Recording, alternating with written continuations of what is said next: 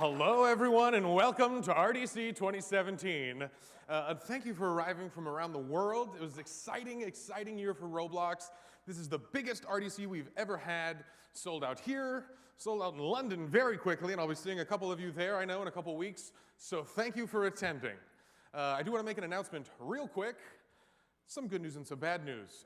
There is a Wi-Fi here, and the password is Roblox 2017 with a capital R, and that is the conference Wi-Fi. Now the bad news, we're having some small Wi-Fi troubles, but we're working on it. We know internet is a fundamental requirement here, so that's going to be working very soon. All right, well, thank you for showing up, everyone. And once again, this is the biggest RDC ever, and we're really excited to have all of you here. All right, I think it's time to get this show started. So without further ado, I'd like to welcome the man who's made this dream a reality and brought us all together today. So everyone, give a big round of applause for Builderman himself, Mr. David Baszucki.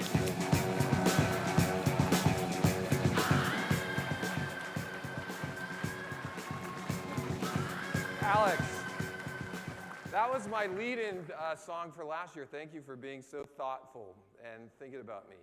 So I was thinking about how to kick this off, and I wanted to say that we have today a gathering of over 300 creative people who are designing the future of entertainment. We're doing something that's more than gaming. We're creating what we call at Roblox human co-experience. We're making it possible for people to do things together, play, create, imagine, all together from around the world. And I believe what we're all working on here is much bigger than gaming. It's essentially together building what will become the Matrix or the metaverse. So welcome today. I hope together in 10 years, we look back and we say, you know, we were right. We were really working on that. This is our 7th RDC. The first one was a BloxCon. We had 1,000 people there, but we learned very quickly that we could ultimately have 50 million people there. And we slowly, over the years, have changed these gatherings to be very special.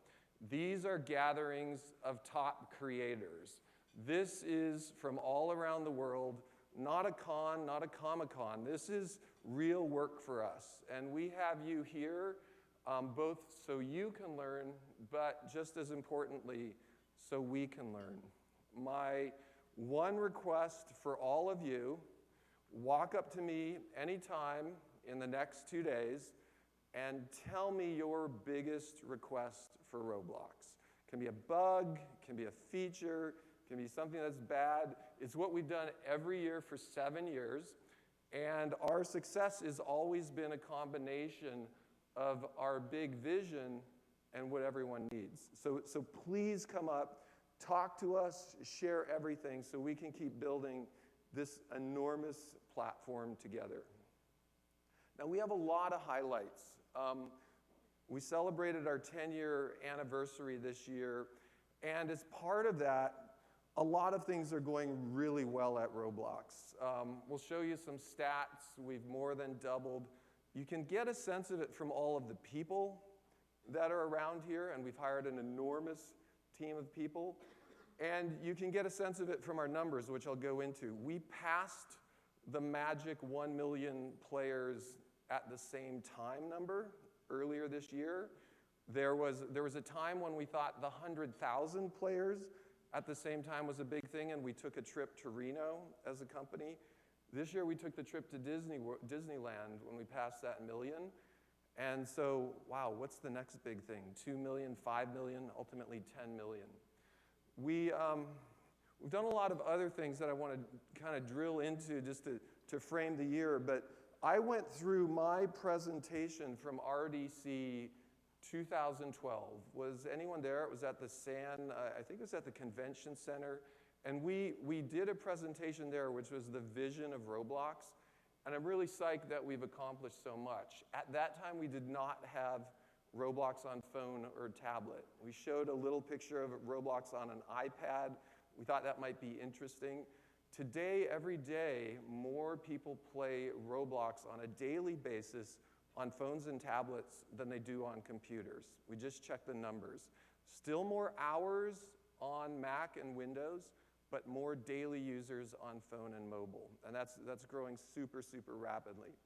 The other thing is 5 years ago, we were all working on Roblox for fun and to be creative and to show off. There was no DevX. There was no way to make a living on Roblox.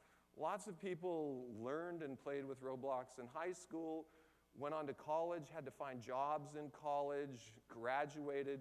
They just couldn't afford to keep working on Roblox, and we made the prediction 5 years ago, someday people will be able to build companies on Roblox.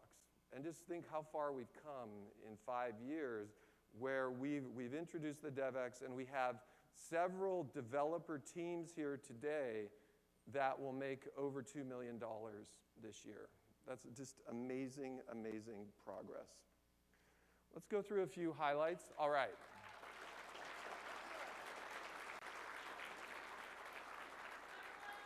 Woo.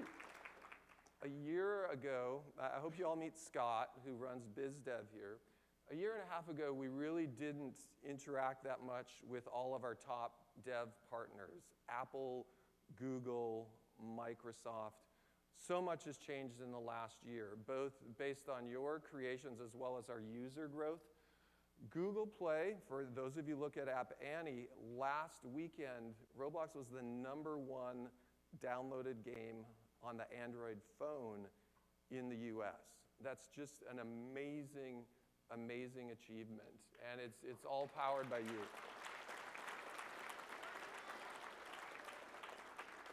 And it's a little consistent with our vision. We are not the top grossing. We're not Clash of the Clans. We're not Machine Zone, Age of War, whatever.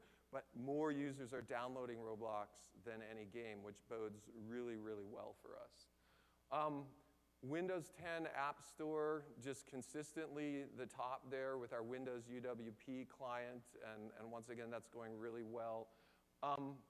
iOS, iPad, continuing to go to the top, and Roblox on iPhone is now consistently hitting top 10 to 12 downloaded apps on iOS. If we look at that top 10 download list, the apps in front of it are Facebook, Snapchat, Netflix, Instagram.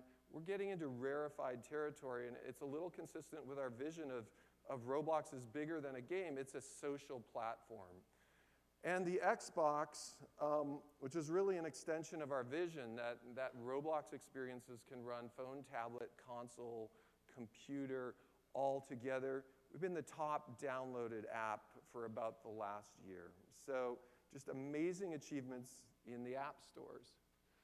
The press has really been starting to notice us, and over the last year, if you read, we raised a little money from Index Ventures and Meritech, two VCs that we've known for over 10 years, primarily really to bring some more great experience to the company. So we now have, as part of our kind of advisory team, someone who's been on the board of Supercell, someone who was the CEO of Gaia Online, investors in Zulily and Evernote. We've really created this exceptional team at Roblox. And one of the other things that I'm really proud of over the last year has been our ability with our success to start ratcheting up DevX. We went from 25 to 35%. We just saw the immediate response from the whole community. The more successful you are and the more people you can hire for your teams, the better we do. Let's talk about some visionary stuff we've done this year. The first is I want to talk about just our vision of simulation. For those of you that have been with us since the start, you know that Roblox is built on a physics engine, and that was one of my passions. We've always had that vision that the more we can simulate physical reality, the easier it will be to code, the more emergent behavior we will get. We've always said a car on Roblox, we want the wheel to fall off and the car to behave accordingly. We want buildings to fall down. We want all of that to happen.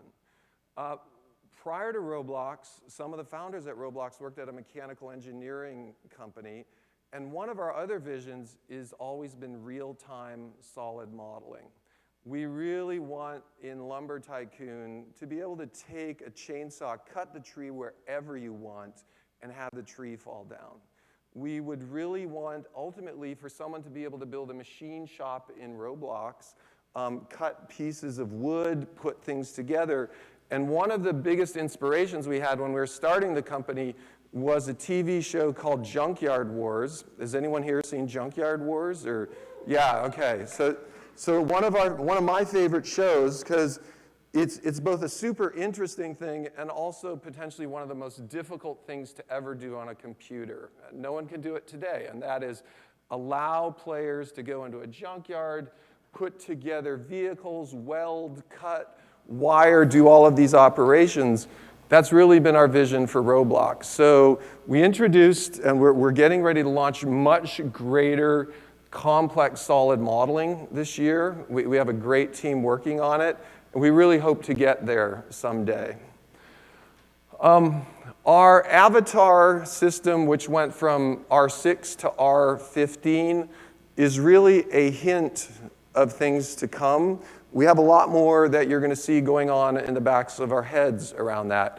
And that is ultimately, as Roblox grows up, we want our avatars to match the incredible fidelity and lighting and environmental looks of our environments and everything else in Roblox. So you're going to see some hints of the future of the avatar on Roblox, which is part of our vision. Our vision is that the look and feel of what is in your place is ultimately under your control. We're moving more and more to a vision where over time Roblox will become higher fidelity. For those of you that choose to have, for example, a first-person or third-person soldier game, if you want human proportioned avatars, we're going to make it possible for that to happen. And we have a vision of essentially morphing everyone's avatar into the shape and the form you want in your game so we can start getting more anthropomorphic type shapes in our games. So this is just a real highlight of what we've got coming.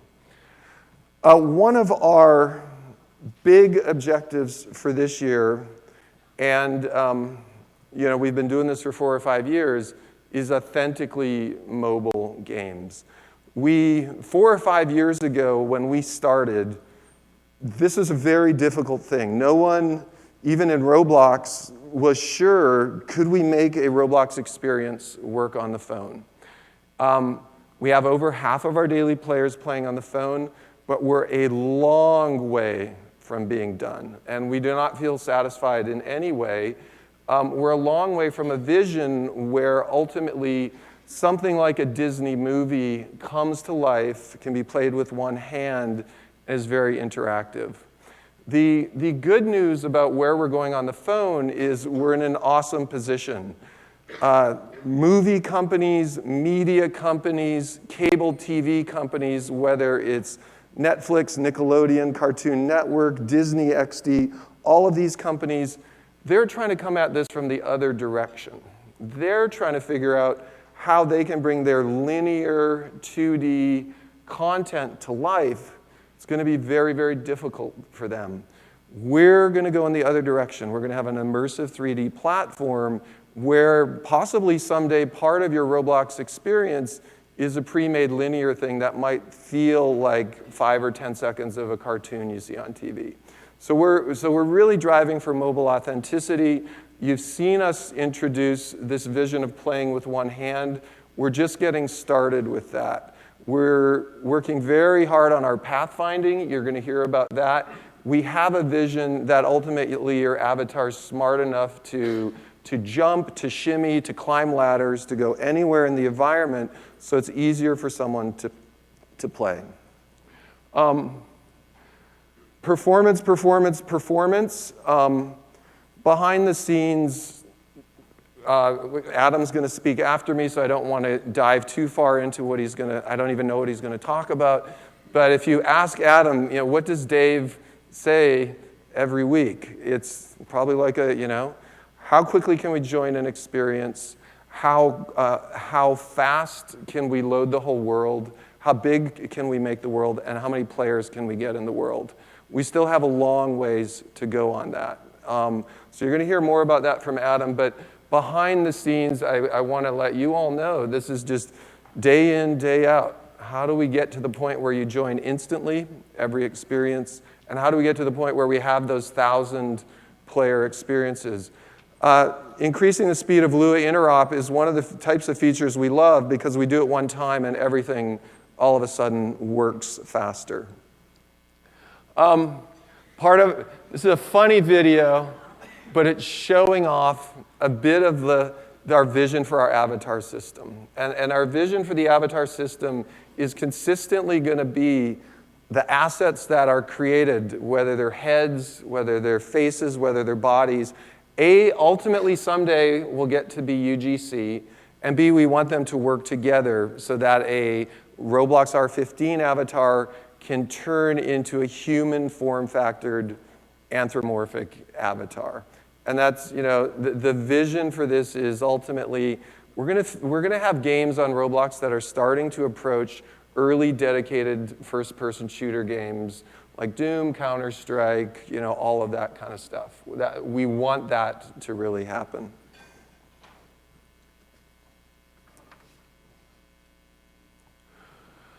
So I don't know if any of you saw Dan TDM's Car Crasher video on YouTube. It's one of it's the funniest and the favorite. I checked recently. That's well over 10 million views, and I checked YouTube recently on top Roblox views. This year, many, many, many 20 million view YouTube play videos from all around the world, from Thailand, Spanish, you name it. One of the things that I'd like to thank you all for is part of the reason this is happening is Roblox is such an awesome platform.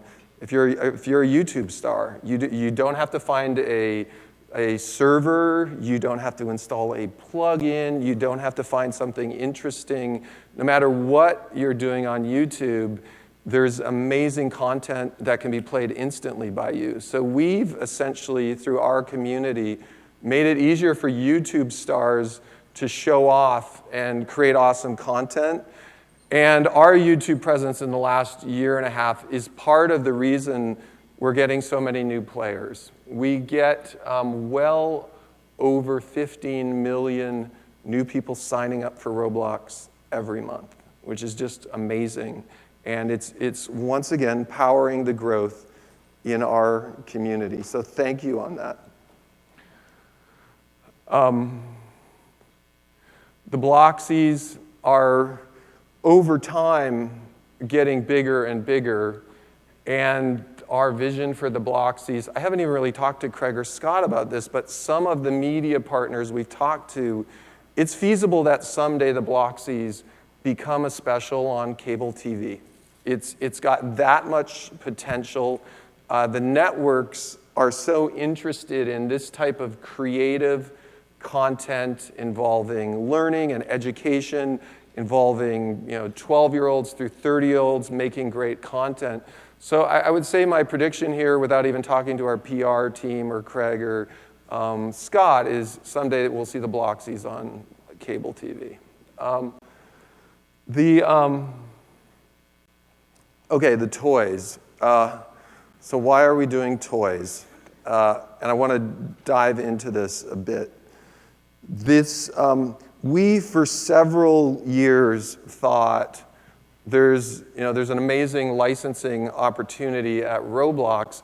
And for several years, we were thinking, okay, we need to come up with the 16 stock Roblox characters that will feature in all of our licensing activities. So we're going to need the funny character, we're going to need the athletic character, we're going to need the nerdy character. We were kind of on that track. And then as we got bigger, this opportunity to really start making action figures emerged, we started diving in a bit with Jazzwares, who is the largest creator of Minecraft action figures. And we started to think, whoa, what's going to happen over time? Do we have to figure this out? Are these avatars authentic to our community? And that germ of the idea that just as the content on Roblox is created by all of you, we're the tool makers, so must be the toys. And that launched the idea that everything we do in toys, ultimately in TV, in movies, in clothing, will have to be powered by the developer community. And so you can see now, as we've rolled out our toys, they are famous people, famous developers, famous avatars that you all have created. And you're going to get a preview of Scott, from Scott today, of where we're going beyond this. So just as our platform is authentic, it's relevant, it's irreverent, people around the world can see that this isn't, created by someone sitting behind a desk at Disney or Mattel. This is created by us. That's powering our platform, and it's powering our toys. So I'd like to thank a big thank you for all of you here who've been involved in it, and also look forward to more of you and your creations being involved in that. So let's give it up for all the toy crew.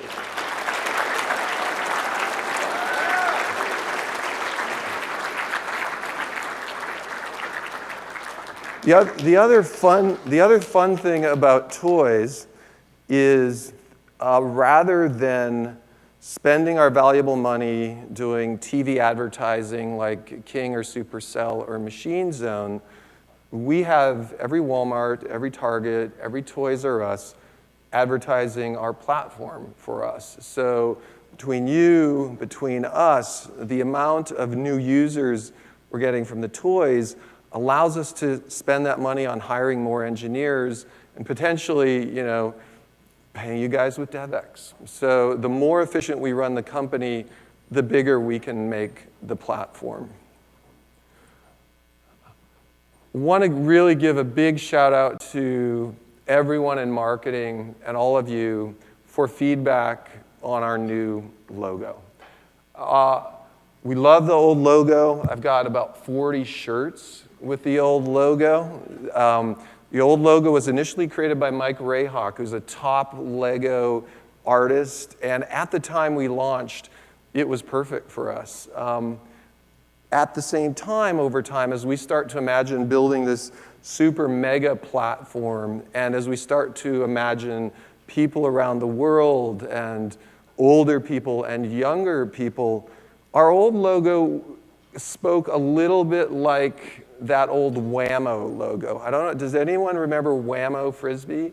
It kind of said, hello, we're toy fun, We wanted a logo that's a little bit more like Nike or Apple or the Discovery Channel, which is a brand that crosses all ages and is a little bit more universal. So thanks for all your feedback on the logo. It's kind of become really natural and become more normal for us. So really appreciate your efforts in kind of giving us feedback as we worked through that. Okay, so we've advanced both on web as well as on mobile, so that in the kids arena, we're becoming more and more one of the most well-known brands. We are, you can look at us on Google Trends if you want. It's a great tool to compare how brands are doing.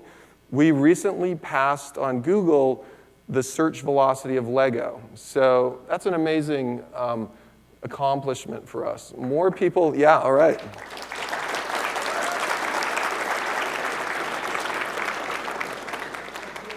More people search for Roblox on Google than they search for Lego on Google right now, which is really amazing.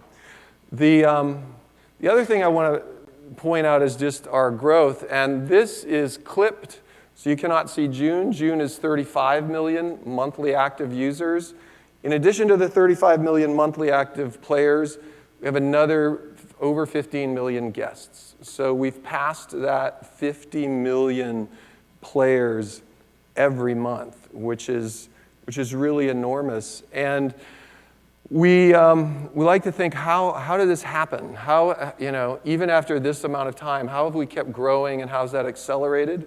What we believe is part of this is there's something called Metcalfe's law. It's a network effect law. And the bigger a network is, the more powerful a network is. There's a big difference in a school between 2 Roblox fans and 10 Roblox fans. When there's 2 Roblox fans, it's hard to bring more people in. When there are 10 Roblox fans in a school, all of a sudden a lot more can come in. So we're in what we believe is a network effect period right now. In some of our key demographics, we're starting to get a good chunk of what we believe are the players in the United States. And part of our strategy is stick with building quality product until we achieve what we would call mega platform type installs. A mega platform is a YouTube, for example, where 80 to 90% of 9 through 16-year-olds touch it every month. That's kind of where we would like to get when we think mega platform. A couple numbers. That almost 500 million hour of engagement number is much more than any TV show.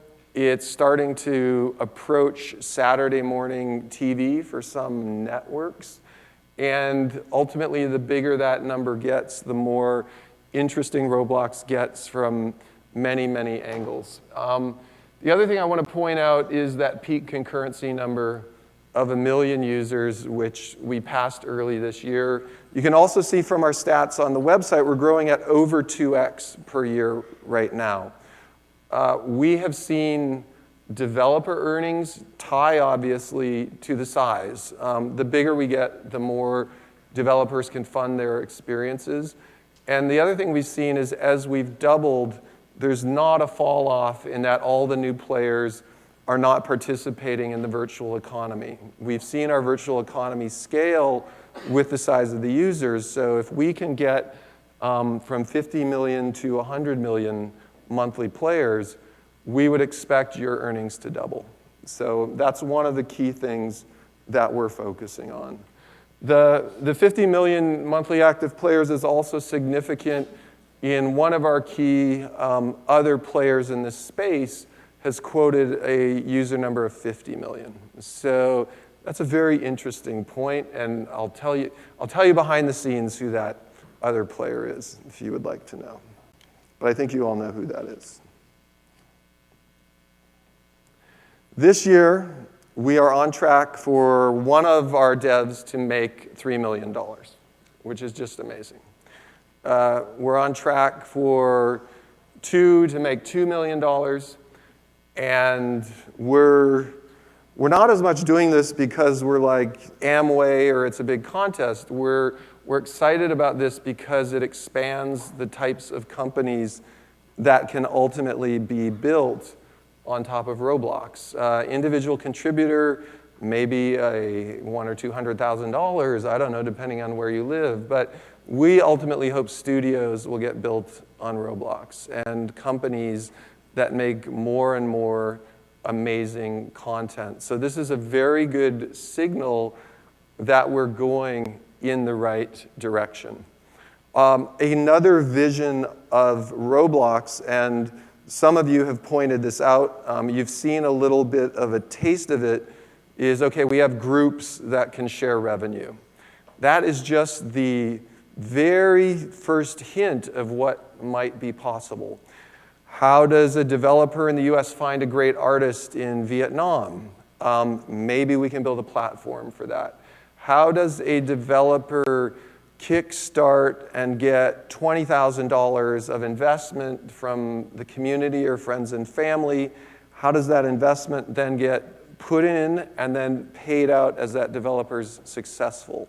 So all of the things that might happen in a company, raising money, distributing money, ownership, board of directors, hiring and firing, are all potential things that could be done virtually in a round-the-world, in-the-cloud development platform. And so please give us your inputs on this, but we can see an awesome world where teams are large and they don't necessarily have to be in the same place, and we can help make those teams through our platform.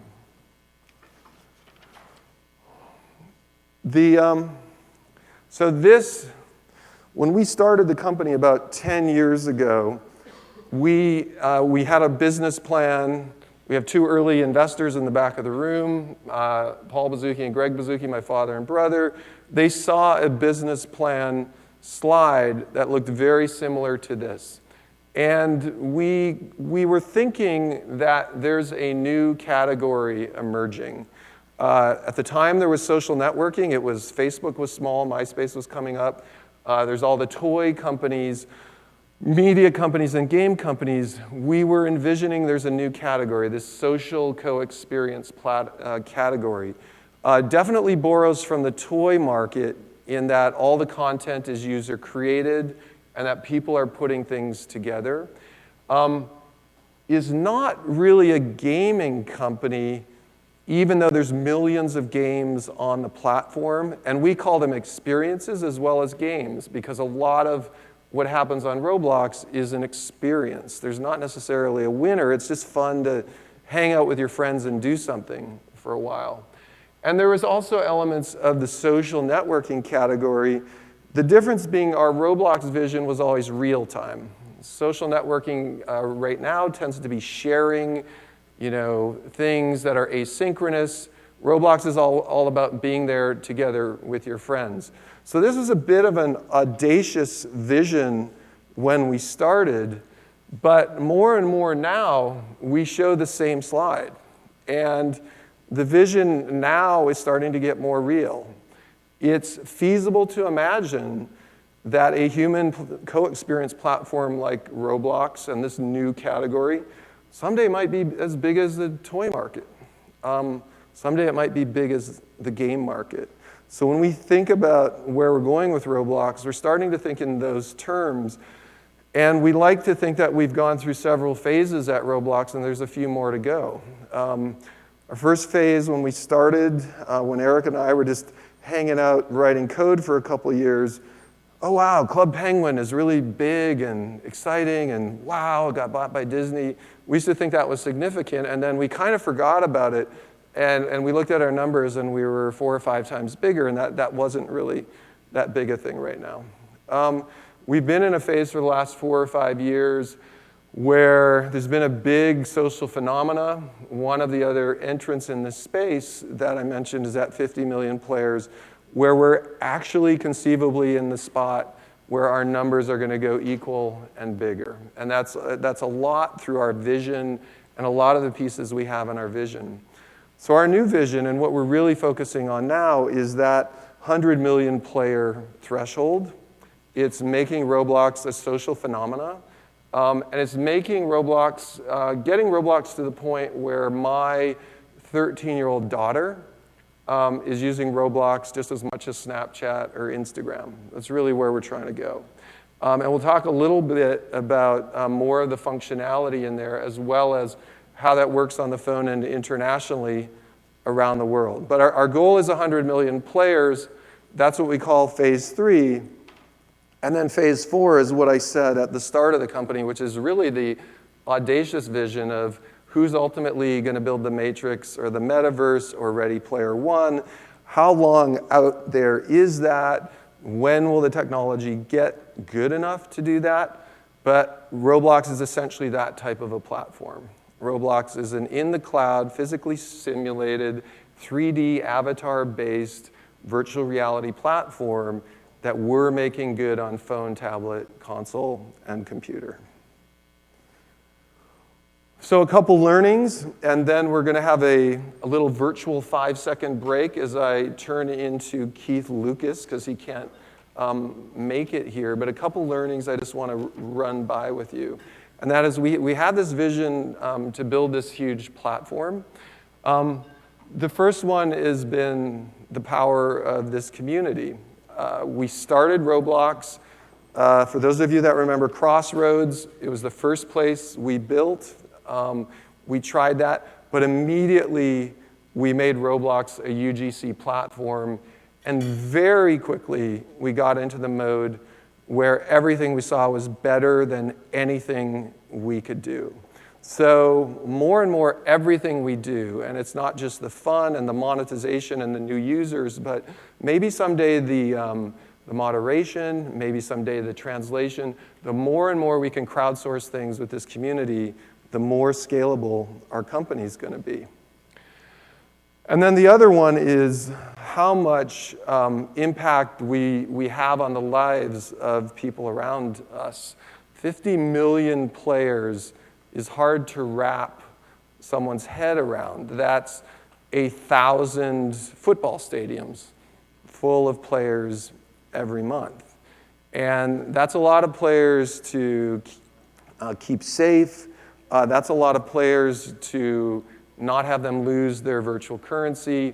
It's a lot of players to get individual emails from where one of our players can, we can ruin their week with a bug or something like a hack. So the other key learning for us is just how important it is to be the type of a company like a Disney, like a Lego, that really respects the community. So that's the first part. That's a little bit of the background and the vision slide. I'm going to almost take a little virtual 10-second break here and then step off, and then I'm going to come back on as Keith Lucas for a little about the power of the platform. Okay? So thanks.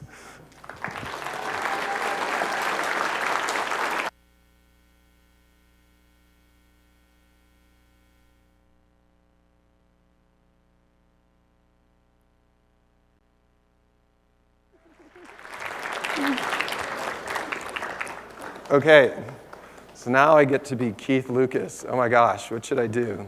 Everyone's watching. Some voice acting. Okay, I'm going to do my best. So let's talk a little about our developer platform and a little hint of where we're going. We believe there's a bit of a revolution going on that the people in this world are powering. And that is a little bit of a revolution that reverses some of the trends that we're seeing in society. More and more today, when kids are playing, they play games that are very linear. They watch a lot of TV. And when they play outside, they play organized sports. They play in play groups. And what's really powerful for us about Roblox is a lot of the creative, free-form, imaginative play, almost like when I was a kid and we'd roam the neighborhood being astronauts or army men or whatever. And you're all powering that, and our job is really to make this awesome, awesome development platform for all of us here that can help you power the imagination of our players. So we're building something that's bigger than games. We're building something that is a new class of social entertainment. And we really appreciate your help. The top 5 things this year, I mentioned a couple of them, mobile authenticity. One of them really is we realize the quality of the experiences that people in this room create powers the fun and creativity on our platform. Every day, our community is essentially running American Idol, and through our popular sort, through our featured sort, through all of these other sorts, millions and millions of developers are creating good stuff, and some of the most creative ideas end up bringing you here. And we essentially have a system that then when it brings us here together, I believe in this room is a gathering of some of the top both game creators as well as ultimately VR worldsmiths over the next 10 years. This is a very unique gathering. It's as if we took the top 400 contestants from American Idol after a search of 2 million and brought a good collection of them here together. A couple stats that I just want to run through on our dev programs. So as I mentioned, the 100% year-on-year growth on our platform is powering the number of games that get visited. And in general, monetization on Roblox is tightly coupled with the amount of time people spend. If we can double visits, we'll double the amount of, kind of the amount that our community can bring in to make better content. The mobile and console share of earnings is doubling every year as well. Once again, very tightly tied to the amount of engagement on those platforms. We believe long term, and we're going through this, this transition where we have a lot of work to do, and making 3D immersive experiences on a phone work is very, very difficult. But in the long term, more time will be spent on phones on Roblox than any other platform. Don't know when it is. It's going to happen over time, but we believe that's happening. And finally, the amount of Robux cycling through the economy is increasing very rapidly as well. Here's a graph of how much money is going out through DevX cash out. And you can see the blue are the cash outs that are more than $20,000. It's really growing. And a little bit of our vision right here is we would like, I'm going to share a bit about where we would like a top developer to be ultimately on the platform. But all goodness driven by our player growth. There's a lot of new people here. Who's that good-looking guy? All right, cool. That other guy doesn't work at Roblox, by the way. But in the last year, Craig, Grace, Dev Relations, Marketing, whatever, we've turned Dev Relations into a big part of the company, and it's going to grow. We hope to be in a position where all of you know several people by name at Roblox that can help you with things you need, who can act as a pipeline for things you need on the platform, and can help you with hints and tips on monetization. We're making very robust the pipeline of requests from all of you, straight through developer relations, straight to engineering. And we want to make that an official part of how we do work. The other thing we've done at Roblox on the product side, and we're starting to think about this conceptually, is we used to kind of put all together how we would plan the year. We're starting to plan how we build Roblox in a few separate chunks that mirror our kind of user developer community. And when you think about Roblox, ultimately, it's a player company. We're building apps. We're building mobile apps. We're building the social graph. We're building content discovery. We're building all the things in a Facebook or a Netflix or a YouTube. But on the developer side, we need to put the bar right up there with Unity, CryEngine, Unreal Engine, Hammer, you name it, that we're going to have to create a company within a company that can rival the quality of those tools. So that's really our vision for Roblox Studio, and the dev team is that level of intensity and quality around the tools. The couple things you're going to see, and I'm going to go through some vision stuff. We've always had the vision, and we've stuck to it, that a 3D immersive experience, a VR experience, if done well, can work on any device. And we know it's very hard. We know there are some experiences that are better on a PC. We know there are some that work better on a phone, and we're not going to force anyone to do this, but we do want to make the default behavior on Roblox that anything that's created runs on all devices. We want to do that both for the 3D content, and we're really working hard on making 2D user interface content do the same thing. There's a time 10 years ago or 15 years ago, you might not remember, when early cell phones and mobile phones tended to require a different website. There was a notion of mobile websites and regular websites, and it never caught on. And ultimately, with the iPhone and smartphones, regular websites started working cross-device. We have a bit of that same vision for 3D content. We want responsive 3D content that can work across devices, while at the same time not limiting devs for those who choose to make a dedicated phone experience. The same with UI. We are working very hard on making responsive UI that works great wherever it shows up, and possibly works different wherever it shows up. A couple examples, you're going to hear more about it.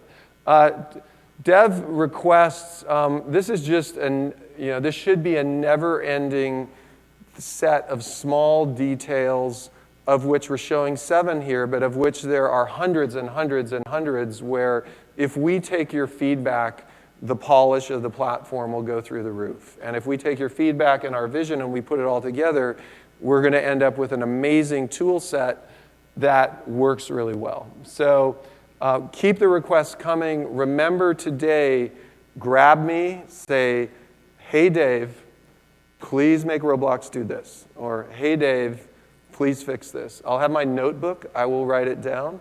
And we'll try and work on that. We've had a vision for a long time for mobile development that not everyone is going to have all the mobile devices. So in addition to plans to improve our mobile app for development, working really hard to make emulation work really well in all dimensions. That means not just running the size of the device, it's ultimately going to be detecting memory so that you will all have a virtual iPhone 5S on your desktop. Ultimately, it may get into emulating the performance of that device, and also emulating touches and gestures and all of that. So we know to make mobile work really well, we're really going to have to nail the emulation and the toolkit that we provide you. Once again, you'll see some really fun hints of that as we go forward in the conference today.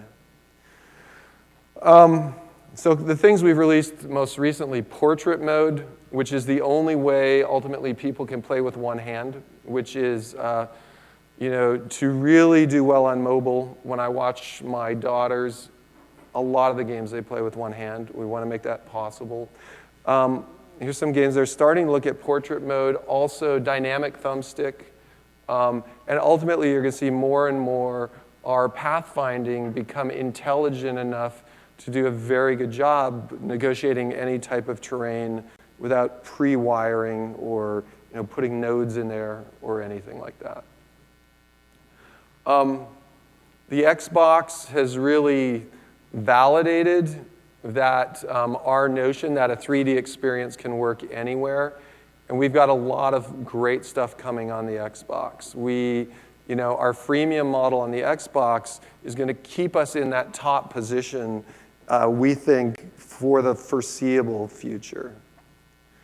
Okay, so this is what we're really diving into now at Roblox, and it's the vision of creating the worldwide social platform. We've been talking about this for 5 or 6 years now, and we're always talking about one vision, which is Roblox experiences can work on any device, phone, tablet, computer, console, VR. There's another axis that kind of squares that, which is any language. And the vision is, out of the box, a Roblox experience, all the content, the models, everything should work out of the box in any language. If I have a stop sign with dynamic text on the stop sign and someone plays that in Thailand, by default, you should have the option that that stop sign's translated for you automatically. So this is our grand vision. We'll, of course, give you control over whether you allow that, whether you use machine translation, whether you allow your fans to crowdsource or tune the translation. But we want to stay away from separate builds. We want to stay away from, this is my English version, This is my Spanish version. We want it to be in one build, and we want it to be automatic so that you can all maintain it. We also know that, and have a vision that we want to create a worldwide social platform so that your players in Germany on a tablet can play against players in the US on a desktop. So dynamic translation of text, obviously in the works as well. We think the combination of translated experiences and translated text kind of going to create the ultimate worldwide virtual platform for play. And so you're going to see a lot of work on this. The exciting thing about this is, once again, as we expand the market, there's more opportunities for all of us. We expect when we go into China that some number of the top games in China are going to be created by this community. Now, it might not be all of them. There may be some local variants. But with the right tools, we expect a lot of famous, iconic experiences really to lead the charts around the world. So I just want to wrap up with a really big thank you. I had about 3 or 4 other vision things that I want to just throw in at the end. We do have a vision that you're going to be able to prototype, test, and push live your game without any confusion. Okay, that your whole experience and your game and your places and all of your assets can go through a pipeline, so you don't have to jigger around what's live and what's not, and so you can easily do a rollback. One of the big things that we're working on and that we've got coming. We also have the vision that long term, you'll be able to work as teams on every single thing in the cloud around the world. Team Create is the first vision of that. We know where this is all going to go. And it's all going to go teams that are distributed around the world in real time, working together on your creations. And the last thing, here's a little thinking about how we think. We all know we need matchmaking. And we have a couple ways we could build matchmaking. One is we could build a matchmaking service, which we might do. But the other thing that we believe would be really good is, can we give you the tools just like data stores? Can we give you decks? Can we give you queues? Can we give you scalable web components? Can we give you events in the cloud so you could build your own matchmaking system? And so that matchmaking system could work across a game with 40,000 concurrent players. So it's a little bit of our metaphor. Rather than giving you all fish, we would like to give you the tools so you can teach yourselves to fish and build this kind of stuff. And that's what will give us great scalability. So want to thank you all for making my dream come true. We're just getting started. It's almost after this 10-year anniversary. Like, we're starting a new company with even bigger ambition. And I thank you so much for all of your work. And we obviously thank the whole Roblox community. Thank you very much.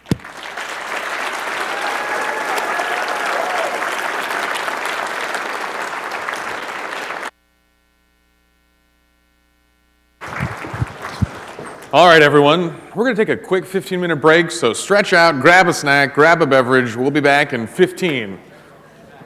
Go free.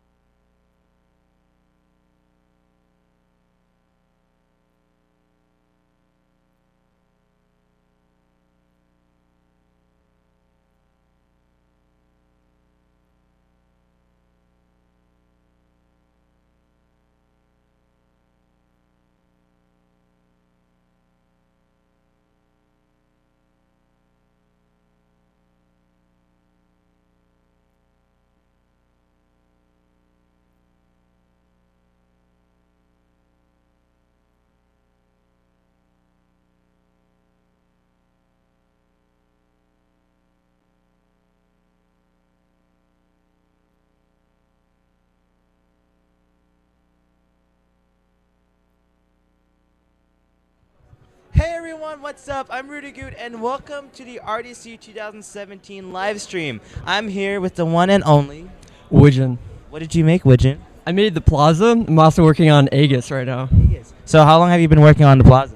The Plaza was a development that took around 8 months or so and started in February of 2016 and took all the way to October of that year. So then that's when I released it. So Awesome. How many people have played your game?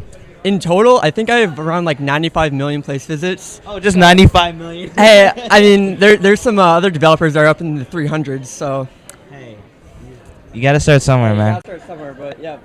And the Plaza is what was your very first popular game, right? Yeah, that was my first popular game recently, I guess. I've been playing Roblox for a long time, and I guess back then, even with less players, my games were still popular then, I guess, but just less so now, or less so later. But yeah. The most I've ever gotten on one of my games is 10,000 visits, so. Yeah, I think the highest concurrent players I ever had was around 12,000, and now you see games with 35,000. It's really crazy. Awesome. So what brings you here to RDC? Well, I live in San Jose, so I was like, oh, it's really close, might as well come. But also, I love the community and all the developers here. It's really awesome to see everyone. So Awesome. And do you have any tips for people who are just starting in development?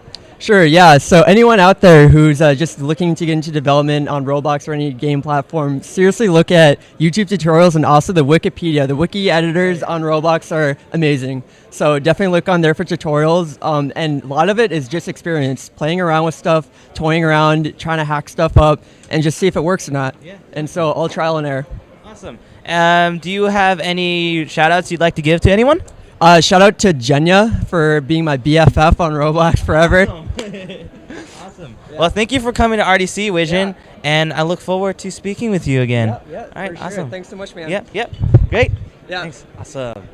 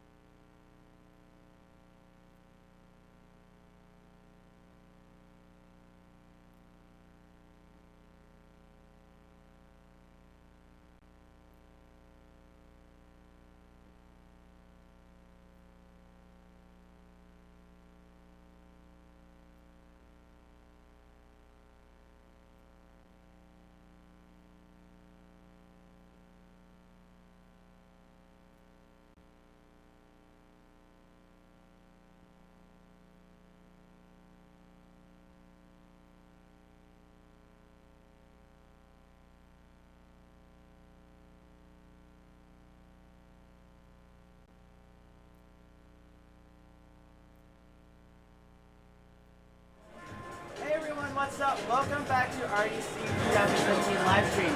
I'm Rita Groot, and I'm here with the one and only Mazda. You know what am I supposed to do? Mazda. And what games have you worked on? Not done with, but I am ready.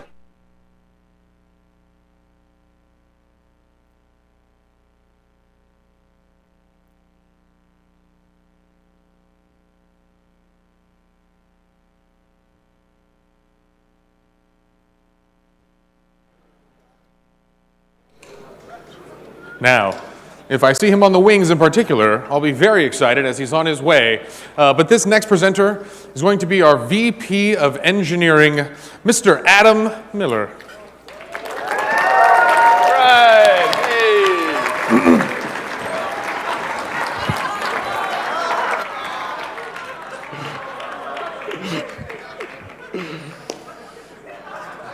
Hey, everybody.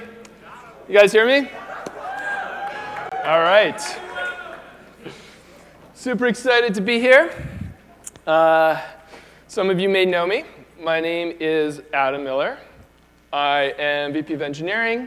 I'm also known as RB Adam on the platform. And today I'm going to talk to you about our game engine and our tools. So the game engine mission, this is to enable developers, that's you guys, to create amazing experiences. We want to power your creation on Roblox. And how we do it, there's kind of 4 areas we break things down into: performance, immersion, tools, and controls. I'm going to go through these in order and sort of talk about what we've done this year so far and a few things that are coming up. So this is going to be technical. We're going to dive in a little bit. It's going to be a whirlwind tour of all the awesome stuff we've done and things that are coming up soon. Now, some of you know some of this, some of you don't. I think nobody knows all of it. There's going to be a couple surprises in here. So let's kick it off. OK, first section is performance. So performance means running faster. It means using less memory. This really is the key to everything. This is how Roblox is great. We can create bigger worlds, we can make them more intricate, we can have more interesting things, and run them faster, have it feel responsive, have everything feel really cool. Okay, so the first area we've worked on, this is not live yet, this is called instancing. Instancing is a game changer.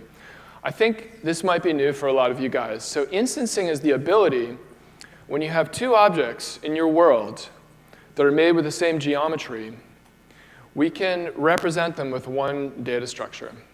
And this is a lot of efficiency when it comes to rendering and using rendering memory and performance. So this makes our game worlds run much faster and use less memory. There's a little profile here. One of the memory categories went from 53 megabytes down to 2 megabytes. And that's because these objects are all the same geometry, even though they're different colors and positions. So when you think about building things in your worlds that use the same components, if they're CSGs, if they're meshes, this is going to make a huge difference. And the performance gains can be dramatic. So expect this to launch in the next few weeks. Yeah.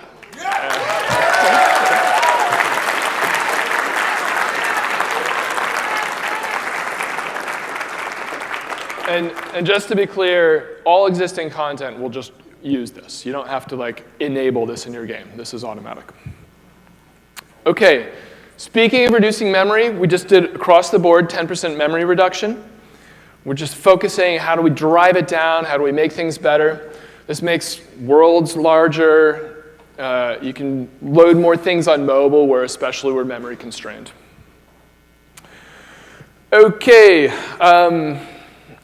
Whenever we render, we use rendering backends. So you guys probably heard of OpenGL, DirectX.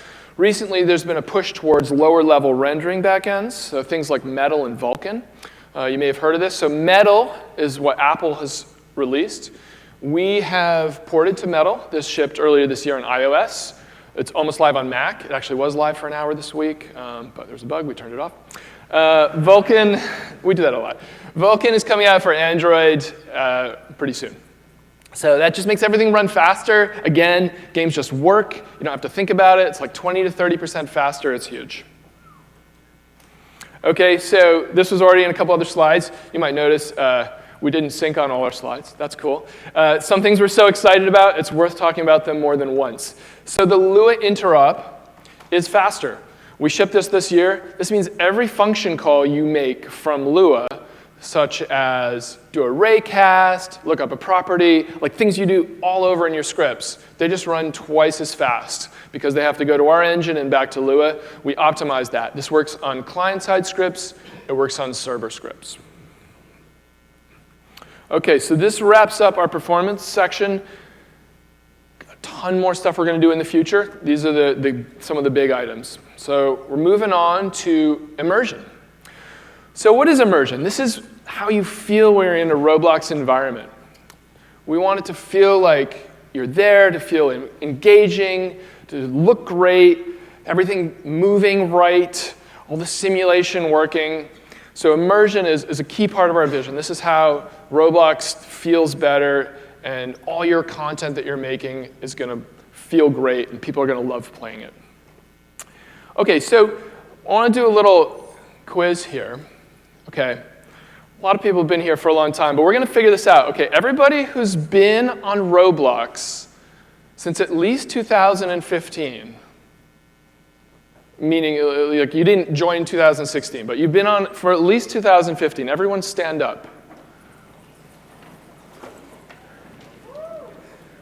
Okay, good. All right, so we're going to figure this out. Okay, so everyone who was not on the platform in 2014, sit down. Okay, silence. Okay, 2013. 2012. Couple people. 2011. 2010. All right. 2009. 2008. 2007? Yep. 2006? Okay, I think I finally got it. But that is amazing. That's amazing.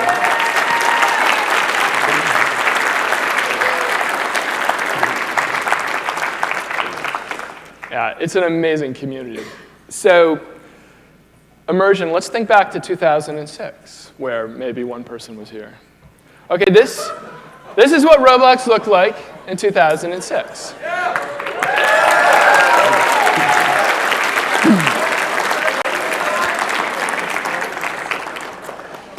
So it's primitive, but it still had the ideas, right, that we built on. Okay, this is 2016, okay? Probably somebody in this room made this. I'm not even sure who. So this is 2016. I didn't pick 2017 because we're not done yet, right? Like, what are we going to build in the rest of the year? I think something even better. This is what we enable you guys to do. Okay, so I'm going to go through some of the immersive features we shipped this year and are looking forward to. So, particle lighting. This went out pretty recently. This is the ability for light sources to affect particle effects. Makes things look cooler. You can see the balls circling.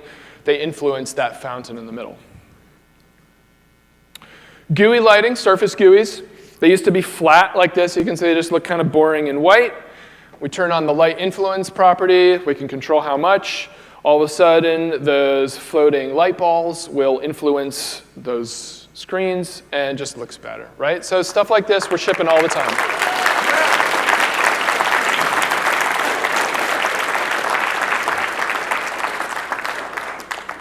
I think you guys know about particle trail effects. This is super exciting. This is one of the top requested features. You guys asked for it. We delivered. Super cool. This is in lots of games already. People are using this. Sword effects, footsteps, all kinds of cool things.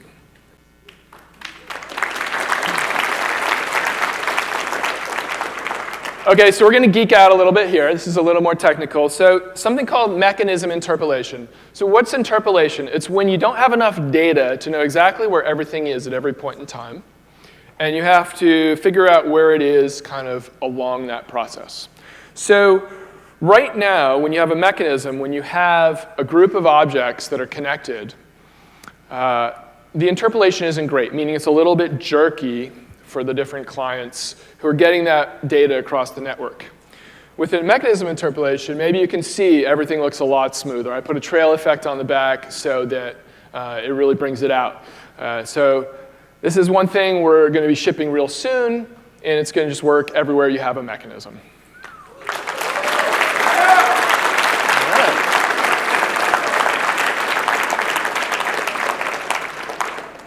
Okay, another interpolation. This is when we don't have mechanisms, but we just care about objects moving in the network. It's hard to get a great video for this, but on the top, that's what we have live now in production. And things tend to jump a little bit. They're not quite even. So you'll see this in games. You'll see players kind of move around, like stutter and teleport, objects that are falling, whatever it is. It's not quite perfect. Immersion. We want you to feel like you're in the world. You feel in the world where everything looks smooth and natural. So this is shipping soon. We already have it on for Survive the Disasters and Meep City, bringing it to more games. Every game, it's going to be awesome. Okay, so this wraps up our immersion section. Moving on to the next session, tools, the power to create. What do we give you in Studio that lets you build amazing things? We're always pushing forward here. What do we got? So we mentioned this earlier. Solid modeling, our new CSG engine. This is built from the ground up. We wanted to fix all the old stuff that wasn't great. 20% failures, everything you try and do, not great triangulation. We built a new engine, it's perfect. It's like mathematically perfect. This stuff is really hard.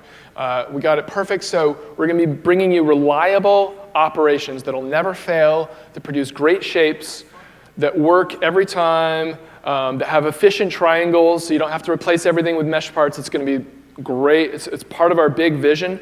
Right now, this is live as an option in Studio, just the very first version. It's not completely ready to replace what we have yet, but expect in the next couple of months, this will completely replace the old system, and we expect it to be everywhere. The future vision, like Dave mentioned, it's going to be live in games when we have it perfect.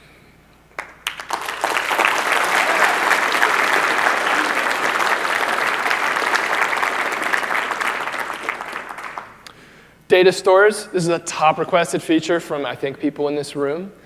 They aren't always as easy to use in a reliable way that you would want. And this is super important because this is how people persist data.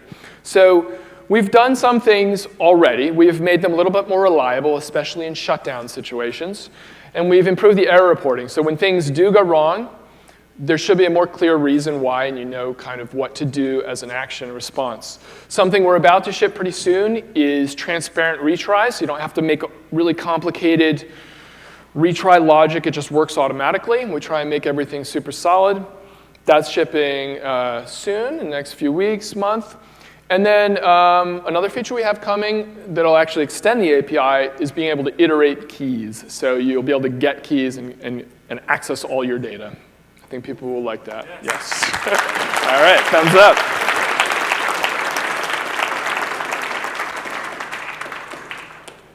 Okay, so I think you guys all know we added the UI editor to Studio this year.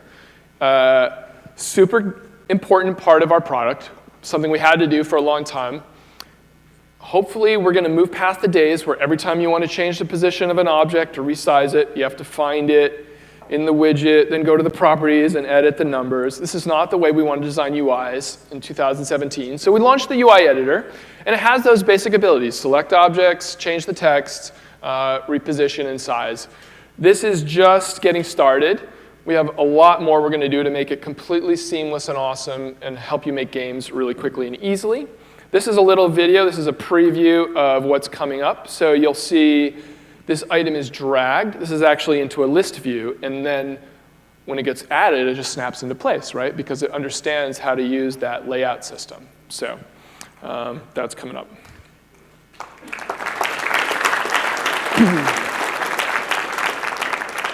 All right, performance. Giving you the ability to analyze memory.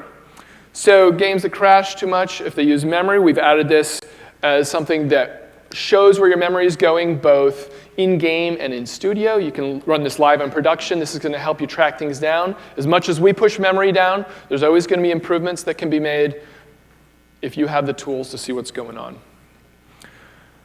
OK, raise your hands if you use Toolbox Search to add free models to your game. All right, couple people. That's good. It's something we want. We want the content to be so good that you want to do that. That's part of our goal, because if it's great already, why build it yourself? So we made a big improvement this year to make the results better from when you search. Filter out some of the junk, the virus scripts, all that stuff you don't want. That's live. We're going to have more stuff coming down in the future. Advanced device emulation. We talked about this in a previous with Dave. So we want to let you see the different devices, whatever screen size, whatever resolution, portrait mode, whatever it is. Right now, you have the basic mobile touch controls. In the future, we'll do things like pinch and zoom, stuff like that. OK, final section, controlling your game. So we want to give you guys more power to make the game work well. OK, collision groups is live. Collision groups, top requested feature. This is from Vehicle Simulator. He wanted his cars to be able to go through each other. You can do that now. Smaller part sizes, another top requested feature.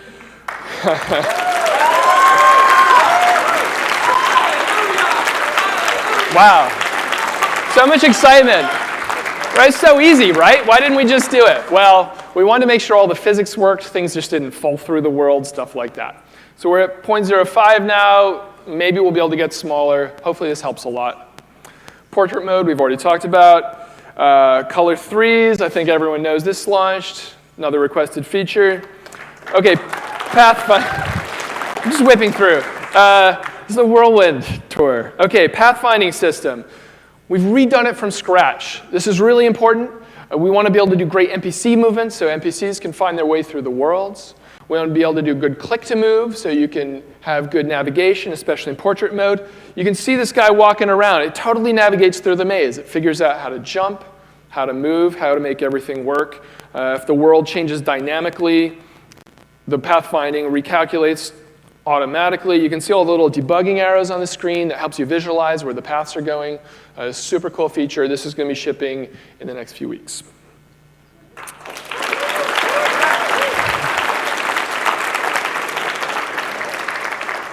Smarter NPC system, another top requested feature. So multiple people can talk to NPCs. This is a little screenshot of the editor we're going to make.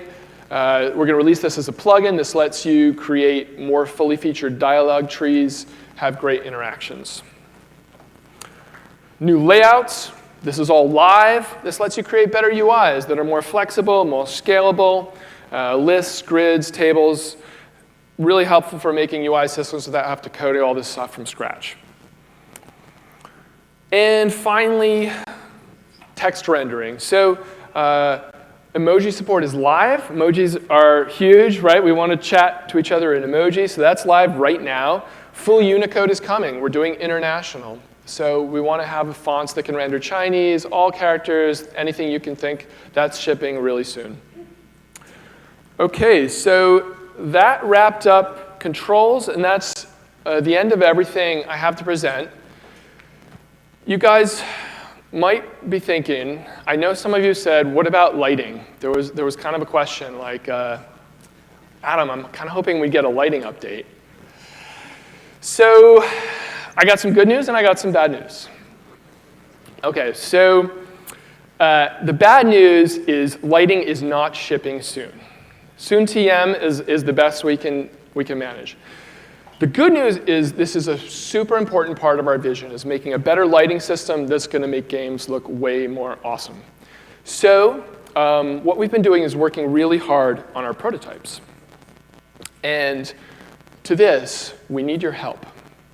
So I'm announcing right now we are doing a private prototype for you guys. We've made a build. It's available at that address.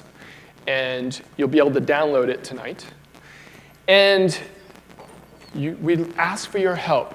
Please build some things with the new systems. There's 2 different systems we're considering. We don't know which one we want to choose. This address will take you to a page that'll explain all these things. We want your help. We want you guys to prototype, to build stuff, to show us what you can make, how the different things work in different situations, and then give us that feedback. And that's going to be really important for us to determine which direction we go. We are going to do something. We are going to ship it. It is going to change the future of Roblox. It's super exciting, and we want your help. And that's it. Thank you, everyone.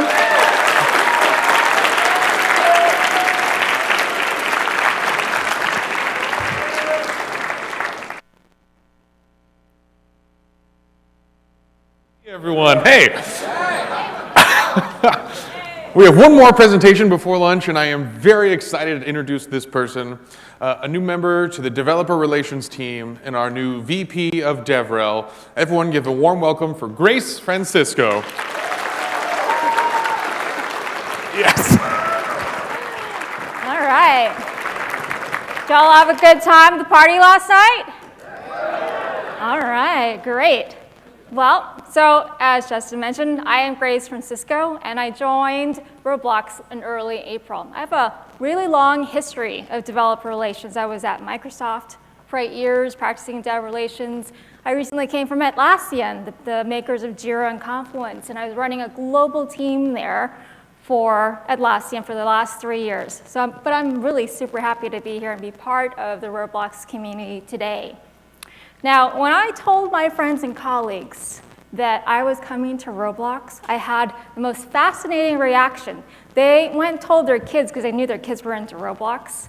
I suddenly had this huge fan base, new fan base of all these kids that were like, no way.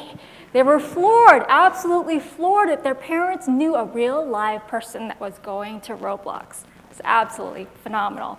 Now, I know if they were here today, they would be over the moon meeting you guys, the real rock stars of the Roblox platform, right? You guys have been making incredible, immersive experiences on our platform. Now, I've met many of you. I've talked to a lot of you guys. I've heard your stories. You started off on the Roblox platform as a user, and then at some point you decided, hey, I can make a game. That's awesome. And you taught yourselves, many of you taught yourselves how to program on the Roblox platform. I am also an engineer by practice, and I taught myself largely how to program. I was going to school, working my way through school. They didn't have a whole lot of computer science classes at night, so I taught myself how to program. So I have a huge appreciation and respect for you guys that you have taught yourself on the Roblox platform on your own. That's huge. But beyond that, you know what really impresses me? You guys are bringing a huge entrepreneurial spirit to the platform. You're creating teams. Some of you have actually created formal studios. You're monetizing. You're making real money. Now that is amazing. And for that, you can count me as one of your biggest fans today. Now, as you've heard, we've created a really big investment around developer relations. And in DevRel, our charter is really about nurturing and growing the developer community. And so with that, our core team, our small team that started out in DevRel, many of you know, our incredible MC who's wandering around here somewhere, Jay Party, otherwise known as Justin in real life, awesome guy. You also know 2 Blocks to Quit, Deepak, who's been running a lot of our programs. And then lastly, Erst MC Sparks, I asked him how to pronounce this, I'm still not getting that right, Mick Sparks, otherwise known as Laker. Been doing an incredible amount of work on our content. That was our core DevRel team. It was a small team. They did so much as a small team, but we are really taking the growth of the developer community seriously, and we're adding quite a few people. So as you can see this, in this photo, this is the team today. We added Will, otherwise known as Penguin Mike Davis. He still has to explain that name to me. And then we also added,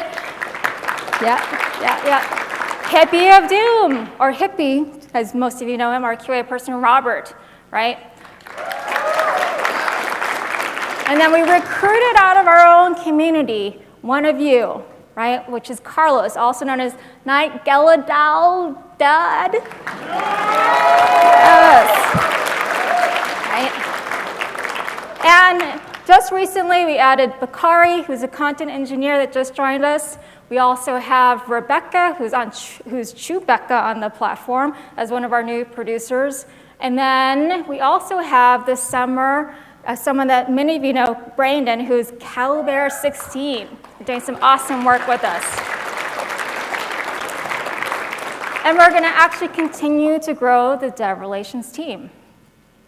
Now, we've really beefed up what we're doing in community. And Carlos, Night Galadad, he's full-time focused on managing the community. And he does this also with the help of Lily S. and Know the Game. So I know you guys know those folks as well. And we're taking that pretty seriously. We're also going to be adding more resources to community where we're going to look at community at scale. They're going to create programs to ensure that we can reach the broader developer community masses with content on monetization, on best practices, on how to really build great game experiences. So you'll continue to see some more growth in that team. Now, speaking of community, community would not be what it is without the incredible number of champions we have in the community today. Now, I'm only going to highlight a few folks here, but we have a huge number of champions. Now, I'm going to start with Clone Trooper 16. This person has really contributed, go ahead, a ton in terms of developer content, helping to make sure that we have accurate documentation. So thank you for that work. And then I want to also note that we have a massive QA volunteer community that's formed, over 100 people. I mean, that's remarkable. So we had out of that community a couple people that stood up and took leadership positions, Dhammapada and Polymorphic. Thank you for all the work that you're doing to lead that volunteer effort.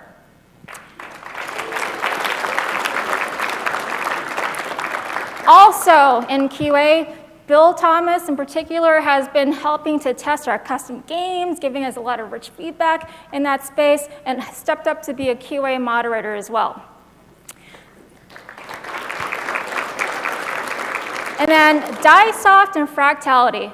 Big shout out to these guys. They're acting as coaches, mentors, technical leaders for a lot of our projects. So they're really sharing a lot of great insights. Fractality in particular helped some of our projects get to 4S.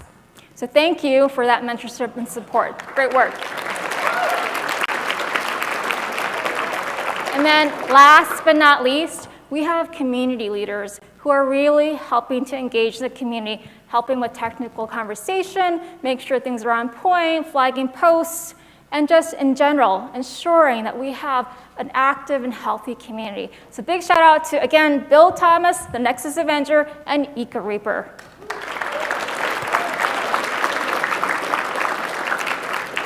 Now, how many of you all are familiar with our incubator and accelerator programs? Raise your hands.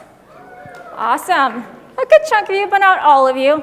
So these, at a high level, these are programs that we run on site.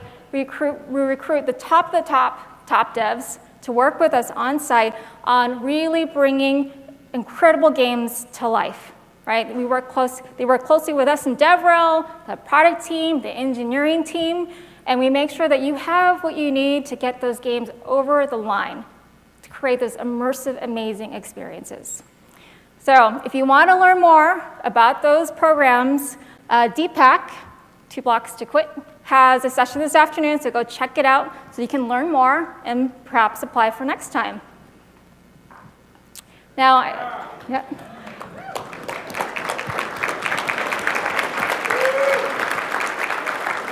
Now, I want to also note about the participants of this program. They provide us with a lot of feedback that really shapes what we're doing across the platform and our tools. So I want to give a shout out to all of our past and our present participants in these programs. You have really helped us to bring the Roblox platform to where it is today. Thank you for that.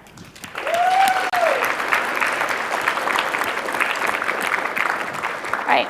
This photo here is our current summer program of accelerators and incubators. These guys are bringing their A game this summer, right? They're giving us really rich, feedback not just on our platforms and tools, they're also giving us feedback on current programs and future programs that we're about to run. And they are really actively engaged with us across product, business development, engineering. So thank you for all of that. And I also want to say I am really super impressed with the level of commitment that you are showing every day when coming to work and really wanting to create that next amazing game experience. Now, beyond these programs, I just want to remind you, too, that we continue in DevRel to have these opportunities, these events, these sponsorships, where you can apply to do some of that work.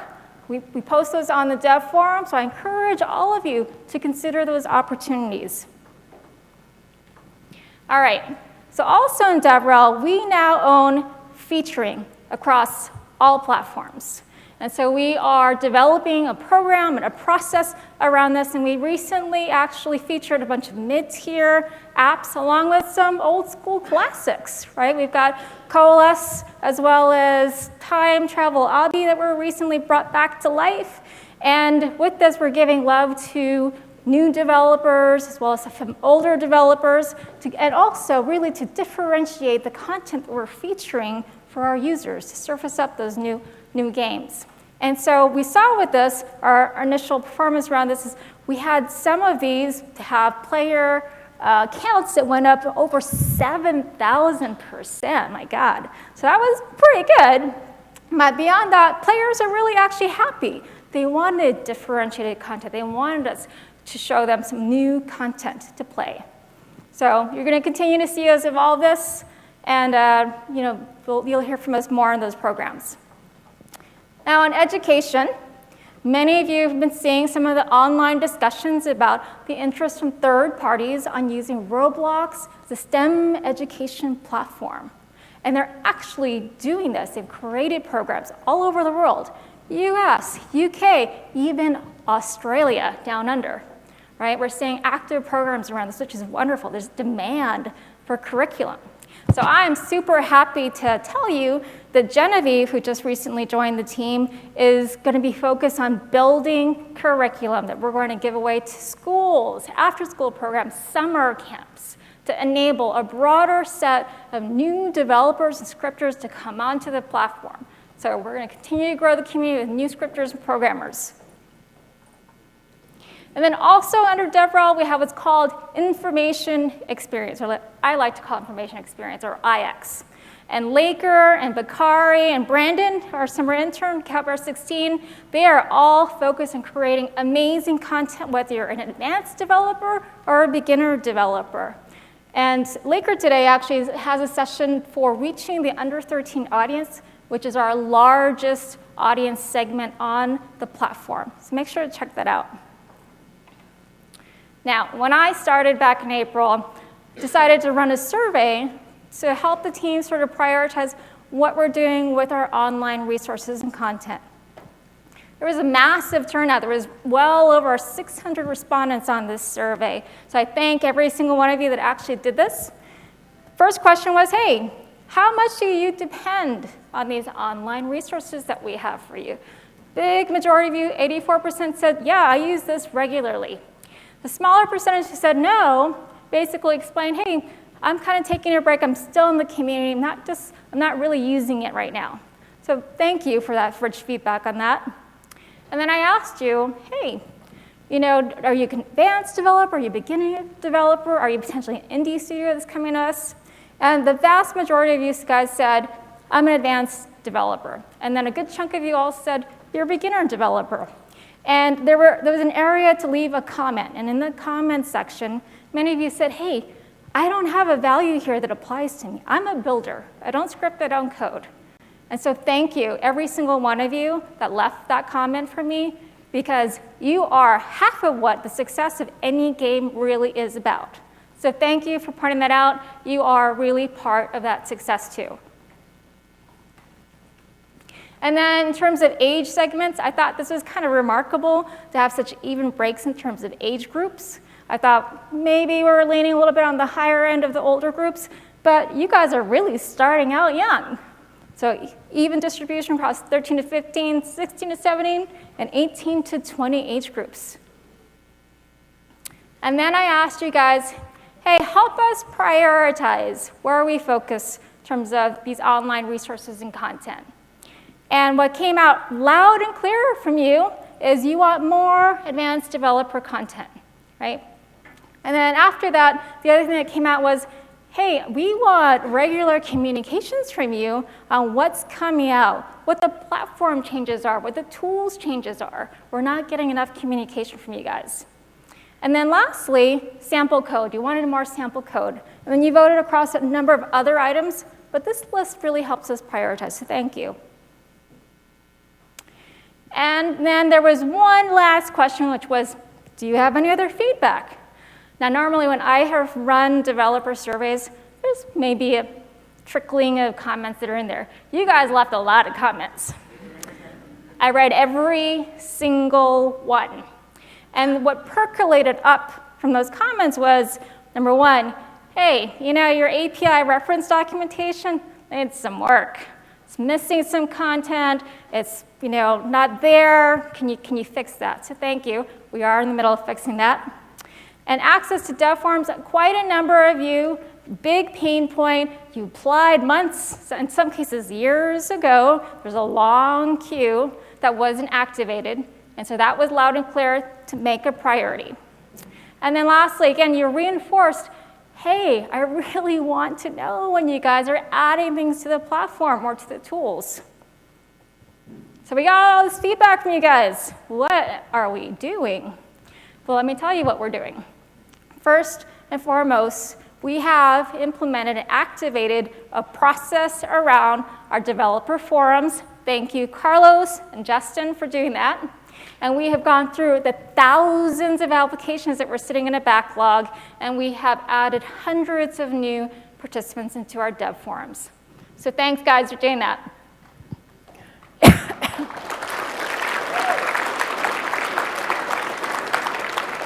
Now, that's not all.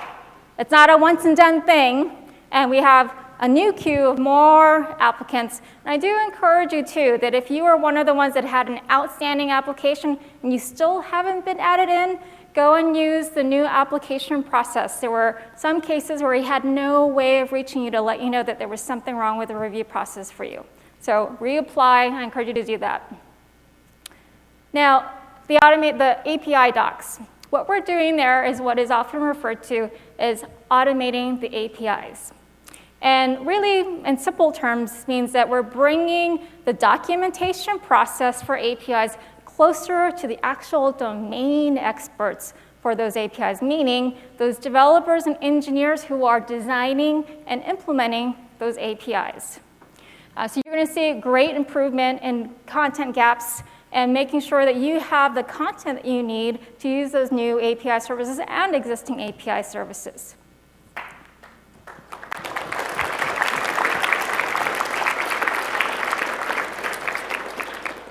And then one thing that didn't percolate up necessarily in the priority, but people have been asking us for, is a feature issue tracker, a way for you to add those issues and feature requests to us directly and be able to track the status of those things. This is kind of a complex project, and I'm going to start this off really small in a closed beta.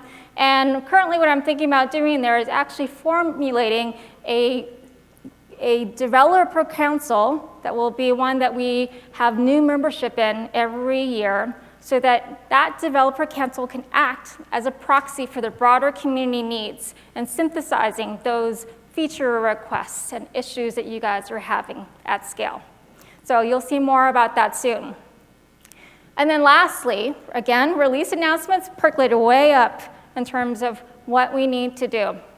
We're in active discussions with developers and product about what to do here. And I'd love to say that we have this fixed. We're working on it. And when I say we're working on it, it's because we have a really complex process for deploying new features and who has controls of the on-off switch.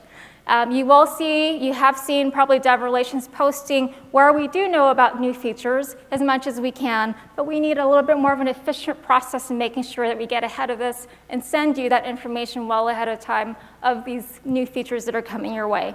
So that's coming soon. And And beyond the beta that we're going to run for the public issue tracker, we've actually already created a process. So we created this process a few months ago in partnership with product and engineering. So big shout out to those teams. Thank you for partnering with DevRel to make this happen.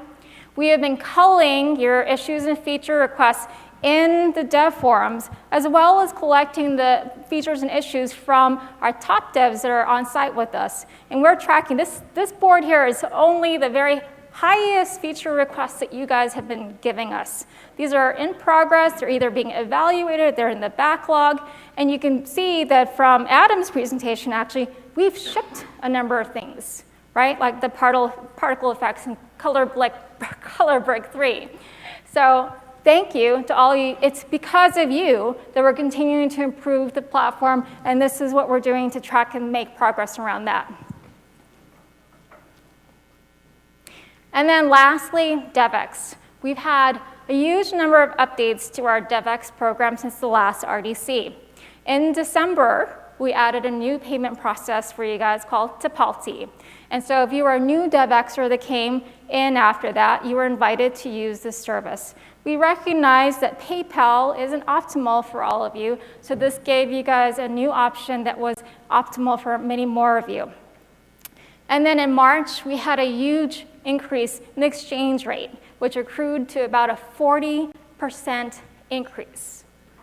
40%. That is massive.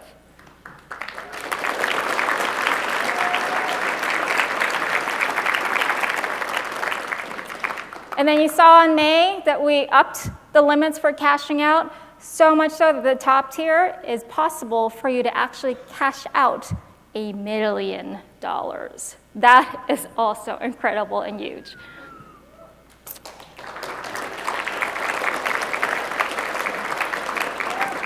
Now, lastly, we hear your feedback. We know that some of you are still in pain when you do come out and do these cash outs and you're sitting in these queues. We are actively working on fixing that problem, starting with new staffing. We've added some new staff members. We also are completely overhauling our processes. And one area in particular that we're going to improve right away are for those of you that are return DevXers, people we know and have a track record with us, will not have to go through all the new DevX processes anymore. So that will really decrease the time that you're sitting in that queue. And then for all the new DevXers, even there, we're going to be optimizing and making that much more efficient for you. So we'll have more news on that soon. So to me, it is really incredible. So Dave was up here earlier talking about the fact that we have not just $1 million payout, like there are developers that have cumulatively already cashed out $1 million. Holy heck. That is a huge number already, but they're on track to have 3 million this year. That is really huge. And we have a couple other developers who are on track for 2 million. That is really an incredible and impressive opportunity. And as I look and survey this audience, I've worked with developer communities for a long, long time. You guys are the emerging developers, right? You are the next gen developers. And you guys are already making $1 million? That's crazy. But the fact is, it's a reality. It's a real opportunity. And so the question is, are you going to be next? For me, if I were starting in my career again, starting in the beginning, this is exactly where I would be building, right here on the Roblox platform. So we are really glad that you're here, and we're here to help you get there. Thank you. Enjoy the rest of RDC.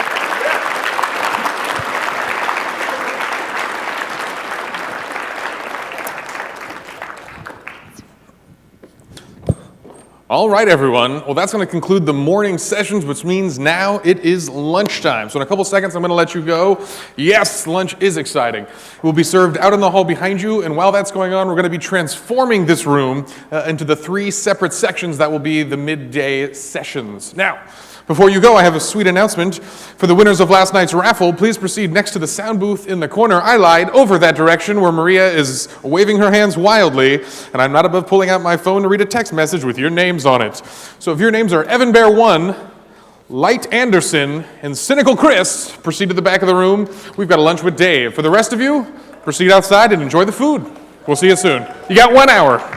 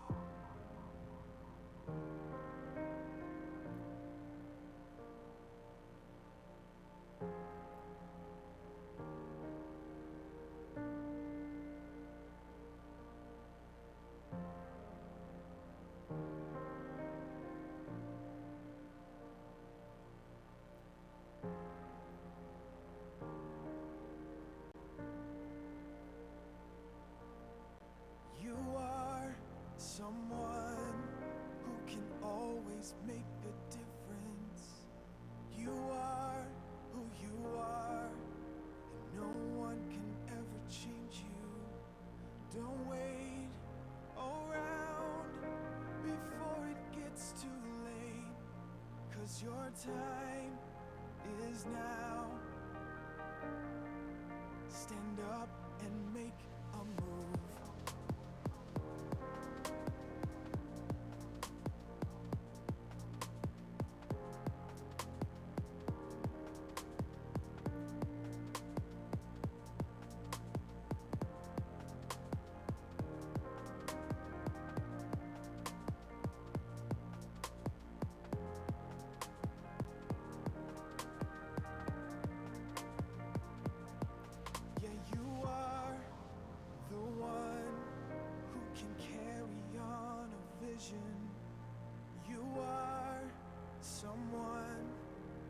change the world we live in. Don't wait around and let it slip away, 'cause it's all you've got. Stand up and make a move. Stand up and make a move. Stand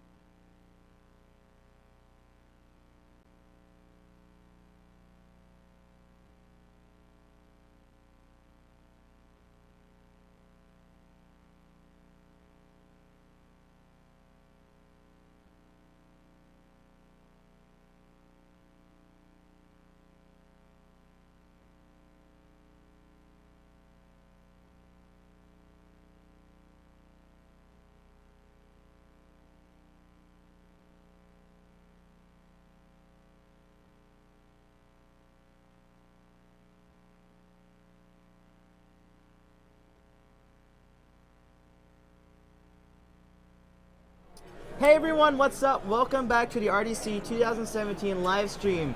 Once again, I am back with the one and only Maesta. and Evil Artist. Evil Artist. So I have a couple questions for you guys, so hopefully you guys don't mind answering them. How long have you been playing Roblox? 5 years. 5 years. And how long have you been playing Roblox? 4 or 5 years. 4 or 5 years. And what made you get into Roblox? How did you guys discover Roblox? Ads. Ads? I don't know. I kind of just had an interest in game design, and I saw the platform, and it just was cool. So yeah. For me, I typed in game where you can destroy stuff. And I immediately found Roblox. That's how I found Roblox. What do you mainly do on Roblox? I am a 3D artist and a scripter. And a scripter. How about you? I'm an artist. You're an artist. What are some notable things that you've done in the art community that like people would recognize? Well, I've made a few icons for a few groups, like the trade group, which has almost 80K people in it, which is cool. That's awesome. Matter King High. See, I have never like even made like anything that people recognize. So, how about you? I've just been making 3D assets for different game developers. I'm not really sure where they're going at the moment because they're pretty secretive about their projects right now. Oh, okay. So you're working on like NDA thing stuff. Yeah. Awesome. And you worked on From the Deep, right? Yes, I did. You did. And how was your experience working on that? Like, what did you learn? When I started out, I had very little knowledge in scripting, and so I kind of like used that as a way to learn scripting, which didn't really work out well, but I learned a lot from that experience because I got to. And you guys are like somewhat idols for like the female Roblox community, like developer community. Do you guys have like any tips for them on getting started in developing in art even? Well, basically, Twitter was the biggest help for me, I'm pretty sure. Like, I couldn't have been like what I am right now if it wasn't for Twitter and everybody on Twitter. I'm so happy for you guys. Thank you. Do you feel like Twitter is like a great way to show your work and what you do? Yes. Awesome. And I think one hashtag you guys can use to definitely show your work is the hashtag RobloxDev hashtag. I think that was right. And you guys can show your guys' work there, and everybody can see it. Even the Roblox Twitter account retweets some of that stuff. So if you guys have awesome things to show, make sure you guys retweet. Once again, I'm here with Maesta. and the one and only Evil Artist. Thank you everyone so much for stopping by and watching the RDC 2000 live stream. Make sure you guys stick around for more awesome feature announcements and great talks. Thanks guys. Bye.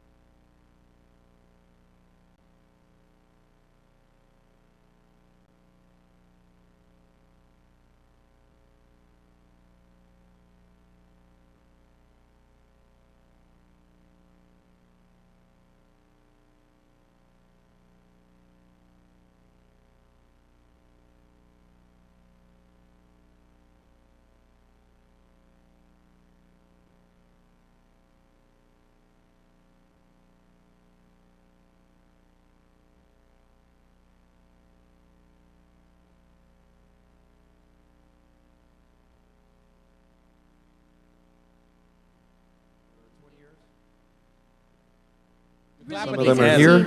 You might know a few.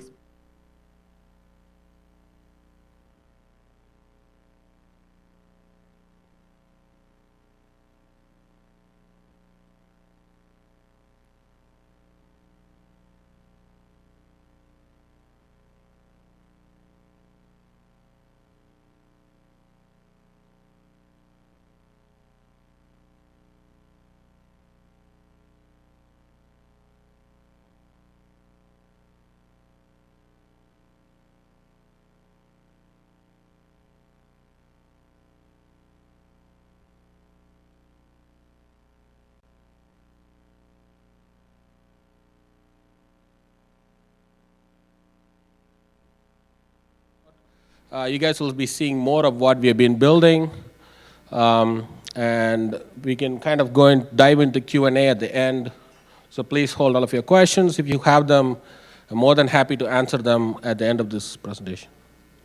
Okay, let's go ahead and start.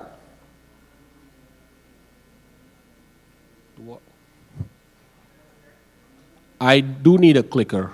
I just realized. I was hoping I can just wave my hand. It's not yet. It will be a thing in soon enough. Thank you. All right, great. Okay, so let's start with, so whenever I give a presentation, I always start with a quote. My quote today would be, we know what we are, but not what we may be. Anybody want to yell out who they think said this? No. I mean, sure. But it wasn't me. So it was William Shakespeare. So I think it's pretty apt. The avatar is your identity on the platform. It's an identity that you're creating for yourself. So we wanted to be aspirational, right? Now, a little bit of introduction about myself. I'm Sarkis. I've been at the company for about 7 years. I've done engineering, and now I do product management for the most part, for those of you who don't know me. So that's just a quick intro. Okay. Now, I want to kind of paint the vision of what we want the avatar to be. We want the avatar vision to be a vast world where avatars of different types coexist, and you as a developer can morph the avatars however you like. Right? So some of you already do this. You kind of like change the avatars of the users. Are we done with the lighting tricks? Sorry. I had to ask. Okay, thank you. Oh, great. Someone is having fun, that's good at least. All right. So, we want this to happen, as in, we want to enable very, very, very different kinds of avatars. We want to kind of give you the power to change the avatars as you please, both as the players and as the developers, right? Now, today's topics, I'll be going into details on R6, the classic avatar, R15, the one we released last year, anthropomorphic proportions. I'll dive into details on what this is later. And then kind of going into the details of avatar editing experience, like what do we have right now, where are we going, and stuff like that. Now, quick overview. Why do we call it R6? Because 6 parts, 6 joins. We decided it's the coolest name we can give it. And R is for Roblox, obviously. Now, so when we kind of built the first avatar, we had body colors, t-shirts, and procedural animation. How many of you have been here since like 2007 and 2008? Okay, cool. So like about 20% of the crowd. So you guys remember this very clearly, I think. Now, over the years, we have been adding more features to the R6 classic avatar: faces, head, shirts, gear packages. And you kind of see the progression there from all the way to the left to where we were in like around 2014.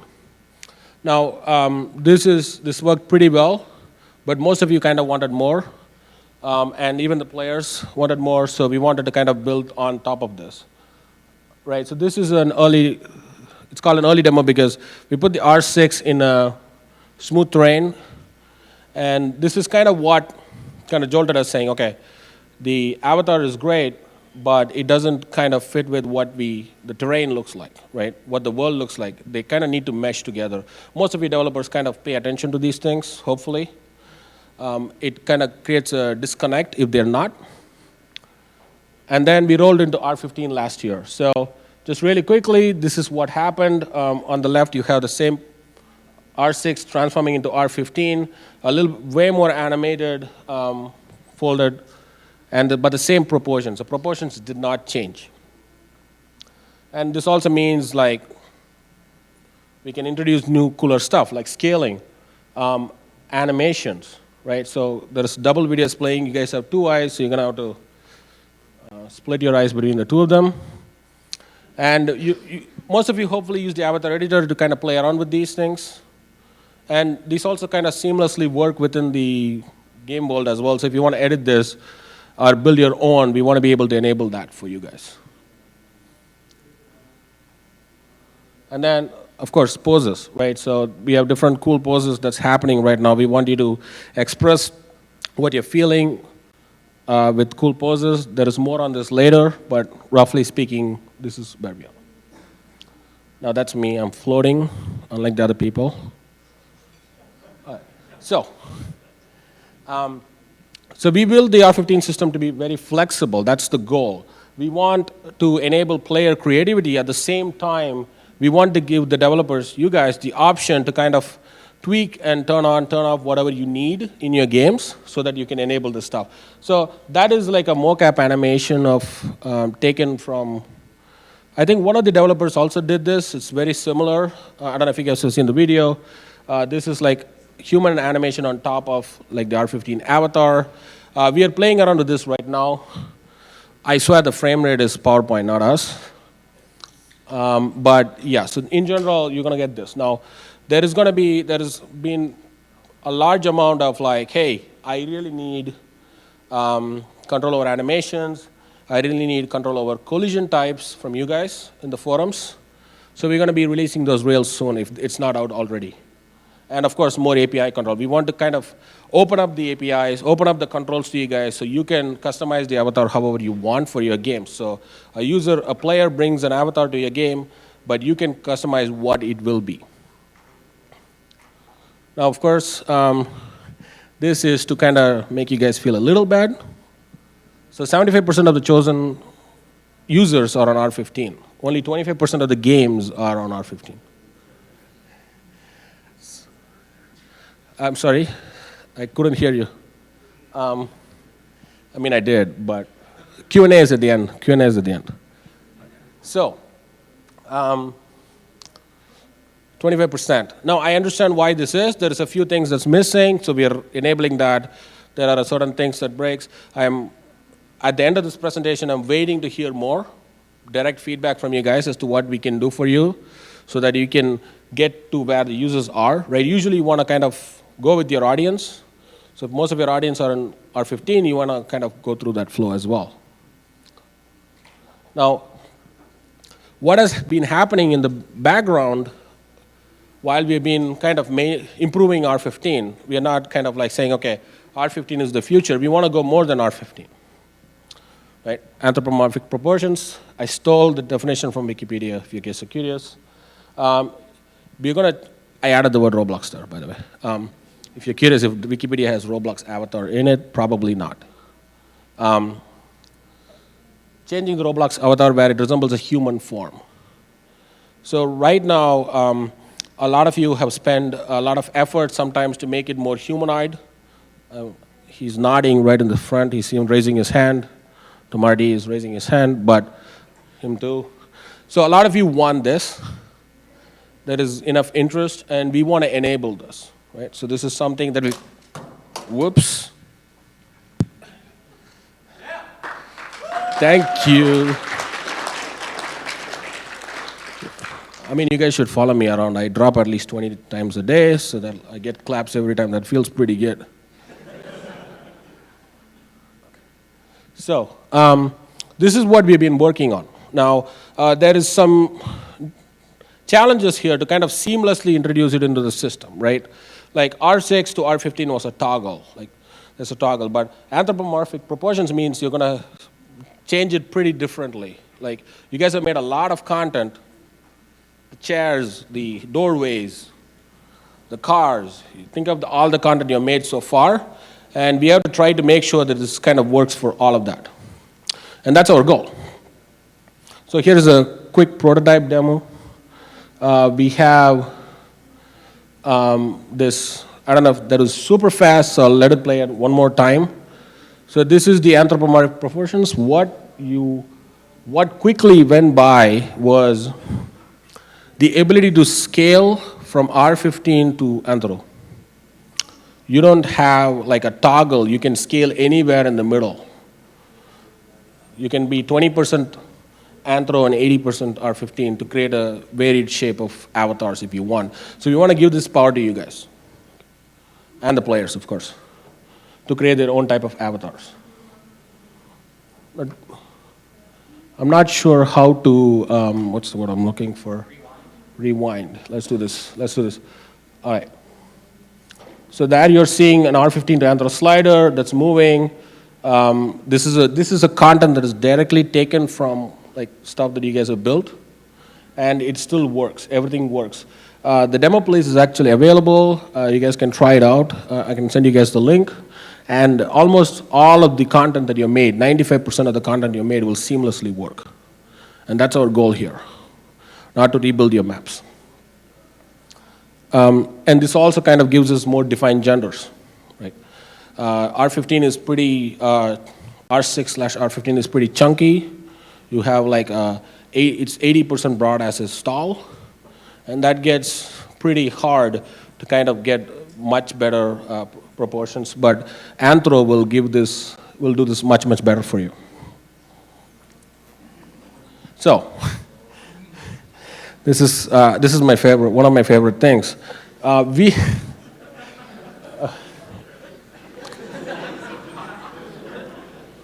right, so we want everything to work, right? And everything will work. Should you do it? I don't know. But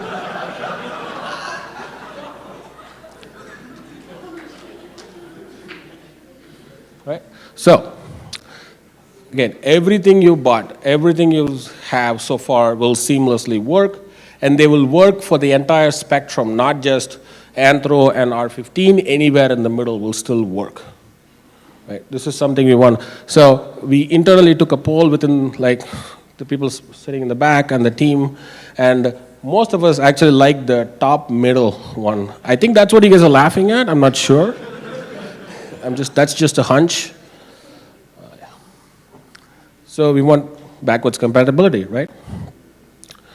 Now, here is one game where everyone is in there. You have R66 over on the left, middle R15, and anthro. The anthro character is actually using mocap in this case, and they can all work in the same world. There is clearly some height differences between the R15 and the anthro. It's completely intentional, but of course you can adjust this with the height slider that you guys already have. So if you want to make someone a little shorter, we want to be able to do that. So if your content is not necessarily working for 100% height, you can kind of adjust that on the fly. Now, I'm not necessarily saying make a game with all three of these, because it might be pretty hard for you. Right? So it could be pretty difficult, but we want to see this though. This is our vision. We want to see this. We want to see this work. Last but not least, we want to improve the avatar editing experience. So let's quickly go over what we have done so far in recent times. We released in November 2016. It totally works on the phones. You have accessories, height, width, animations. Everything is in there. It works on the phones for the players and for you guys. Of course, you're also players. And we are going to do more with this very, very soon. And of course, we want to do recommendations and stuff in here, so you can, if you don't have items, you can just directly buy them from here very easily. And then we also released it on tablets in May this year. So I think the editing experience has gotten much nicer. And we updated the web experience. And of course, like some of you were not super happy with some features changed/removed, but we didn't. It's on the advanced tabs. It's still there. We want to continue to support those features. So if you have questions on that, we can talk. And so last one would be shipping it on Xbox One. Right? We have this slated to release later this year. Right now, this is not available. There is some trickiness here because the full catalog of Roblox is not available on the consoles yet. So even if we show this, you may not be able to buy items, like unlike the other platforms. So we will be looking into how to enable that for you guys as well. And of course, I'm pretty sure some people are like, okay, so you showed me something cool, the demo, the anthro. When can I make my own content and sell it in the catalog? So for those of you who are here in 2015, I believe, I gave you guys a sneak idea of like how we're going to go approach this problem and how we're going to solve this. Happy to answer questions today again, but we will be working on a UGC catalog where you will be selling all of the content, not us. And we expect this to be happening after the anthro work is done. Because we don't want to enable a catalog where our vision is not complete on the avatar stuff before the catalog is enabled. So that way you guys are working with us to make the content for the catalog. Now, that's pretty much all I have today. And I want questions. Okay. Do we get a mic? Thank you.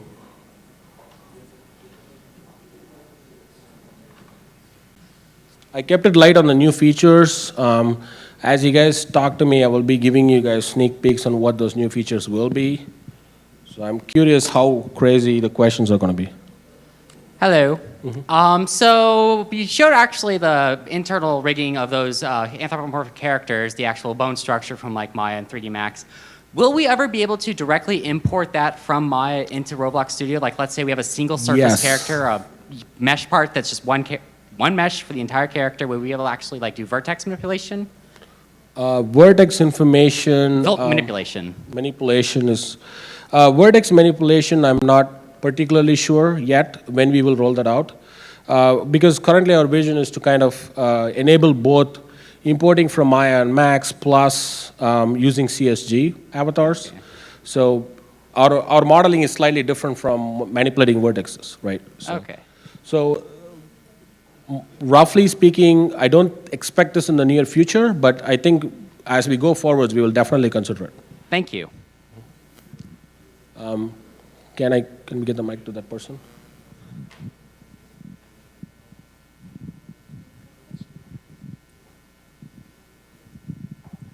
Do you think there'll ever be a feature where you can just turn on and off scaling in-game for R15? Oh, sorry, can you repeat the question? Do you think there'll ever be a option in place settings that lets you turn off scaling for R15? Oh, so great question. So one of the things, short answer, yes. The longer answer would be we want to kind of move all of the avatar settings from the website /app to Studio. So we want you guys to edit all of your settings within Studio, right? So you don't want to go to two different places. You're making the place right now. You want to edit the setting for avatars right there, because that's where you're viewing the content. So we'll definitely have this, and we're also working on getting all of the settings into Studio. Thank you.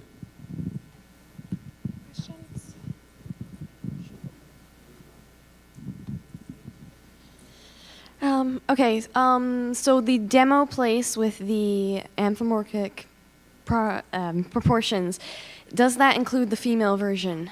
Yes. Okay, so we can see what. So the demo version includes the regular blocky, a male and a female avatar, and also one of the packages, if not more of the packages, to kind of see how the scaling would work. For example, the demo place will show you how a anthro penguin will look like. So, well, we have sold a penguin package, right? So that penguin package needs to be scalable to anthro. Okay. And it works now. Thank you. Whether it's going to be awesome, well, that's all relative. It's a horror movie waiting to happen. I don't like horror movies. So does this mean a new clothing template for shirts and pants? Oh, great question. So, one of the caveats of backward compatibility is that all of the current templates are made for the current proportions. Now, they will work for anthro, but they won't be great, which means we will introduce new shirts and pants and other templates for anthro, and they will also work backwards to R15, but they will work best for anthro. If that makes sense. Are they higher resolution? I'm sorry? Are they higher resolution? I want to say yes, but Arseny may say no. He's sitting in the back. So let me put it this way. Whatever Arseny says. Do we have more questions? For the anthropomorphic characters, you showed two different ones, one with like the new head and then the one that had the classic kind of yellow skin with the old head. Which one is the actual anthropomorphic and which one is... Yeah, so you've got this one that scales up to anthropomorphic and you've got... So I'm assuming if you've got the other one, then R15 can't scale to it, can it? It's both, right? So you want, if you're not adding any package, you still want it to work. But when the other one that you're looking at is, if you will, a package, right? That's akin to a package. Now, I know most of you really like the Avatar 3.0s. So consider this like the default anthro. But I think better, I mean, up to you guys, really. I saw one more hand raised. More questions?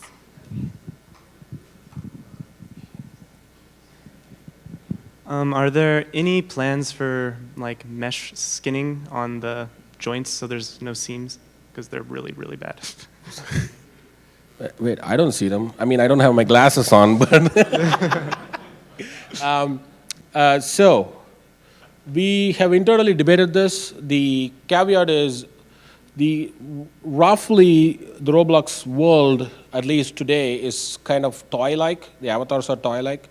So this is the primary reason we have not made any plans to skin. Secondly, when we do skin, it will make UGC avatars that much more harder to make. And for example, the simple example is, the internal example we use is, somebody makes like a gorilla body, right? And the player wants to attach a robot arm to the gorilla body. Now, if you have skinning, this is going to be the horror movie that he was speaking, I think. Okay. So this is something we are still talking about. It's unclear how to execute it. Okay.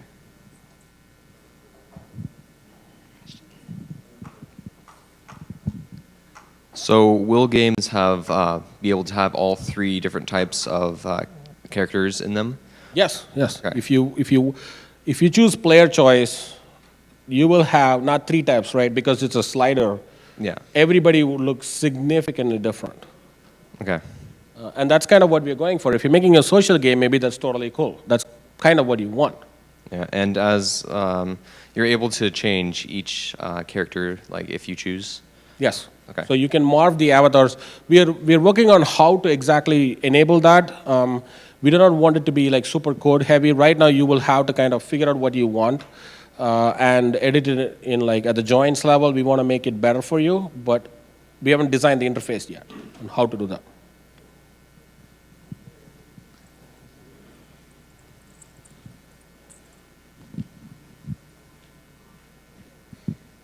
So there are hands on the anthropomorphic one. Will we get to be able to animate fingers and ligaments on feet and hands as well? Not yet. Because to do that, we need to introduce more joints. So right now, we are keeping the joints the same.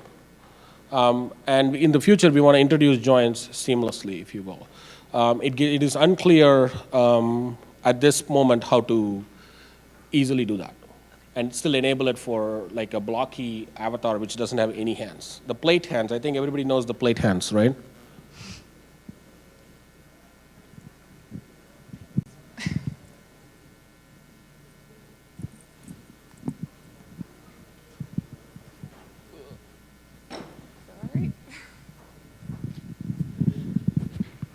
I just got here from the other thing, but I suddenly wondered, have you guys tried using active real-time mesh deformations or something like that?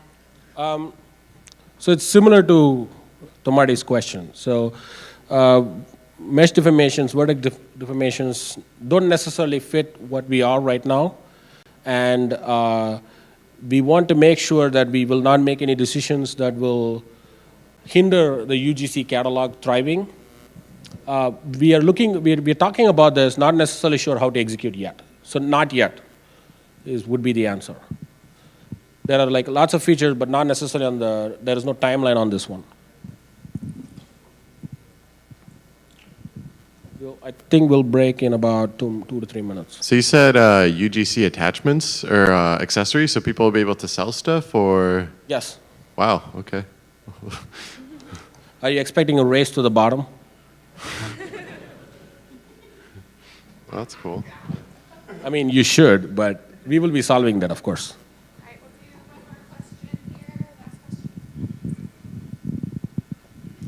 In a screenshot earlier, you showed the rigs and they were all similar. How will animation packs and animations work between the rigs? That's a really good question. The animations will think of this. What I mean by backwards compatibility is they will all work. They won't necessarily be made for, like the one in the middle. Yeah.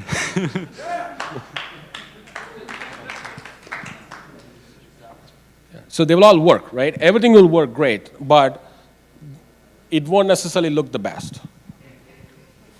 I mean, so for example, like, look at this, right? That's, okay, I got a lot more than that, but, all right. So like, look at this. This is a mocap of real human, right? Applied on top of a completely blocky, chunky, nothing similar proportions, and this still looks pretty good. It doesn't look ugly, right? So it looks better than you think. But it may look like Beowulf, if you guys have seen the movie. Sometimes. Some of the animations will be akin to Beowulf. Now, of course, like most of the problem comes from the eyes. The uncanny valley doesn't come from the animations, so we will not have that much of an issue. When we do have some facial animations, which we are looking into, then you might have some concerns there. What's the other movie? Polar Express, I think, for uncanny valleys. All right, thank you.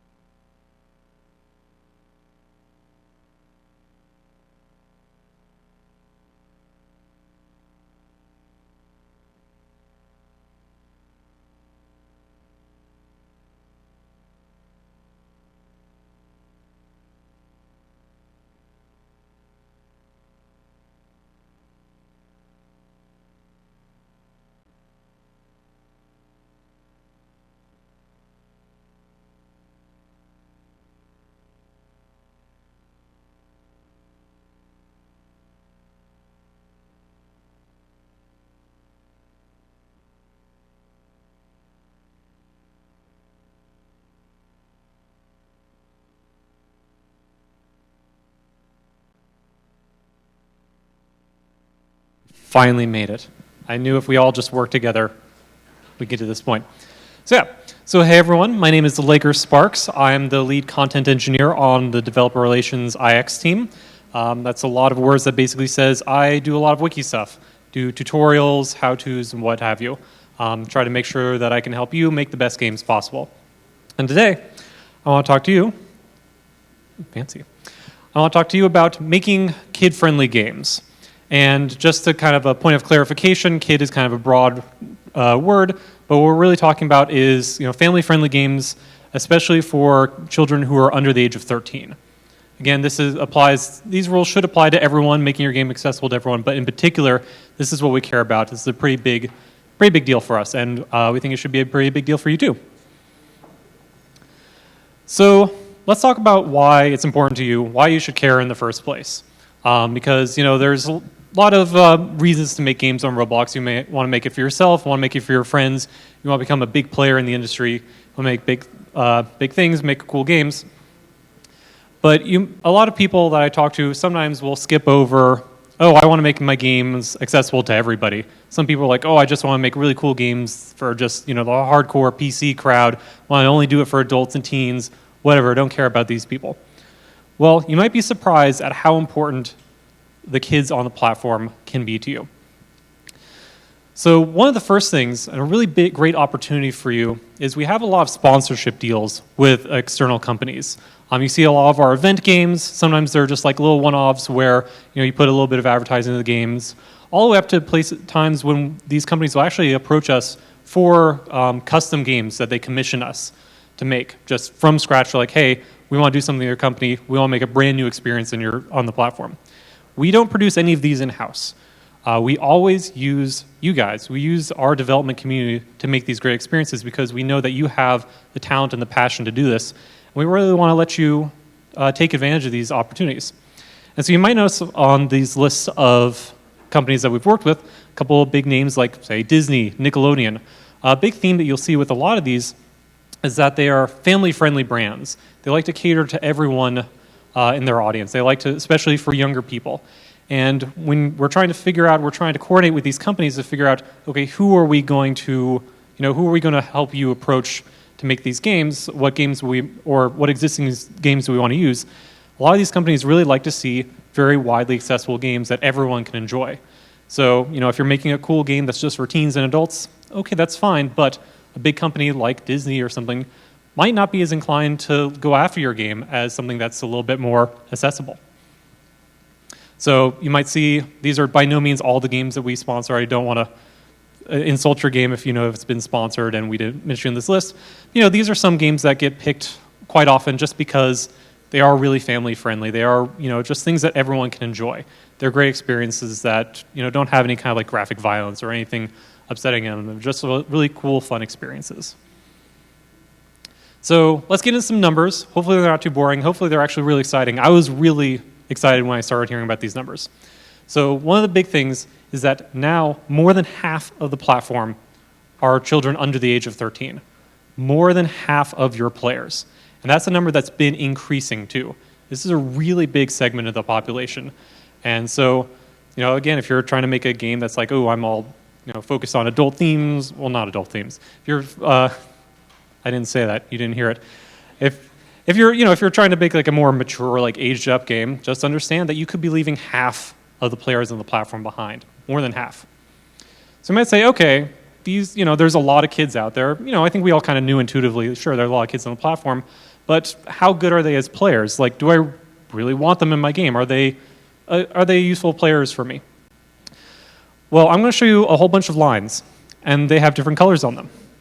So there is a concept in analytics called retention. You'll hear this talked about a lot. And really what this means is, do people come back to the platform? Do people join, they sign up, and later on, do they come back? It's a really good way of giving you a kind of an idea of how sticky your game is, to see if people are really engaging with it and really liking it and coming back for more and more, playing more, spending more money, all that good stuff.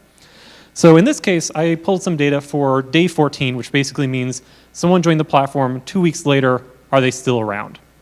Or did they just leave? So as I said, there's a whole bunch of lines here.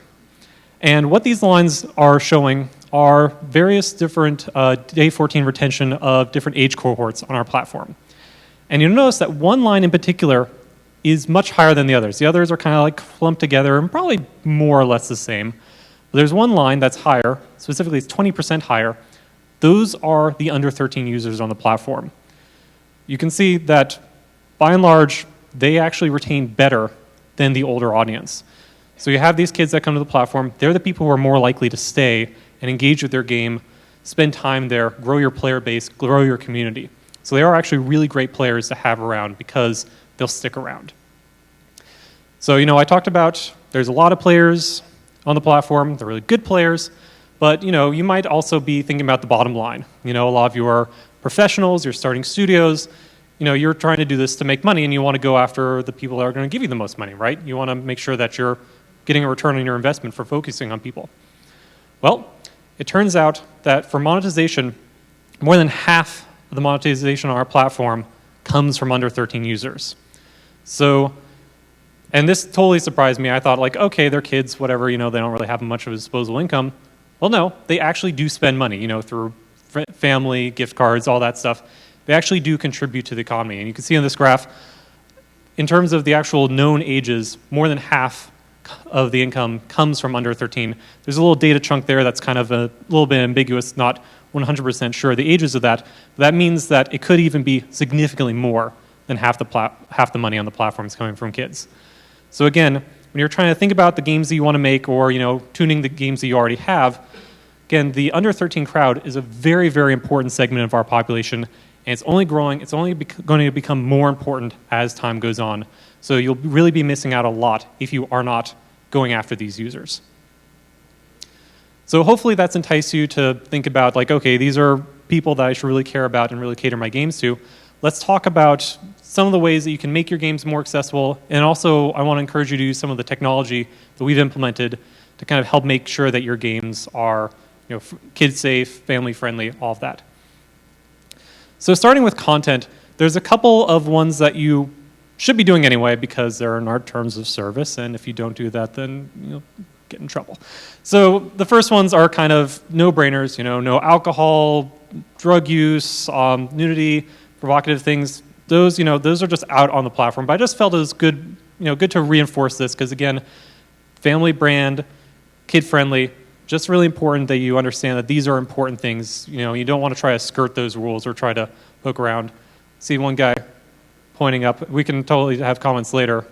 But yeah, we'll have questions at the end. If you have a comment, you'll bring it up then. Some other things, though, that I've listed here are not explicitly in our terms of service, but they are still important things to keep in mind when you're making kid-friendly games. Because while we don't necessarily dictate that you have to follow these rules, there are some rating systems out there, and also just kind of in general, these are things that will make your game less family-friendly. And usually this refers specifically to violence and depictions of violence. So one of the reasons that Roblox is very successful for a lot of kids and families is that by default, when a character dies, they don't explode in a whole bunch of parts and gore and guts and whatever flying all over the place. They just collapse into a bunch of blocks. It's cartoony, it's goofy, it's silly. It's really very detached from reality. But as soon as you start adding like blood effects, blood pooling on the ground, that kind of starts to make it a little bit more real, a little bit less appealing, a little less accessible to a lot of users. Another thing that comes up often, and a lot of ratings agencies will look at this, will be weapons in particularly. One of the things that a lot of people care about is whether you're using realistic weapons or not. So what I would recommend, if you are going to have a game that has some kind of combat, you want to try to make your weapons a little bit more fantastical, as far away from kind of the real things as you can. Again, I'm not saying that these are rules that you have to follow to make games on Roblox, but to make kid-friendly games, you want to avoid using actual like guns like Glocks or whatever. But if you have like a fantasy gun, like a ray gun, or things that shoot things that are not maybe necessarily bullets, like energy beams or things that knock people down or sonic stuff, you can use your imagination to kind of come up with different ways of depicting combat and violence that is not as graphic or as intense and realistic. So some other things that, I want to get into some tech things. And one of the big ones, and you might have heard, we announced this on the dev forum just a couple days ago, is the concept of something called experimental mode. Now, hopefully all of you are familiar with filtering enabled. This feature is basically filtering enabled, but it's kind of the next step for it. Because filtering is a very important thing that you should have on your games for a myriad of reasons, in terms of security, stability, but it's also very important for kid-safe games. And we're actually going to be using this concept of experimental mode to further this, and actually it'll curate the games that under 13 users can play. So let's go into this. What experimental mode basically means is, if you're familiar with filtering enabled, if the game is not filtering enabled, it's going to be what's called experimental mode. And we're going to be labeling games as experimental mode on the website. And what that'll mean to a user is that this game is, it's not a bad game necessarily, but it's in kind of like an unstable state. Unpredictable things can happen there. Things that are outside the developer's control can happen there. And we just want to make sure that people get that kind of indication so that they kind of understand what games might be a little bit safer for them or not. And also I want to kind of, in case, hopefully a lot of this is familiar to you, but I also want to, so forgive me if you already know all about filtering, I also want to kind of go over what that means.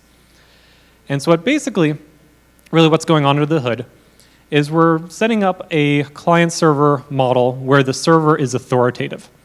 So when experimental mode is on, again, legacy, filtering enabled off, what basically happens is the way that Roblox has worked since time began, or Roblox began. There wasn't anything before Roblox. Don't worry about it. And basically what happened was that anyone could say anything happens, and it just happens.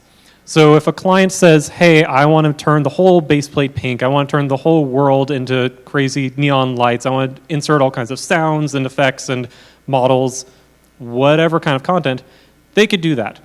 And that's a kind of fun, that's an easy way to make games because you don't have to worry too much about who's responsible for what. You can just kind of make things happen.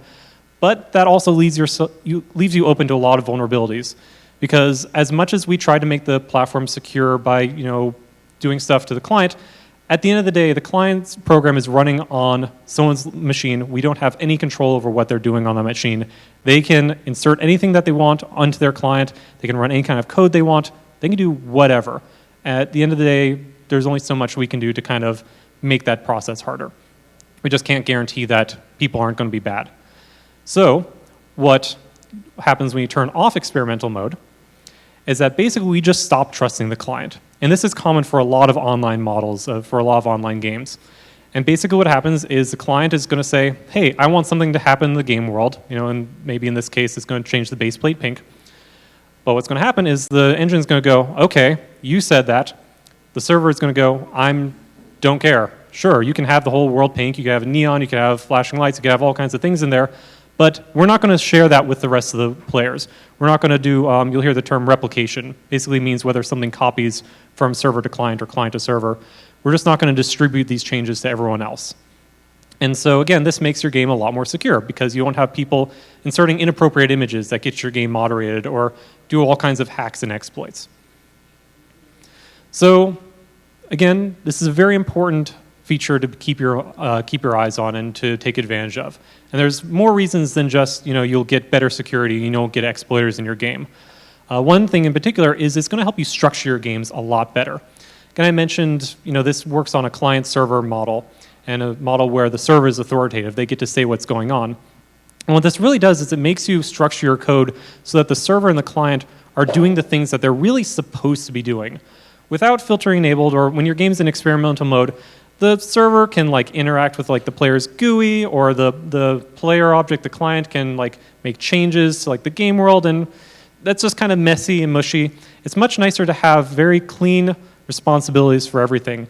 And so basically what this boils down to is that the client should be responsible for all things that the player can do, such as dealing with input, dealing with their interface, stuff that's happening locally on their machine, whereas the server is handling important gameplay things, like they're handling shops, they're doing collision detection, they're doing kind of game mechanics that you really want to make sure that you're the one responsible for. You're not letting some arbitrary client make those decisions. And then one side effect that you get for turning off experimental mode is you get to do cool things with local effects. Because as I was mentioning earlier, a client can say, hey, I want to do something, and and the server will say, okay, fine, I'm just not going to show anybody that. You can actually do some really cool things with that in terms of asymmetrical gameplay or asymmetrical experiences, where if you want to have 3D things happening in the world that don't interact with other players but happen with one particular player, you can do that when you turn off experimental mode.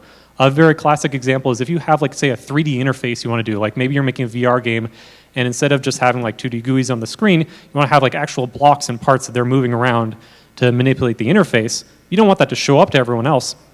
If you have experimental mode off, basically if a client is doing that, if you're doing that in a local script, no one else is going to see that. And it makes for a really cool experience and a really unique experience. And people do all kinds of other things. They do like their own custom LOD systems with experimental mode off. There's just all kinds of stuff you can do with it. So again, really encourage you to turn off experimental mode. And so I want to tell you about some of the implications that are kind of new now, because what I was describing before was essentially the filtering enabled system, which hopefully you're familiar with. Basically, it works the same as it did. But I want to tell you about the implications going forward and what we're going to actually be doing with this. And where it really comes down to is how players are going to find games and play games on the platform. And again, by players, I'm specifically really referring to under 13. For over 13, really won't really affect players as much. So we're going to have a rollout plan, and there are some dates on here, and we're also publishing these on the dev forum. I just want to say, just kind of a caveat that these are not hard and final. These are probably the earliest you can expect these changes, but we want to make sure that we're doing everything right. We're doing this step by step. So if some of these changes, some of these dates change, don't be surprised, but we'll try to make sure that you're very well aware of this beforehand. But basically, the way that we're implementing this, we don't want to make a whole bunch of sudden changes at once. We don't want to disrupt the system, the player base, your games. But we want to do this in a kind of a calm, sensible manner, but that it goes to a really good place. So what's going to first happen is we're going to not show games that have experimental mode on the games page. So you're looking through the popular sort. You're just going to simply not see those games. And the way that we're doing all these rollout strategies, and this is consistent throughout all of them, is we're starting with our youngest users, so under 6, and slowly moving the bar up until it hits everyone who's under 13. But again, we're doing it kind of incrementally just to make sure everything's stable along the way. So again, first, starting with the games page. So you're just not going to see games there.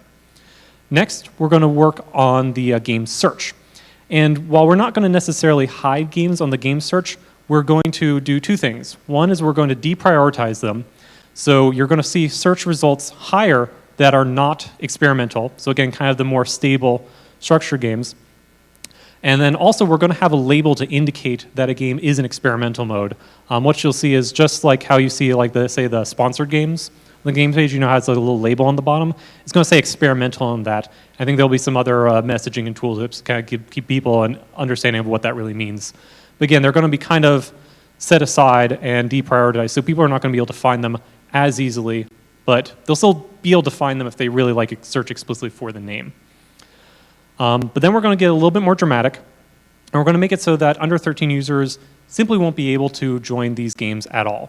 Because eventually our ultimate vision is that we want to make sure that everyone who's under 13, we really want everyone on the platform to be safe, but in particular we want to make sure that kids are safe. So we're going to make it so that they're just not going to be able to join experimental games. There's just too much risk, it's too unstable, and really there's no reason not to make your games non-experimental. Again, as I mentioned earlier, you get better security, you get better structure for your games, and you get to take advantage of all other kinds of systems. All games should not be experimental, and hopefully this will kind of encourage that by just making these players not be able to join it. And then we're also going to do some incidental other ways of joining games. So let's say you're partied with someone who's under 13, like you have a mixed age group of friends who are playing. A bunch of people join a game. With our party system, it usually brings everyone along with. We're going to make sure that we don't accidentally bring someone who's under 13 to an experimental game. But again, we have all these dates up there for you guys to follow along so you can be prepared in case you need to convert your game. Excuse me. And also we're going to have these posted online. So again, these dates are subject to change, and they certainly won't happen before the times that you see here, but they will happen, and we want to make sure you're aware of them. So now I want to go on to everyone's favorite topic, which is text filtering. Hooray, hashtags. So this is really important for us because, kids, we have to be very careful with what kids can say and what they can see. And we don't want them to be able to see inappropriate language, and we don't want them to be able to share any kind of personal information about themselves, like their age, their address, and stuff like that. So we have to be really careful about how this information is displayed. And so what we do is we have a text filtering system that we give you hooks to, so that you can use it yourself. And really, you have to use it yourself because, again, we have to make sure that everyone on our platform is safe. But what I want to cover today is kind of clarify that system, because there's been a lot of questions I've noticed on the dev forums and some other channels, people not quite sure, like, okay, I know that I have to use text filtering, but do I have to always use it? What cases do I have to use it? What not? I want to kind of clarify that today, so hopefully you'll better understand these systems and know when you're supposed to use it, because there are definitely cases where you don't have to filter text. And so I don't want you to have to go overboard and think like, oh gosh, every single letter that ever appears ever has to be filtered. There are some cases where we want to make sure you're not doing too much work. So one of the first ones is kind of obvious. It kind of relates to sort of chat. It's whenever players can input letters and text that other people can see. And it doesn't matter how they get that input. So if they have like some non-keyboard sort of thing, or if there's physical interactions in the world that generates these texts, as long as the player is inputting it and displaying it, you want to make sure that those strings are filtered. It also doesn't matter how you display them. The traditional way is to just put in a text label, put in a GUI somewhere. But, if you're using 3D letters in the world, or if you have pet names, again, these are texts that the player input that are being displayed to the world. Those all have to go through our filter system just to make sure that the text is filtered properly. Another one that kind of comes up are random words. And in this, in particular, I'm referring to is if you're generating words via just selecting a whole bunch of random characters, sometimes profanity might slip in there. I understand it's super, super not likely, but there's a non-zero chance that that'll happen at some point, and you don't want it to be your game that suddenly profanity sneaks into your game. You get caught by moderators, and you have to deal with that. That's just a hassle. Again, if you're just getting random characters that are being displayed, I should also mention that. If you're doing this internally, whatever, no one's ever going to see it. It doesn't need to be filtered. But if you are somehow displaying random characters, you do have to filter it. Oh, and one point on that one, don't worry about filtering if you are doing like a random generation from a static list. So let's say a lot of games might have like a random name generator where you have a whole bunch of like fantasy names that are listed out. And as long as you know that all those names are fine, they're not profane, they're not inappropriate, don't worry about that. The player's not inputting any text there. You're just getting a random name. That's fine. You don't have to filter that. External sources. So, we have our HTTP service. You can query things from the web to get all kinds of content. In this case, I'm going to the New York Times.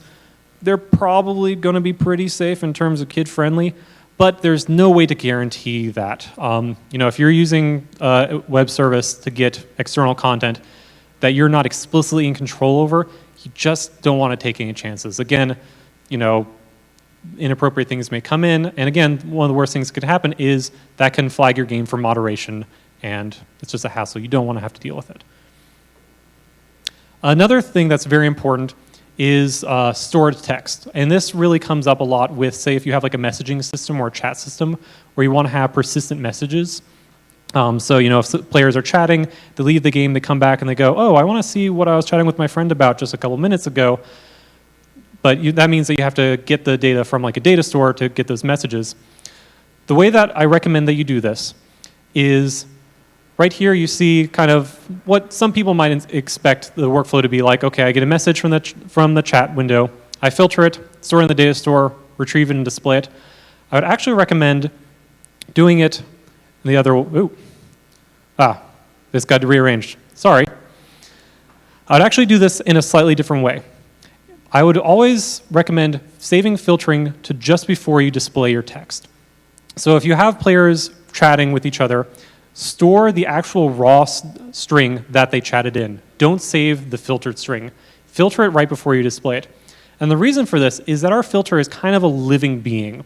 We don't just have like a static white list, black list, you can say this, you can't say this. This is a system that's actively being worked upon, that's actively being improved. If you just save a string that someone wrote, they come back a month later, you may find that that string is suddenly now inappropriate. It's something that our filter wasn't catching. Or maybe the other case, maybe our filter was a little bit overprotective and it actually stored a censored string when it didn't have to. You want them to actually get a good string back. So the best way, again, to do this if you're saving text from messages is to filter it after you extract it and save the actual raw string. You're not displaying that raw string to anybody, so it's fine to save it like that, but before you display it, make sure you filter it. So here are some cases where you don't have to filter text. So again, kind of like what I brought up with the random characters, if you're not going to show the text to anybody, that's fine. You don't have to filter it. No one's going to see it. No harm, no foul. Text that you write. So that's what I mean by developer text.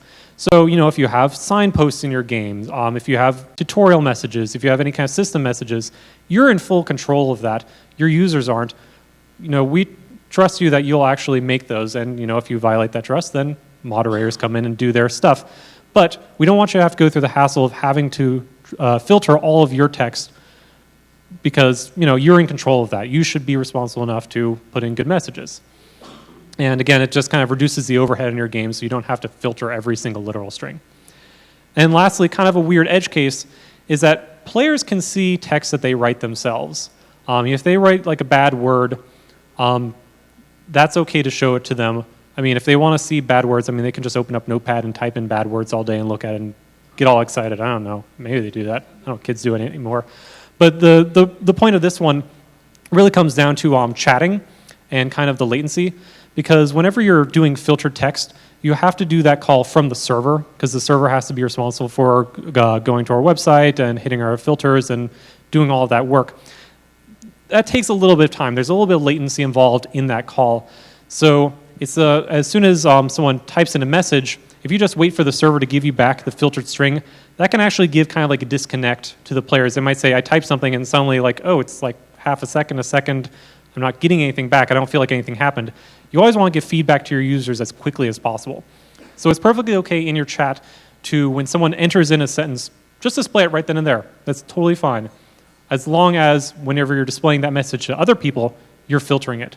And of course, if you like, you can certainly filter that string for them later. You can send it back to the server and go, oh, this should be filtered, bring it back and filter it for them. But you're not obligated to filter text that they wrote themselves right then and there. And then, of course, the one exception being that if they do save it and come back later, you probably want to filter it if it's coming back from a saved source. So just really quick, how to filter.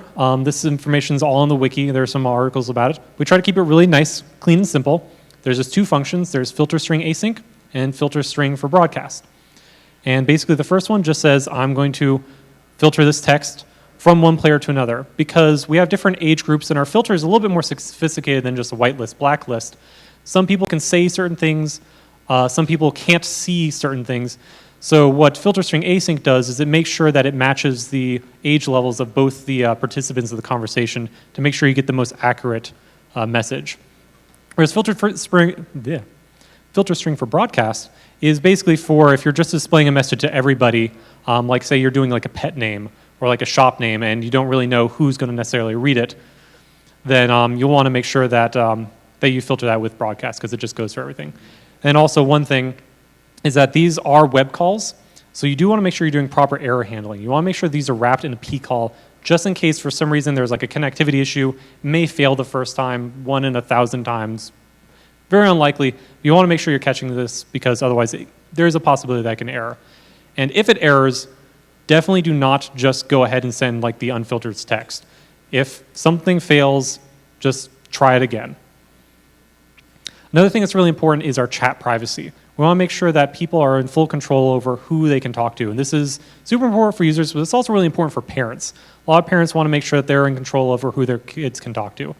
And right now we have a couple different ways that people can configure that they talk to other people. They can just say, hey, I want to be able to chat with anybody, I want to chat with my friends, or I really just don't want to participate in chat at all. I just don't want to see anything and don't want to be able to type anything.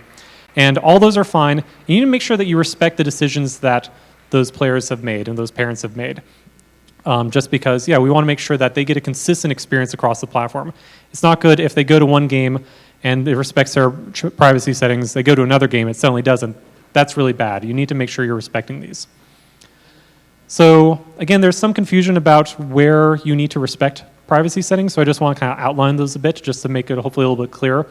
And really what it comes down to is, are players using your systems to communicate with each other? Are they trying to have a dialogue, some kind of conversation? So obviously this comes up with like custom chat systems. You know, they're chatting with their friends, or maybe they're sending like private messages to each other.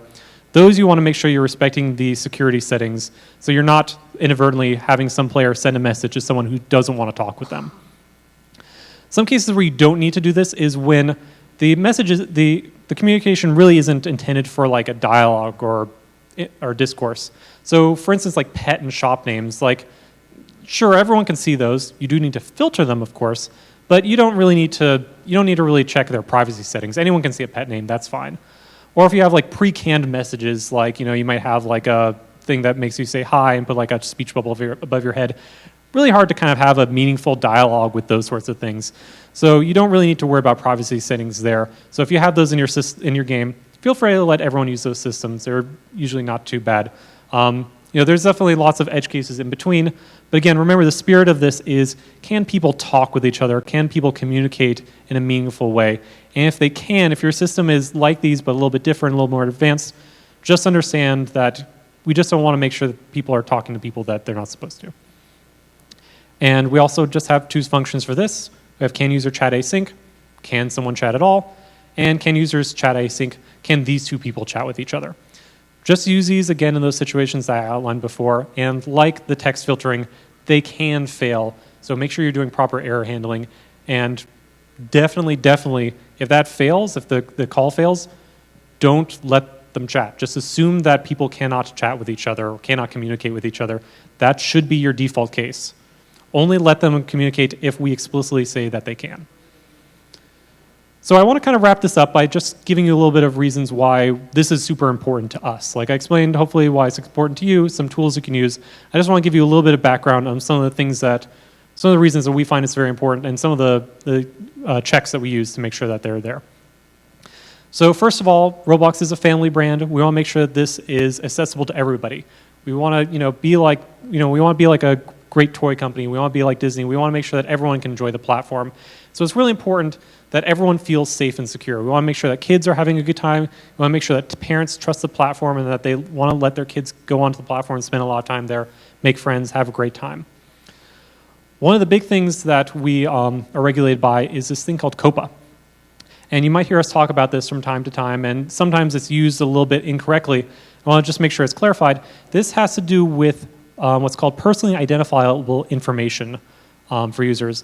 And what this means is that we can't have under 13-year-olds sharing personal information about themselves. So we're talking about their names, their phone numbers, their addresses. This is why a lot of things like numbers and like street names are sometimes censored by our system.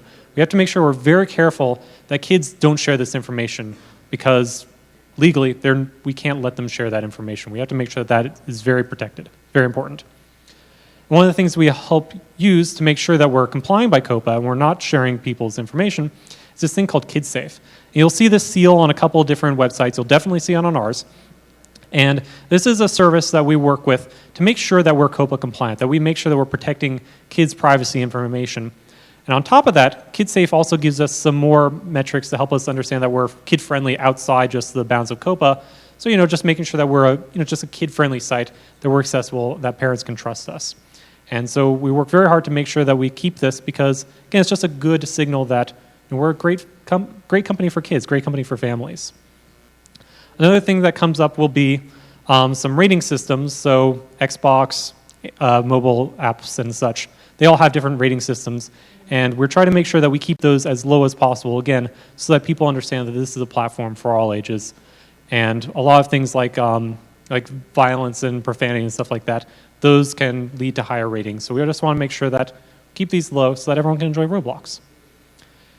And so, again, just to wrap up, under 13 players, really important for you to keep your eye on, great players.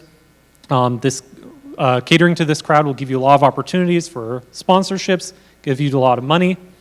To make sure that you're keeping these kids friendly is use our tech, use filtering, use chat privacy, make sure that the content of your game is appropriate for everybody. And really, the takeaway is just make sure that your game is a great experience for everyone who comes to play it.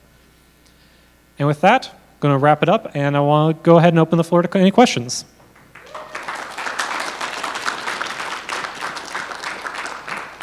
Yeah, and you had a comment very early on, so yeah, what's going on?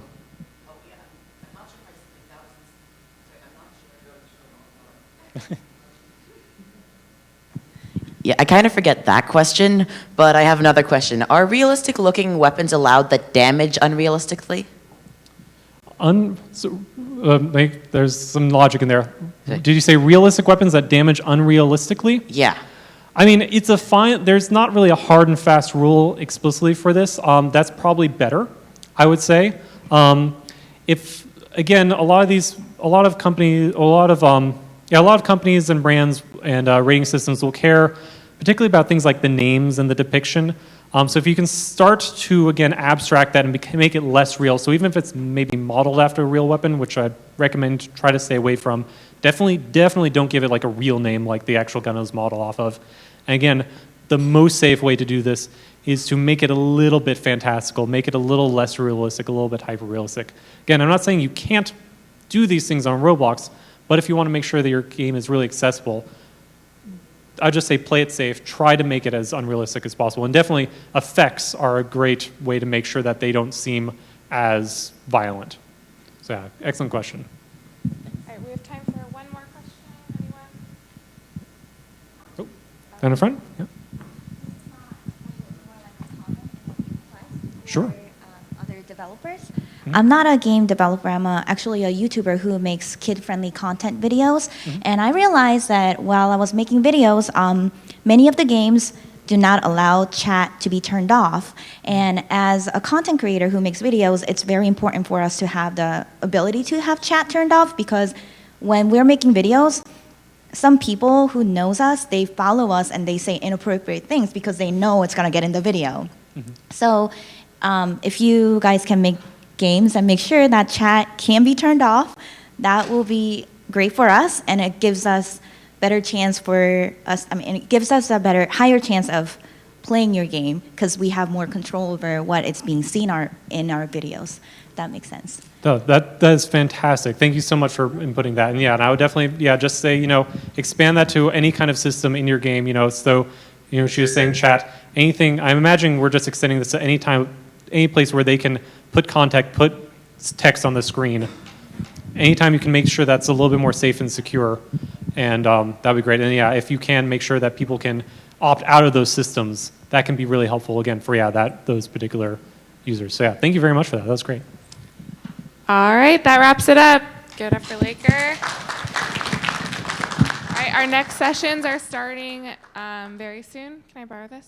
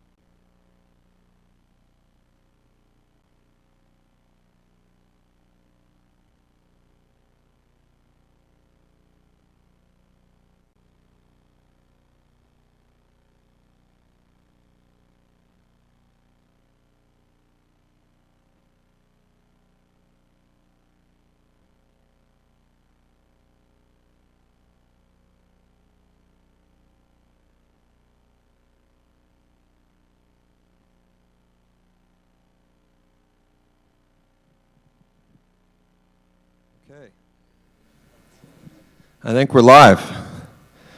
Hope everybody's having a good RDC so far. So a couple of notes about the talk. So I'm going to be talking about how to plan and design a Roblox game. This is the same talk I gave earlier. So if you were in that talk, probably not going to see a whole lot new. If you loved it and you want to come back, hey, that's great. But anyway, just want to let you guys know.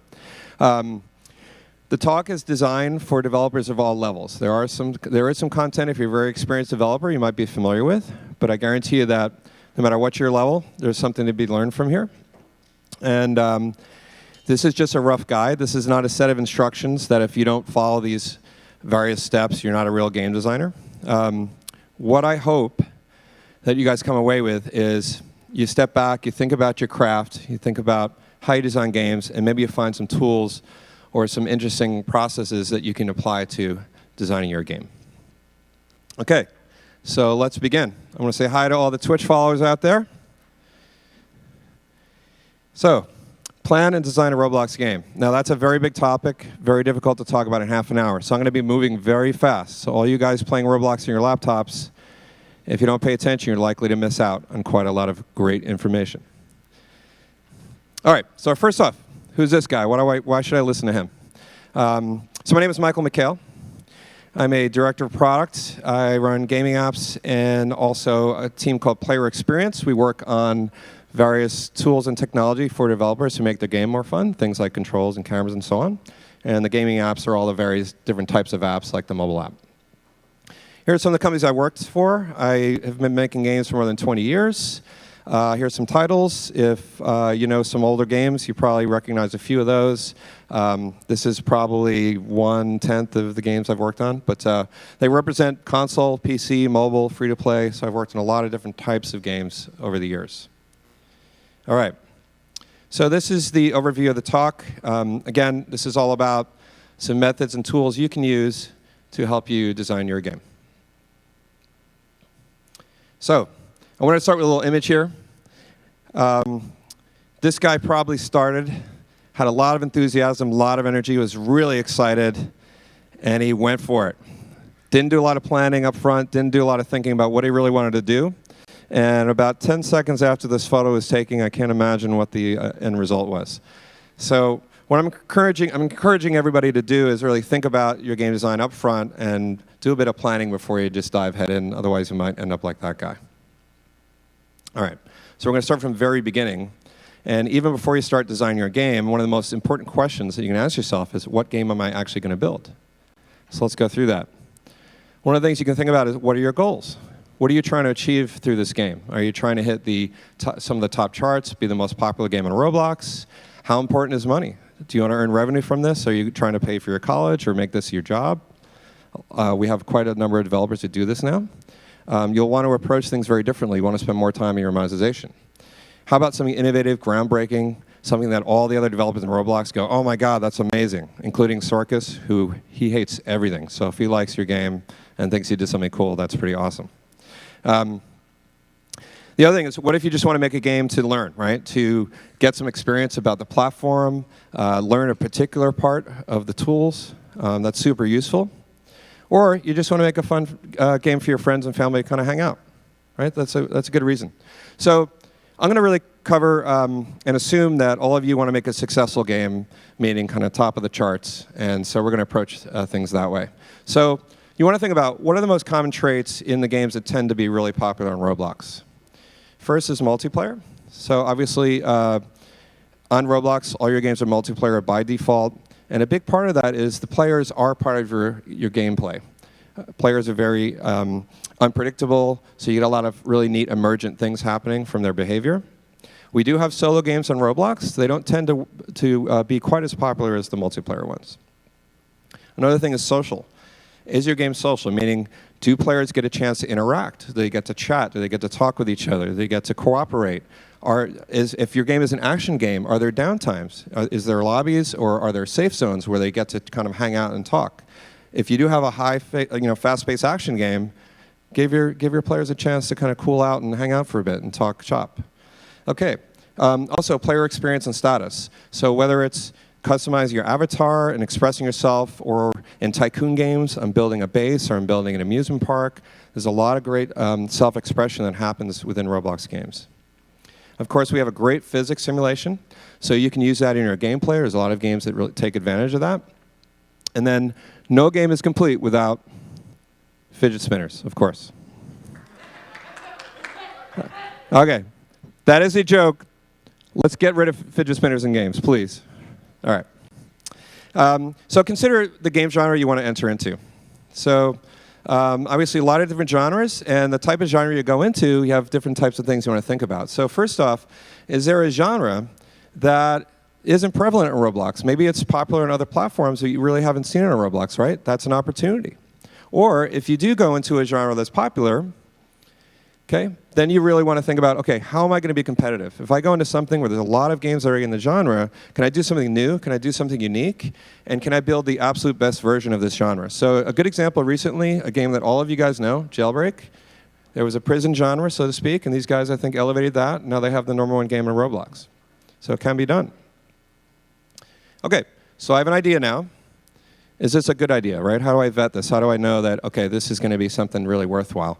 So what I would say is ask yourself some questions about the game to really fill things out in your mind about what you want to build. First off, what is the elevator pitch? So what is the concept? Can you easily describe this game to somebody? So an elevator pitch is something you can talk about in about 2 minutes or less. And can you accurately and concretely describe what this thing is about, right? What's the experience? What's unique about it? And would players care about this game? That's a really, really important question. Does anybody care? So what's the player theme of fantasy? So this is important because it'll affect the type of world you're building, the type of characters, things like that. So here's some examples, some nice ones. One of my favorite is a guy who moves lumber around in a truck. This is a successful game on Roblox. It's really fun.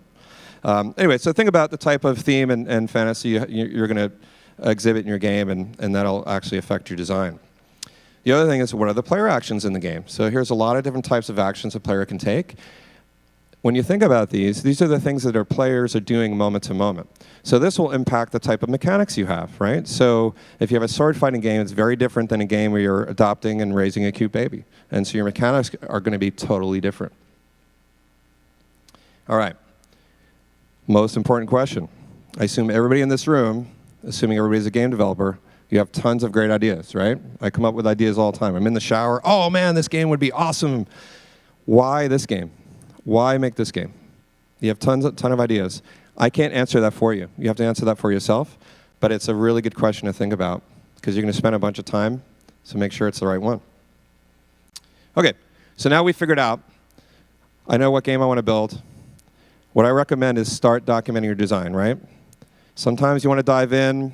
I know it's fun to start building. I really recommend it if you want to do real game design, do some documentation work.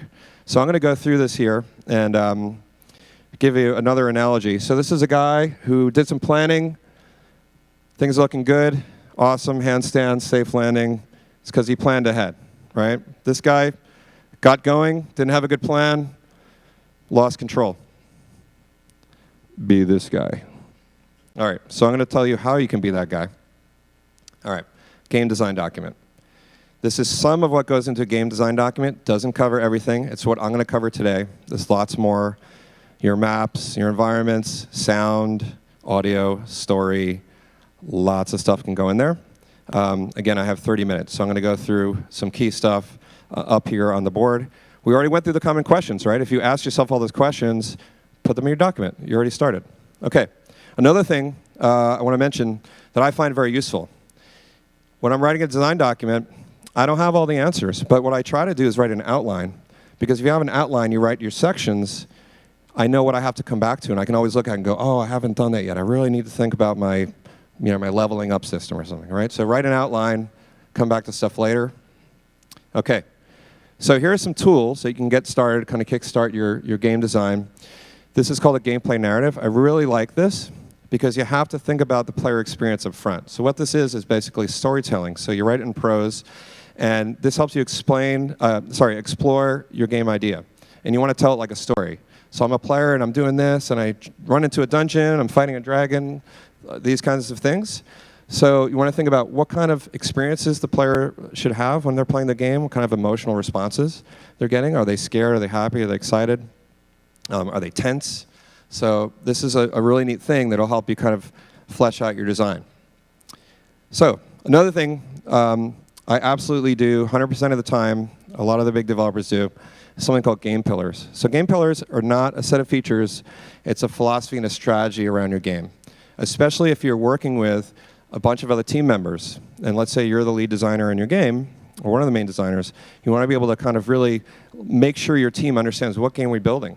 And the pillars are something that you can use as an overall design philosophy to look at and go, okay, I'm thinking about a new feature. Does this actually fit within the pillars, within the goals of the game I'm building? It explains what your game is and what it is not. It guides the design and helps direct other team members, right? So game design and game development is not a linear process. You might discover new things in your game. You can update your pillars over time.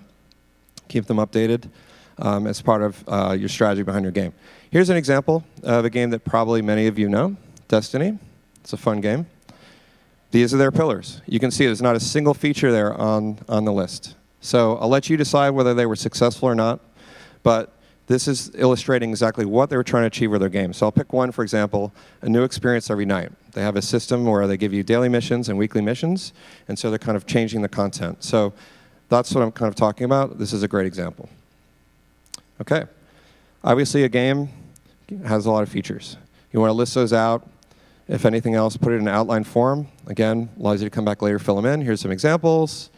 This will really impact what you're doing and allows you to think about what are all the different things in my game that I want to build. All right. I'm going to go into a little game theory here. So I'm going to slow down a little bit. When I talk about game mechanics, this term is used in a lot of different ways. There's a guy by the name of Mark LeBlanc who I've worked with before. He's at Riot right now. He teaches a game workshop at GDC, and they define it this way: the agents, objects, and elements and their relationships in the game. They define your game as a rule-based system. Okay, and it specifies what there is, how everything behaves, how the player interacts with the world. And what this is really about is laying out what is the rule set around your game and kind of how does your game work and how does it operate and the systems that are involved with that. And what comes out of that are game dynamics. So you've got your rule set. I will give an example in a second of what this all means. But if you have a set of systems and mechanics, there's an interesting player behavior that comes out of that. So the game dynamics are how players interact with the game systems and how they work together. They emerge as a result of the game mechanics, right? So you don't necessarily have direct control of it, but you always want to think about that too. So here's an example. So the shooter genre, it's got a lot of different mechanics depending on what type of shooter you're building. You've got character movement, health system, a cover system possibly, weapons, ammunition types, right? Weapons have different kind of levels of damage and fire rate and all that kind of thing. Spawns points, generally speaking. So these are the mechanics, and you'd want to define all these in your game. How the weapons work, how do players spawn, right? Does your health come back over time, or you have to get health packs to refresh your health? So the dynamics that come out of this are the player behaviors. So things like camping, sniping, right? Hate those guys. Hiding, cooperating, if you got kind of team-based. So these are all of the different dynamics that come out of the mechanics that you're building. And so because we do have very social, very multiplayer games, you'll see a lot of interesting dynamics coming out of the things you're building. So it's just something to keep in mind as you're defining your mechanics. Okay. So those are some of the things you can put in your GDD, not all of them, as I mentioned. But as you built this, you have to think about how am I going to build this game? All right, I have a cool design. So this really could be an entire talk. How I plan, how I schedule, how do I figure out resources and everything. I'm gonna go a very high level here. It's just something you really want to think about and put some time into. Big thing, how long do I want to take to build this, right? Do I want to spend 3 months over the summer to build this before I go back to school? Do I want to make this giant epic game and take a year of my life building this one title? That'll definitely impact some of the content of your game and how big it is. It's good to set some goals. In the game industry, we call them milestones. But if you have goals, you say, hey, by this date and this date, I want to build these things.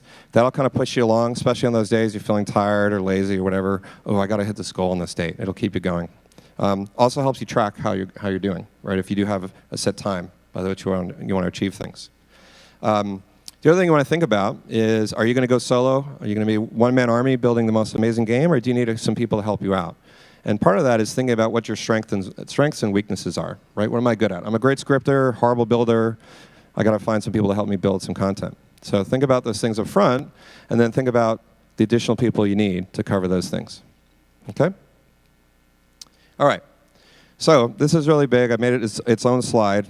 The number one reason why games fail to ship, and this is not unique to Roblox, it certainly happens on Roblox, but it happens across the entire game industry, is scope is too big. It's a common mistake, especially if you're a new developer, you've never done it before. Everybody wants to put everything under the sun into their game. It so happens Meep City actually has everything in their game, but they didn't start that way. No, but seriously, like, you need to set your scope at a reasonable level. A game with a lot of stuff that's very mediocre is a very mediocre game, right? A game with a core set of things that are fun, but that are super high quality is a great game. So manage your scope. So I'm going to talk a little bit about how you might want to do that.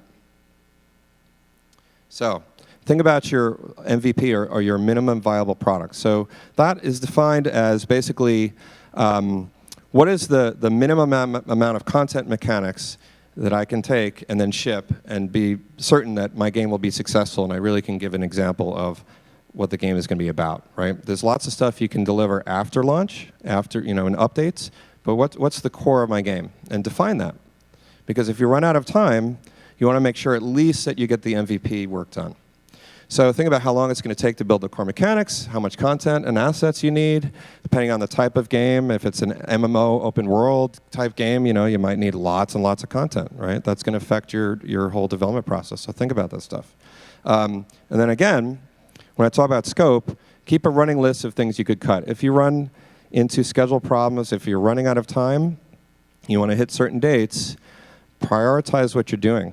So that you can always say, oh, okay, I've got these things down below. I can introduce those things after I launch my game. They're not key to the version 1.0. So always think about that stuff. Don't be that guy. All right. There's some tools out there. A lot of you are already familiar with these. I'm just going to go through them anyway. Like I said, people at different levels here.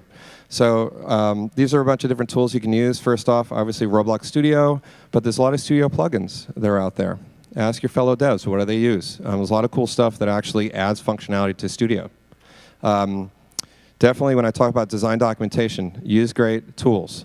If you have a team, you want something that's shareable and everybody understands and has the latest version at all times. So something like a Google Docs or Wiki, something that can be shared and added to. Project management is great, so something like Trello, or any kind of tool where you can track your tasks. So any kind of feature or thing you're doing in your game, you're going to break it down into tasks and manage that and understand what you need to do or in building it.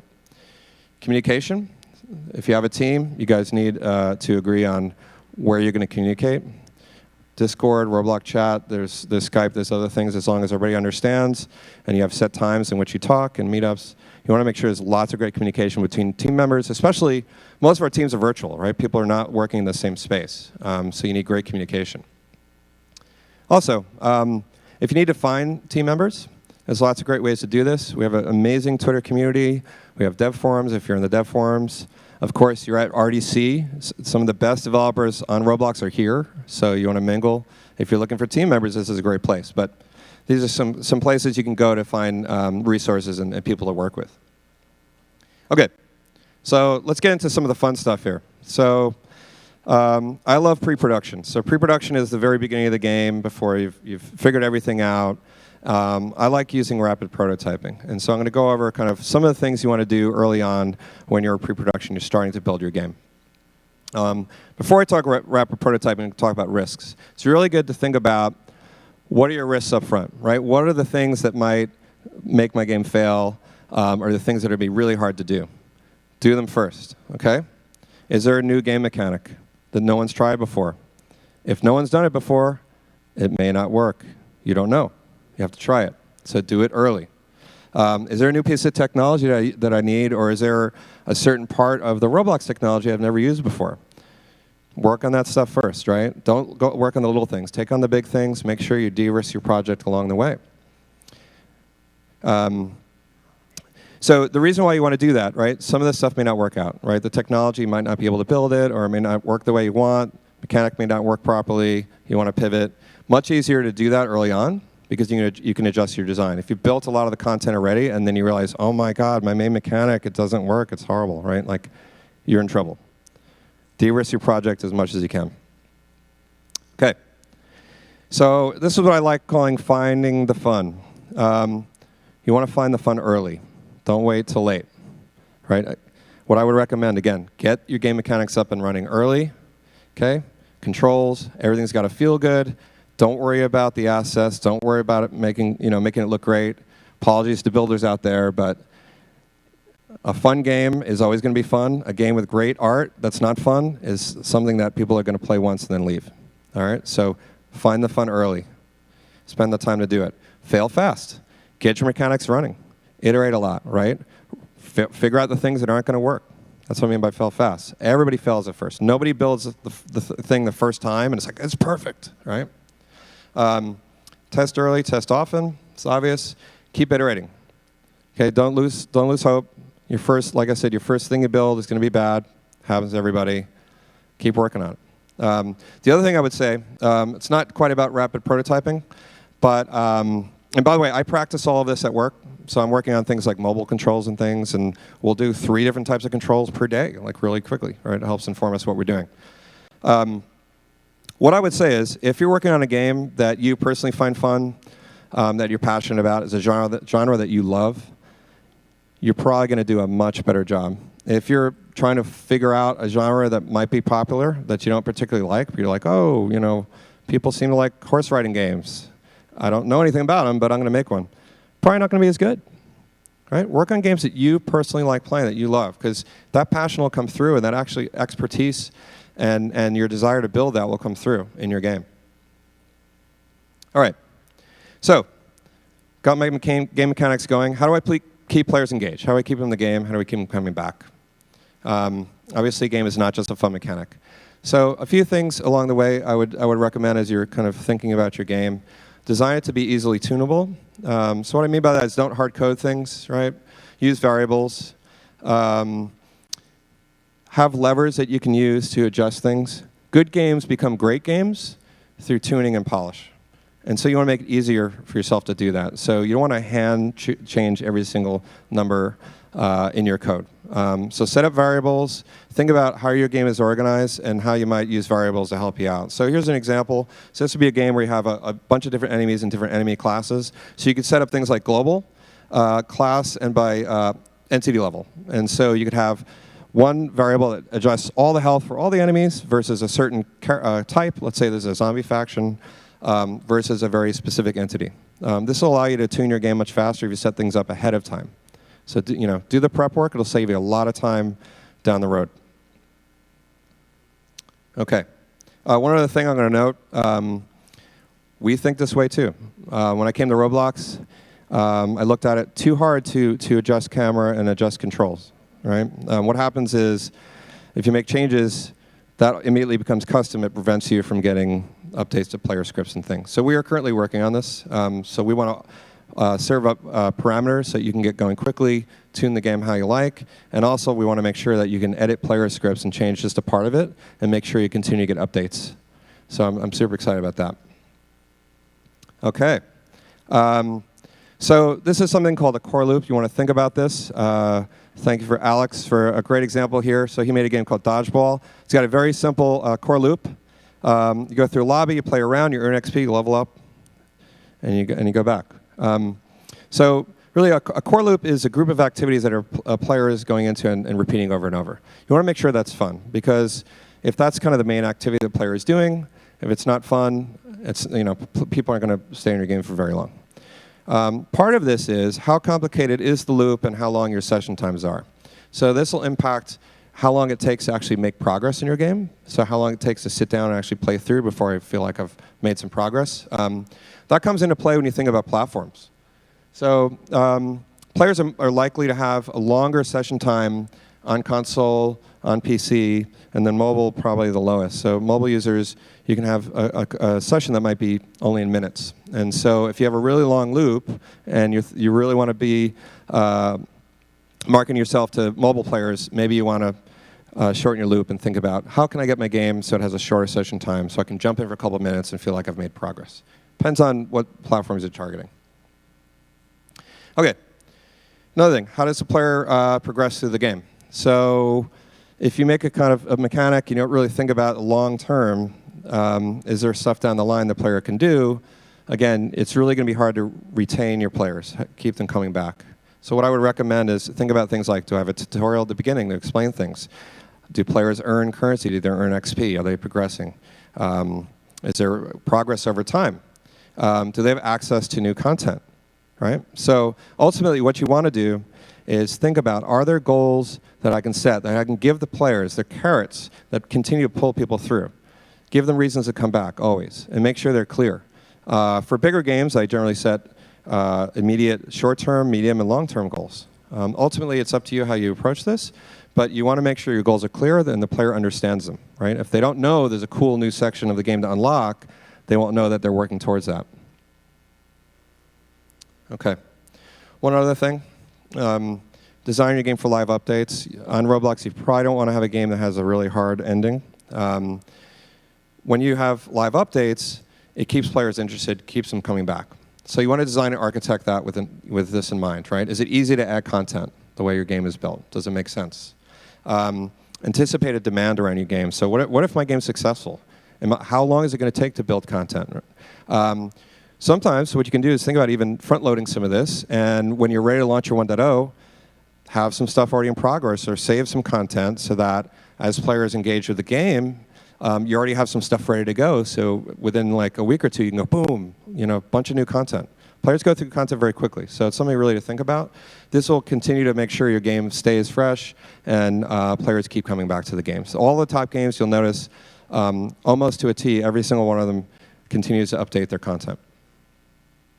Okay, so something else, this is a whole nother talk I'm not going to get into, but we offer some data for developers.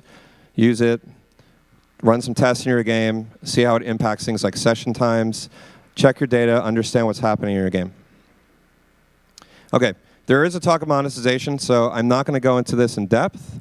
The one thing I would say is for your design, you don't want to leave monetization to the end, okay? Design it up front, all right? If you are thinking about monetization at the end, I built my game, okay, now I'm going to figure out how to monetize it. It's too late. Okay? Don't want to do it late. It's probably not going to be very good. So you want to think about, as far as how the player progresses, your mechanics, how does that also feed into the monetization of your game? All right? Think about it up front. It's really important if you want to make money in your game. Here's another thing. I notice a lot of games when I go into a game, I'll jump into a random game in Roblox.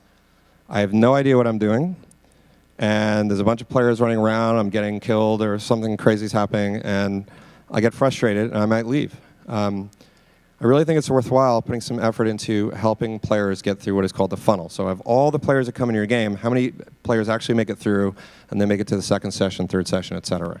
A tutorial can help you with that. So you want to make sure if there's a learning curve, especially, that people don't get frustrated, right? So again, they will leave your game if they can't figure it out, if they get frustrated, right?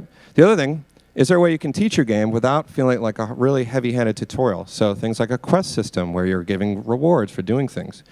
Secretly, that's a tutorial. Just doesn't feel like one. So think about how you might want to theme it and how it applies to your game. The other thing is if it is a little bit more of a kind of informational tutorial and it feels a little heavy-handed, you can add an option to skip it. That way the user has a choice, right? If I want to learn about your game, I can go through it. If I want to jump into the action, I can skip it. That way you don't add any friction to your game. So this is not necessarily related to tutorial, but it is a really important piece. So when you're thinking about something going into your game, there's a lot of games on Roblox, a lot to choose from. Some people jump in really quickly to see if it's cool and then jump out. You might only have 1 to 3 minutes to impress somebody. Try to open up your game with a bang, meaning something cool happens. Show the promise of what your game is. Don't save like all the cool stuff until after I've played an hour. Even if you're teasing out what happens in an hour, right? Make sure you hook your player early. They're much more likely to stay and invest time in it if you can show the promise of how cool your game is. Okay, this is an obvious one. I think a lot of you already know this, but User testing and beta testing is absolutely critical. No matter how brilliant you think you are, how great of a designer you are, as soon as you let players play it and you don't explain the game, you just watch them, you will notice how many fails you have and how many things you did wrong. So you want to do this lots and lots over time. And so there's different ways you can do this, right? Start off with your friends and family, your immediate people around you, let them try the game. Again, don't talk them through it, see if they can figure it out.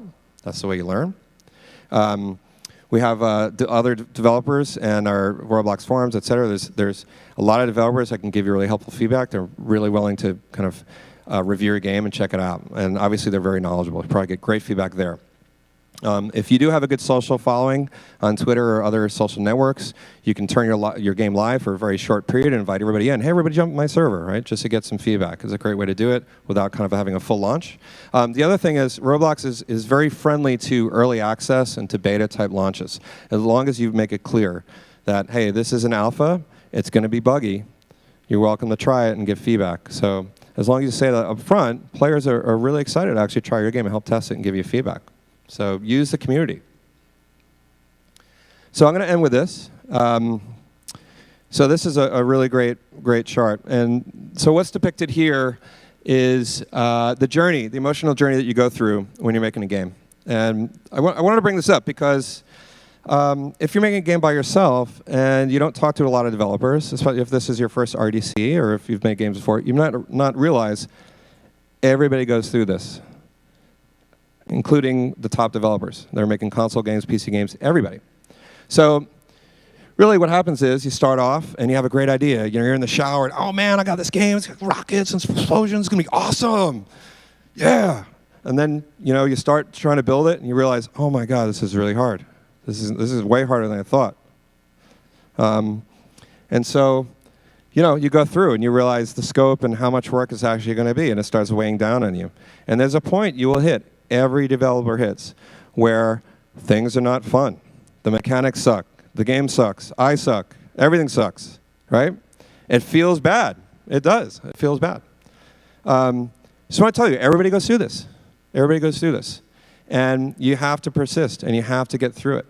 Because, as you enter the dark swamp of despair, everybody goes through it, you can get yourself out. One of the things is there's a symbolic bridge there, right? Use your friends, use your family, use your people around you, the Roblox developers, to get you through this. Everybody goes through it. Use them as a network, right, to bolster you up. The other thing is persist over time. Keep working at it. Don't give up. It's easy to give up during this time where your game is not fun, right? Games are not easy to make.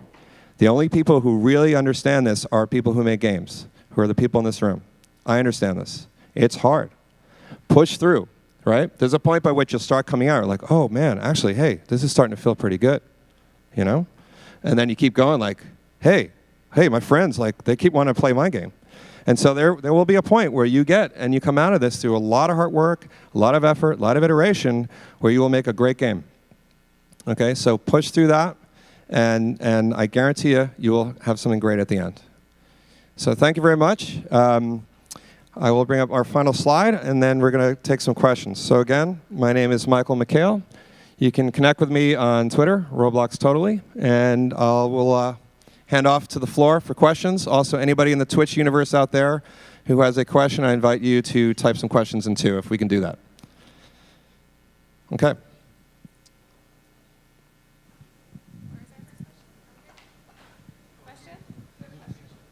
I think you did. No? Any questions?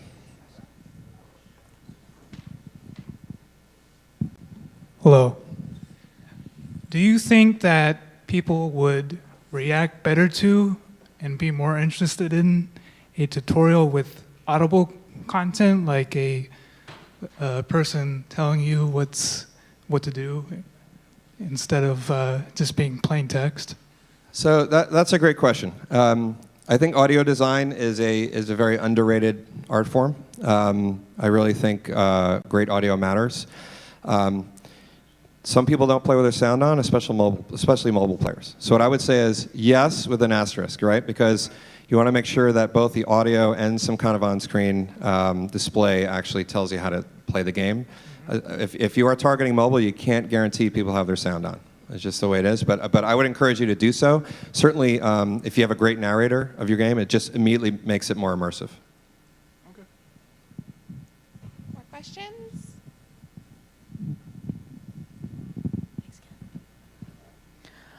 I just wanted to know, earlier you were talking about different possible genres and how things don't really mix well together. Has there ever been a time where a game would come out that mixed two very different genres that ended up being really good? Okay, so that's a good question. I actually possibly miscommunicated that because there are plenty of examples of mixed genres all the time, right? There are shooters that mix RPG elements, like Borderlands. It has a great loot drop system that is similar to Diablo. So I think there's a lot of great examples of mixed genres.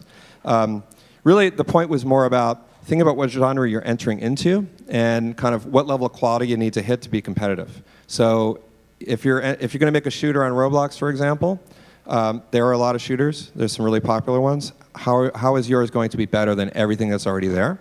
So it's just important to think about that. It's more like about the market on Roblox and what games are out there and what your competition is going to be like. But yeah, I would encourage you to do mashups. Those are great. Cool, thanks. So you were talking about how, because a key aspect to having a successful game, of course, is monetization. And you were talking about how normally it's important to incorporate that early on in development because you don't want to have that as a last-minute thing. If you have a plan, if you have like a hypothetical plan at the beginning of your development process and you plan on having monetization till the near end of, let's say, maybe beta, when you have like an open beta, there's really no monetization involved, but then you have monetary factors occurring afterwards. Do you think something like that might be valid and might actually work for games as well, or do you think that's not a good idea? I'm not saying you can't do it. An example would be natural disaster survival. So they're selling a balloon in the game. But I wouldn't say that's a really well-integrated monetization. They probably don't do a lot of repeat purchases there. So if it's something you really want to have a little bit more of a complex monetization scheme in your game, I would say you want to think about that as you're designing your game, right? Do my mechanics, do my player progression, my campaign, whatever you're building, does it lend itself to monetization in different areas? So I'm not saying it can't be done, but I think it's going to be a lot more difficult if you don't think about it while you're designing. All right. Time for one more question. Do we have a Twitch user? Question. All right. I love our community out in Twitch. What do we got? They're asking, what do you think about doing tech demos to network with other developers and kind of start a following? That's a great question. Yeah. So how do you prove that you're a great scripter or a great builder? You might not have the network or have the people yet to build a full game. In the game industry at large, and including on Roblox, you build up a portfolio of work, right? So one of my favorite builders, Asimo, he has all these great showcases. There's no gameplay in it. All you do is run around. But the environments and the maps are amazing. And so that's a great proof of what he's been doing. And of course, now he's built Jailbreak. So that's a great way to start, right? Build up a portfolio of work, even if it's not a full game, so you can kind of showcase your own skills, and that'll help you market yourself. Great question. Any other questions? All right, everyone give it up for Michael. Thanks, guys. I can't wait to see what you guys develop. Awesome.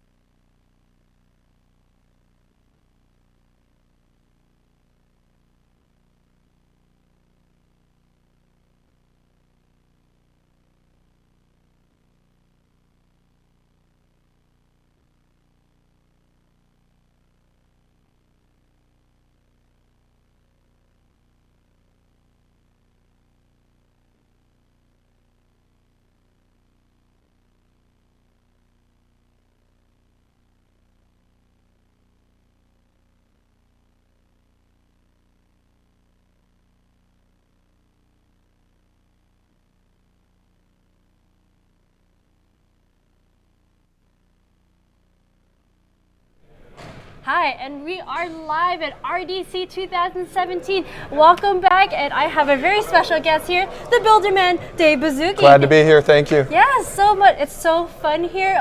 So far, the energy has been amazing. Everyone's Best. Yes, it's been Best ever. so cool. Best day ever. Anyway, since I have you here, we have a couple of questions we'd like to ask you. Yeah, go for it. Yes. So, what are your thoughts about today's RDC and yesterday's RDC?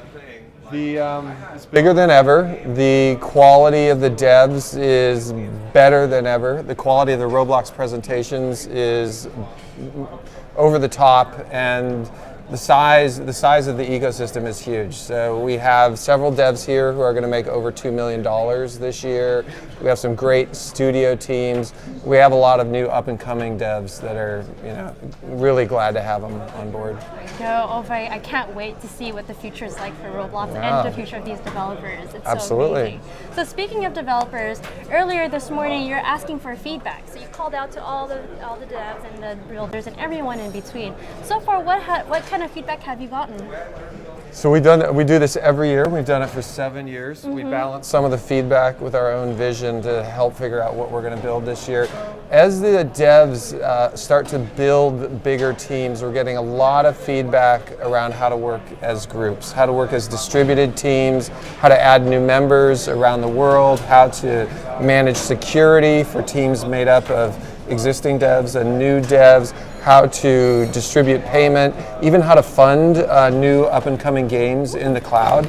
So there's a huge theme about building out a virtual dev studio infrastructure in the cloud.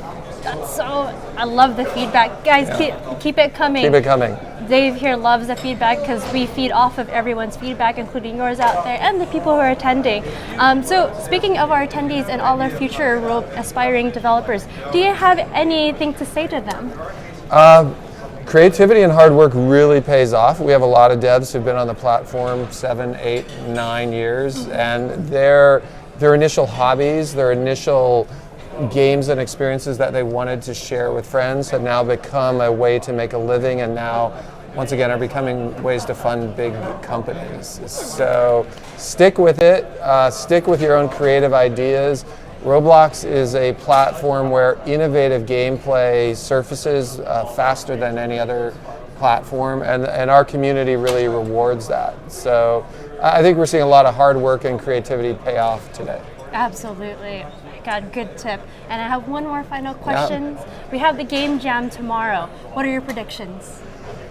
I don't have any predictions, but here's what I see winning a lot in the game jams. This is a secret hint. It's a balance between being able to execute something that you can demo that is working with some form of gameplay that is somewhat new and creative. And when those two things come together, a solid working demo with something we haven't seen before, that's a smash hit. Yes. You heard it, everyone, straight from the source. All right, thank you so much for letting me interview. Thank you. Really happy to be here. Yes, and thank you to everyone who's been watching and participating in RDC 2017. We couldn't have made this without you, Mr. Builderman, and everyone else here. Thanks for watching. Yes. Right.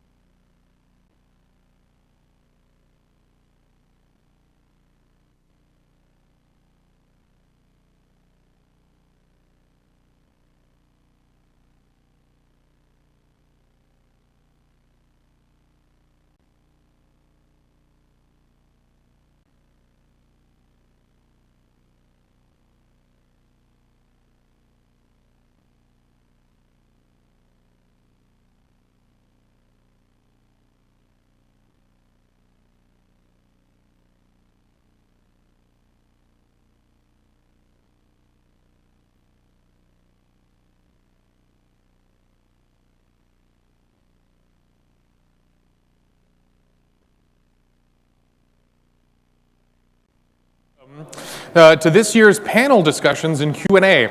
So previously, as you guys may remember, we had kind of an open question session. There's a lot of downtime in that, so we thought we could make the whole thing more efficient and get a lot more questions in by having all of you submit questions ahead of time. And so here we have right here a plethora of submitted questions. So before we jump into this though, I know it's always important to introduce our panel. Probably going to recognize a lot of these guys up here, but you know what? Let's go ahead and introduce ourselves and kind of what we do in the company. That'd be a great way to start. Maybe you start on the end with Adam. Hey everybody, again, I'm Adam Miller, and I'm VP of Engineering on the client team. Yes!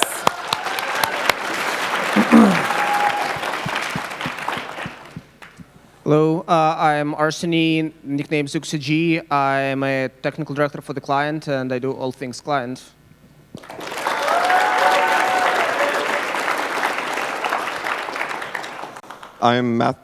Hello, I'm Matthew Dean.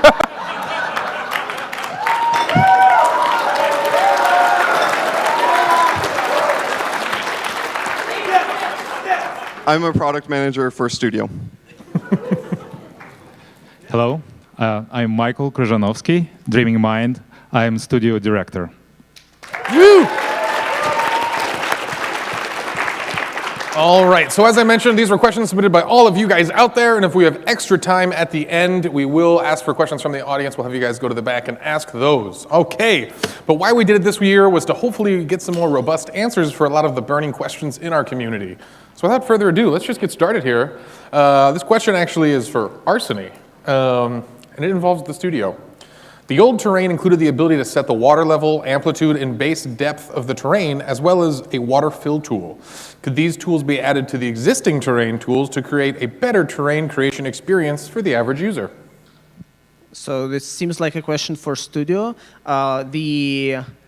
We initially just did a pass that said, let's remove all the old tools and let's build the new tools for the new terrain because it plays by different rules. There's nothing really stopping us from building some other tools that are similar to how old tools behaved, unless there was a problem with the old fill tool where you clicked once and then it would take an infinite amount of time to expand an infinitely large ocean.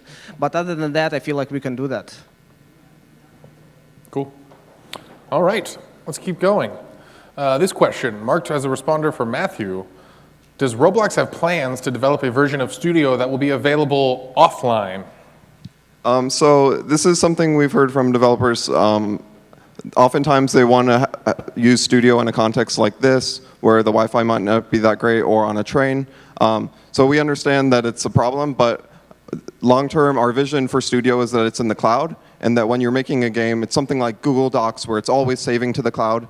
And this gives us a lot of advantages, like you can develop a game collaboratively with other people in real time. And this is a lot of the benefit that we're getting from Team Create. So we don't really see going towards offline. In fact, we're going the other way. We're going towards more online, just because of all the benefits it brings us. Cool. All right. Are we going to have the option in the future to use live script editing with other team members in Team Create? Marked as a Matthew or Michael. Yeah, so this is a really good question. I think it's somewhat related to the last question in that if we have games always stored in the cloud, that gives us the ability to have multiple people working on the same scripts at once. And this means you can develop your game a lot faster and collaborate with other people. So this is definitely something we are looking forward to do.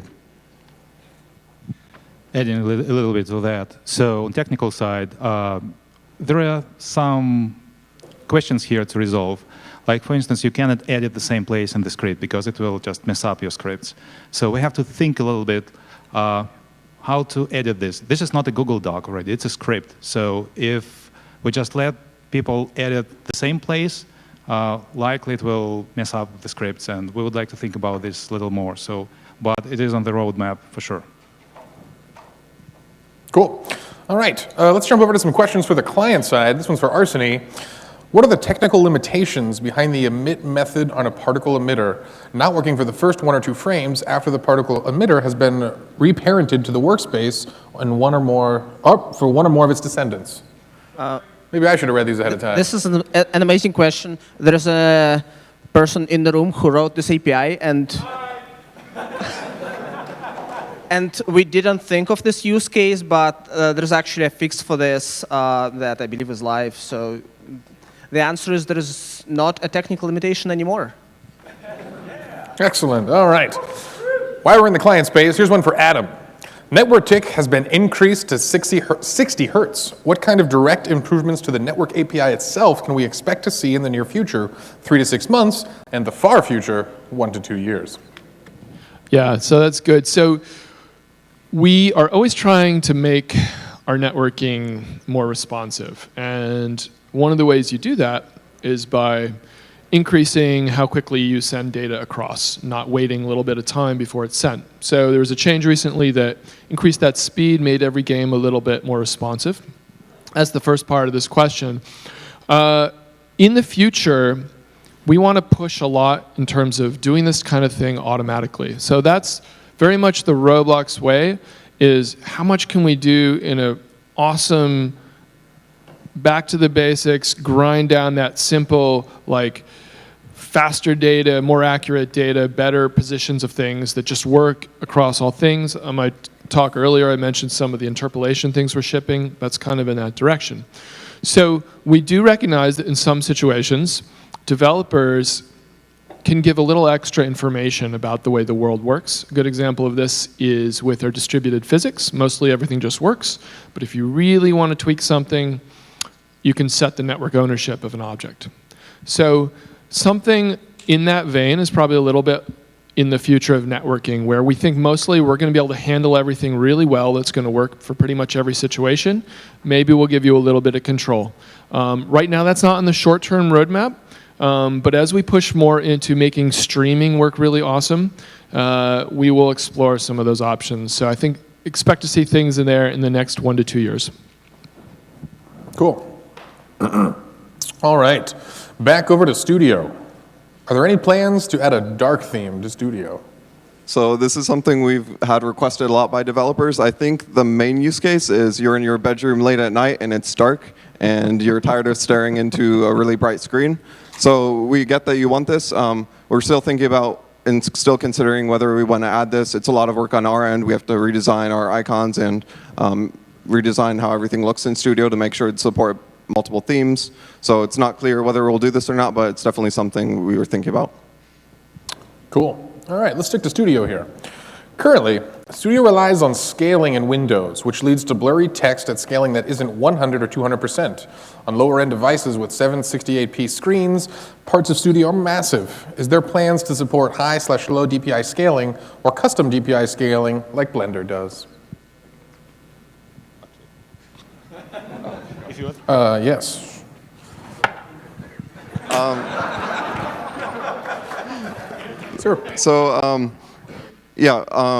This is something we've considered with some of the more recent software upgrades we've done. We have more of the ability to do this now to support higher res monitors. I think we're just not sure how many of our developers are using these monitors, so how big of an effect it would have. So if you're someone who's using a very high resolution monitor, let us know that you want this and we can consider doing it.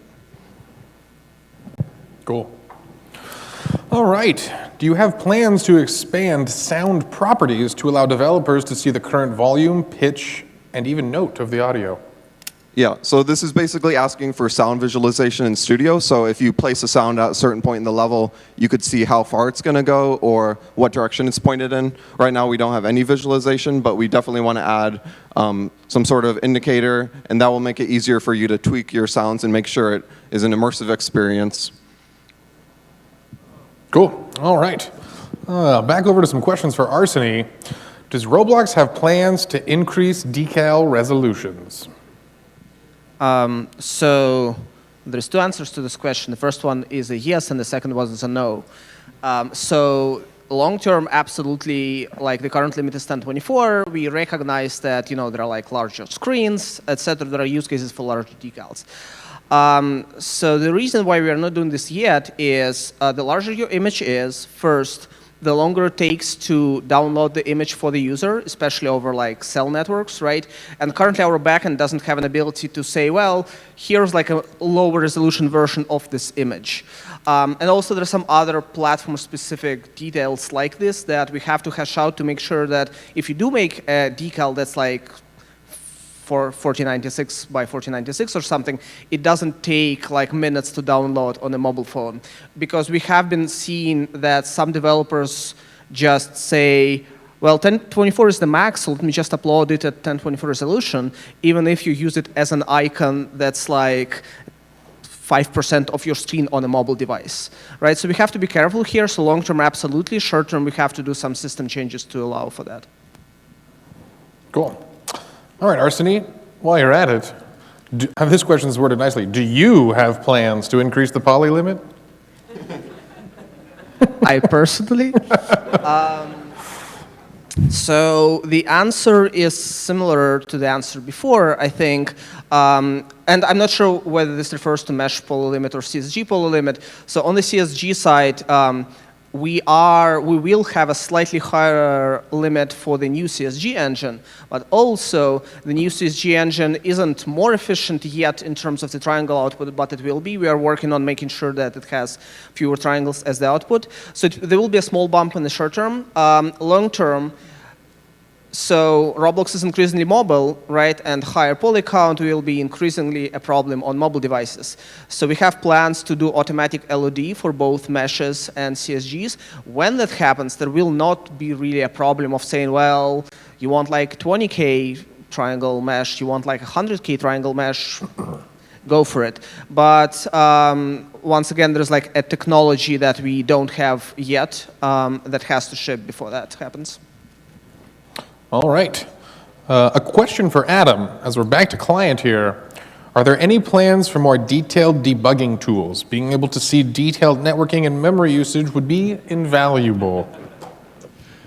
Answer is absolutely yes. This is something we are actively working on. So earlier this year, or I guess last year, we shipped the micro profiler. Raise your hand if you've used the micro profiler.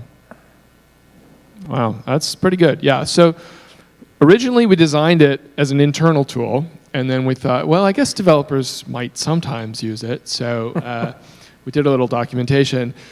We have plans to really expand that, because the way we are now, you guys are pushing the limits of our platform, trying to do better and better things, and to really achieve that at the level of sophistication you're at, you need to have the tools to tell you what's going on. So the memory analyzer that I talked about earlier is one step in that direction. We are looking into, I think right now we're working on a data store visualizer that tells you where you are with all your throttling limits. We're thinking about a network analyzer that shows you any usage of HTTP service. There's all kinds of things in this direction. Ultimately, our vision is you should have all the visibility you need to let you know what's going on in your games and optimize them properly. Also adding to that, in Studio Debugger, so we have a project currently already scheduled overhauling Studio Debugger. Basically, we would like to compare what we have in Studio to best analogs in the industry and come up with something as robust, as powerful as you can expect it from professional ID. So it's already in work in progress. All right, back over to the studio questions. Many developers on Roblox have multiple connection issues with Team Create. Could you talk a little more about what plans we have to improve Team Create's stability? Okay, it's a question to me, scary. It is. So, first of all, thank you for the question. Actually, Team Create is one of the highest priorities for my team. We have a special panel where we track every single glitch which happens with Team Create or every single disconnect. Everything is recorded there. We constantly watch it. We constantly track what's going on with this very important feature. So if, like it's stated in the question, such kind of problems happen for multiple developers all the time, then I definitely want to hear about that. If the person who asked this question is in the room, let's talk after this session. I definitely want to know more about like how it happens, what's the scenario. It might be that we are missing something obvious to you guys and not so prominent for us. So let's just keep this talk. Awesome. All right. Moving over to another client question here. All right. Graphical user interfaces have not seen many major changes recently compared to other game faucets. So could features such as anti-aliasing, proper text outlining, fades, radii for rounded corners, and whole interface objects possibly be added to make interface design much more diverse and rely less on assets uploaded to the website? I have never heard so many feature requests in such a short sentence.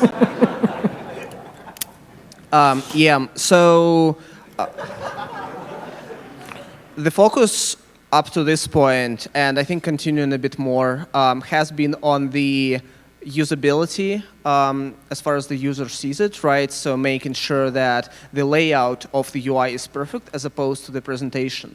So on the presentation side, right now, we don't have immediate plans to do most of the things that are mentioned, but we have discussed some of them, like we have discussed 2D GUI anti-aliasing as like a special option, and we have discussed some improvements to the text rendering, especially in 3D, and some other things like this. So these things aren't on the current like short-term roadmap, meaning don't expect them to roll out in like the next few months, but most of these things have been discussed, and if you have a need for one of, like if out of these 5, 10 features, whatever, you want one like the most, tell us, and then maybe everybody says, I want X, and then we will build X earlier than we would build it otherwise. Awesome.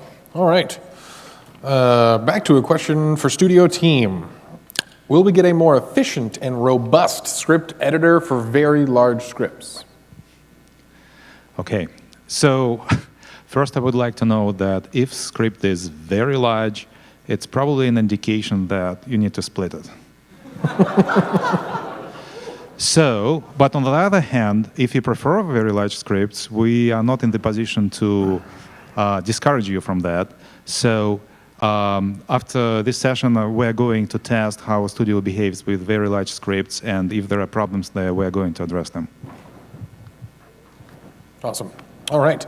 Back over to Arseny here. Finally, we're getting into the lightning questions, the lighting questions here.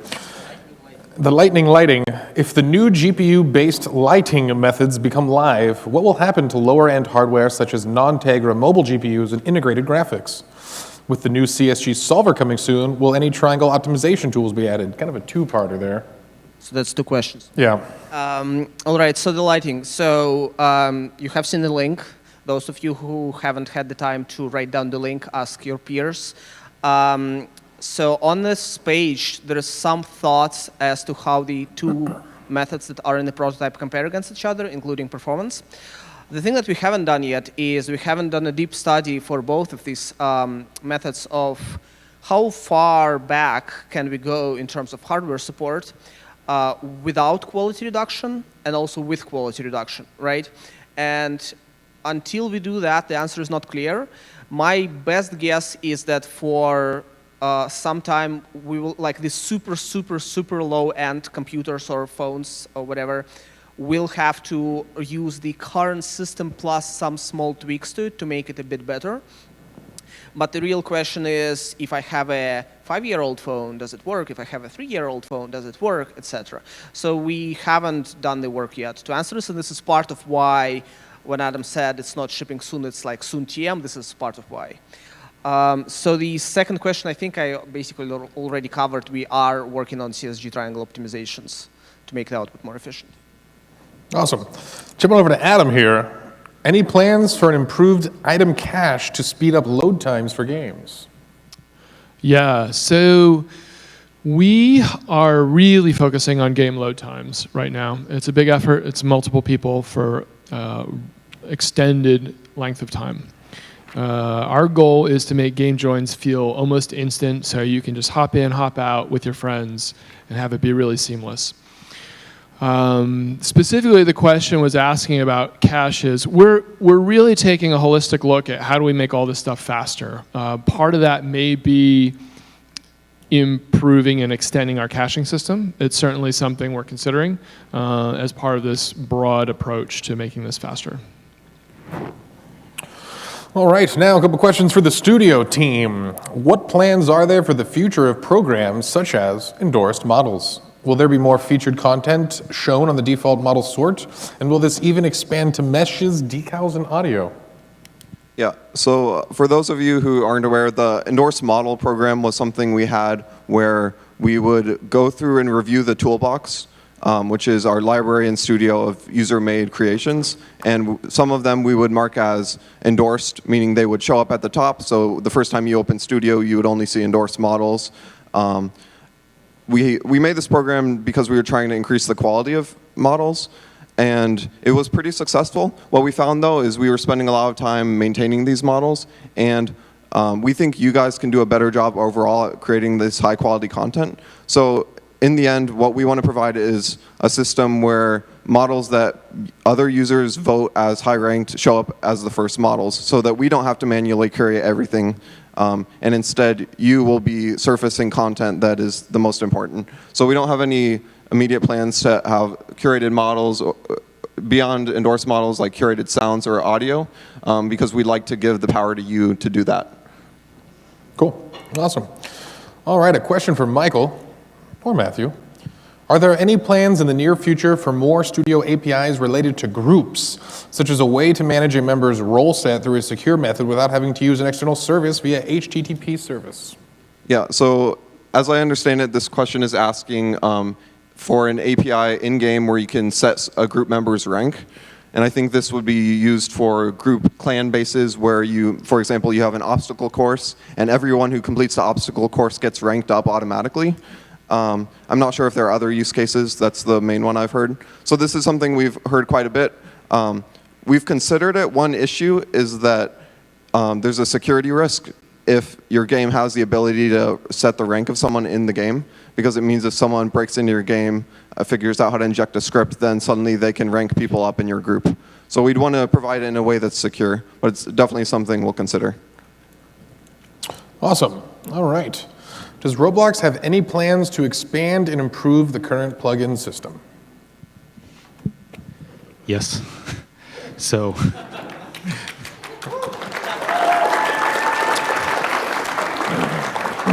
it was a short answer.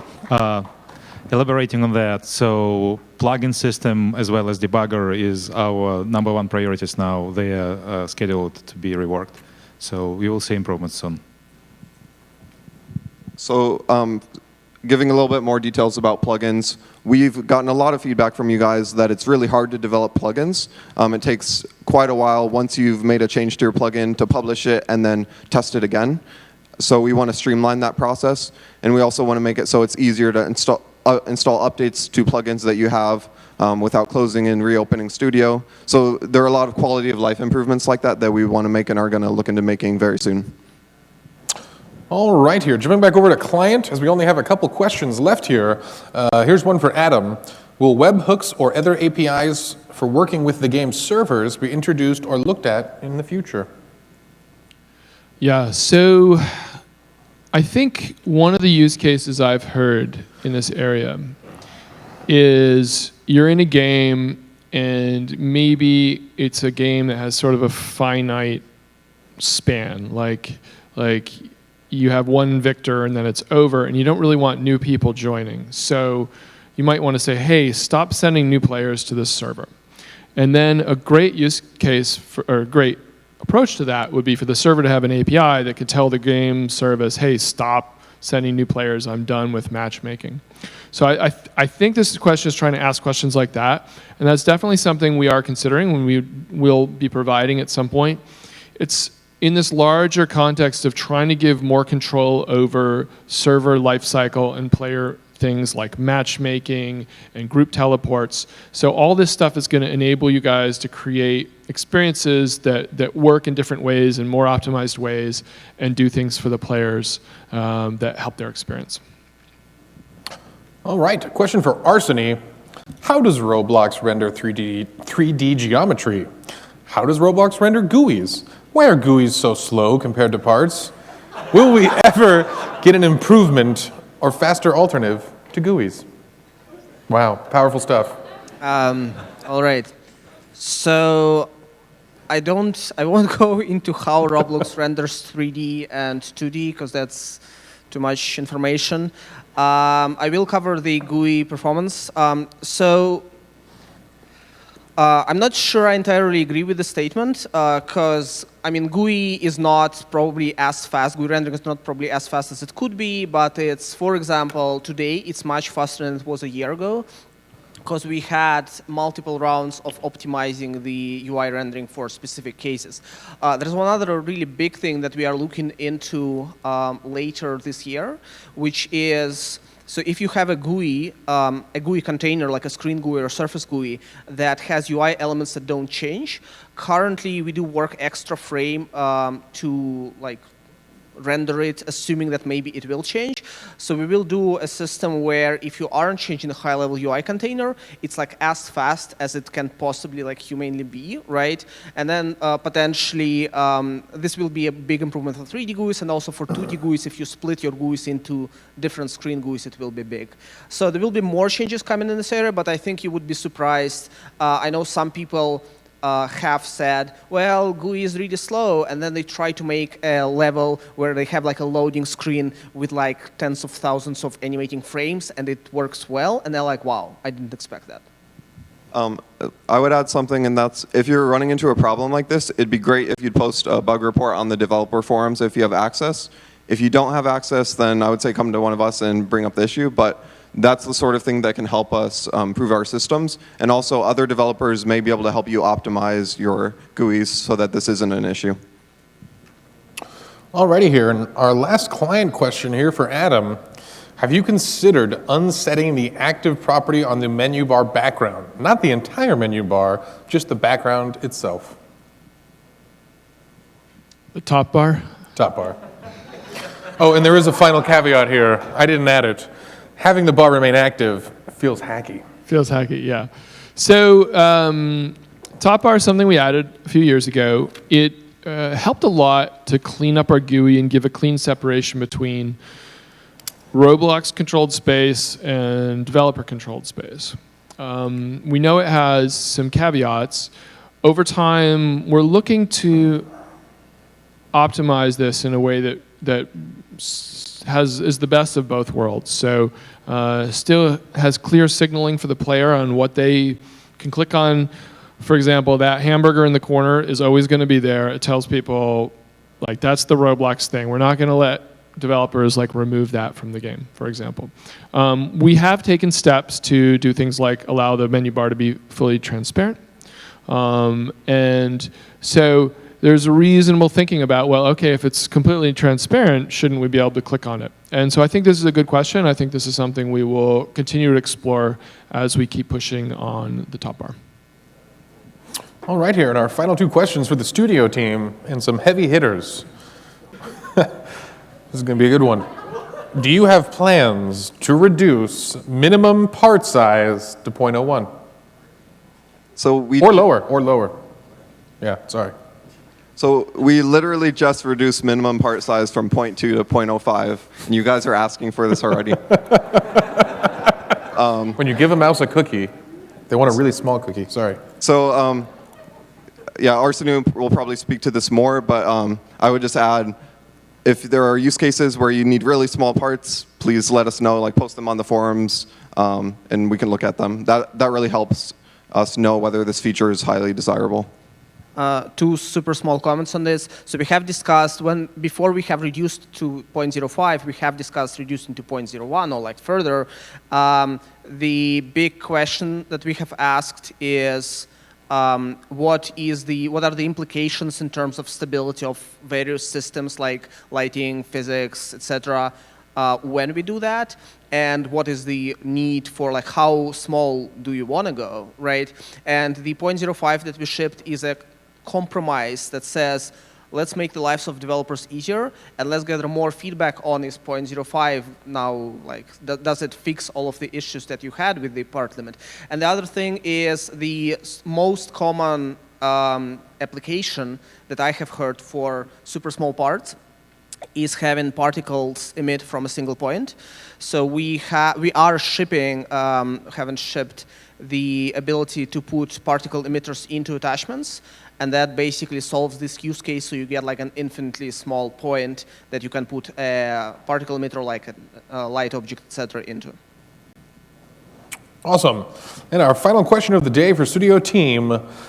Could you speak more to the roadmap for getting the developer mobile companion app back? Yeah, so the developer mobile companion app, for those of you who don't know, was an app where you could test your game on your mobile device, and it would be connected to Studio so that you could easily test the changes to your game and see how it would behave. So this is something that we definitely are wanting to bring back. We're not sure exactly how we will do it, but we have plans eventually to get around to this. For now, I'd say the workaround is to have a separate game where you test your changes, and then you can test using the regular Roblox app. But eventually, we'd like to bring this back. Yeah, and also there is device emulator. Just wanted to remind everybody that currently you can test at least like visual presentation of your game on the mobile devices of any resolution, any size. You can test it right in Studio. Just look in Test tab for device emulator. Cool. All right. Actually, well, that is the conclusion for our Q&A panel for the for the studio and client team. Thank you so much for being up here. Can we give a round of applause one more time to all of the answers?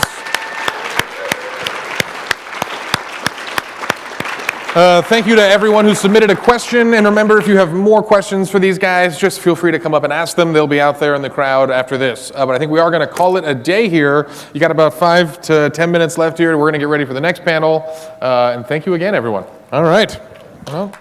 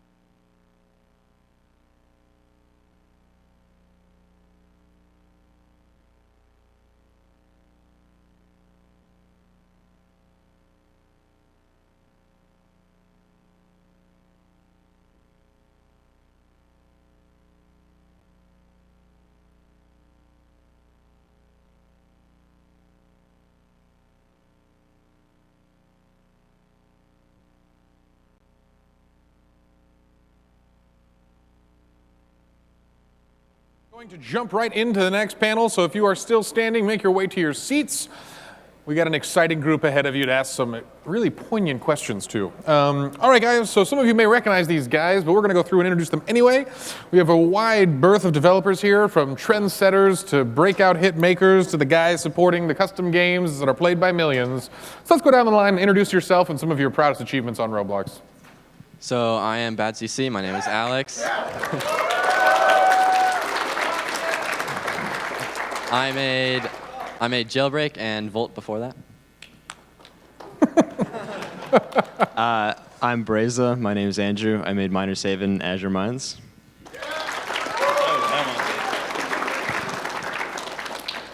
My name is Ernst. I am also known as Diesoft. I used to own the EBR, and during that time we made the Egg Hunt.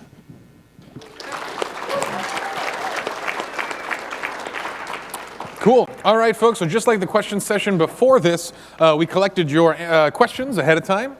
We've shared it with them to hopefully provide some more robust answers to all the questions you guys have. If there's any time at the end, we may have some space to ask additional questions, so think about those if we don't ask your questions for now. All right, but you know what? Let's just jump right in. This first question is for Bad CC here. Lo and behold, it's about Jailbreak. Can you briefly explain the vehicle physics in Jailbreak? Yeah, sure. So I assume you're talking about like the suspension and stuff because it's not used in many games. So basically, I'm using vector forces. There's a dampened spring equation. I raycast to the ground, calculate the forces for the spring, apply it to the vector force, and you get nice car physics. All right, very brief. Thank you. Diesoft.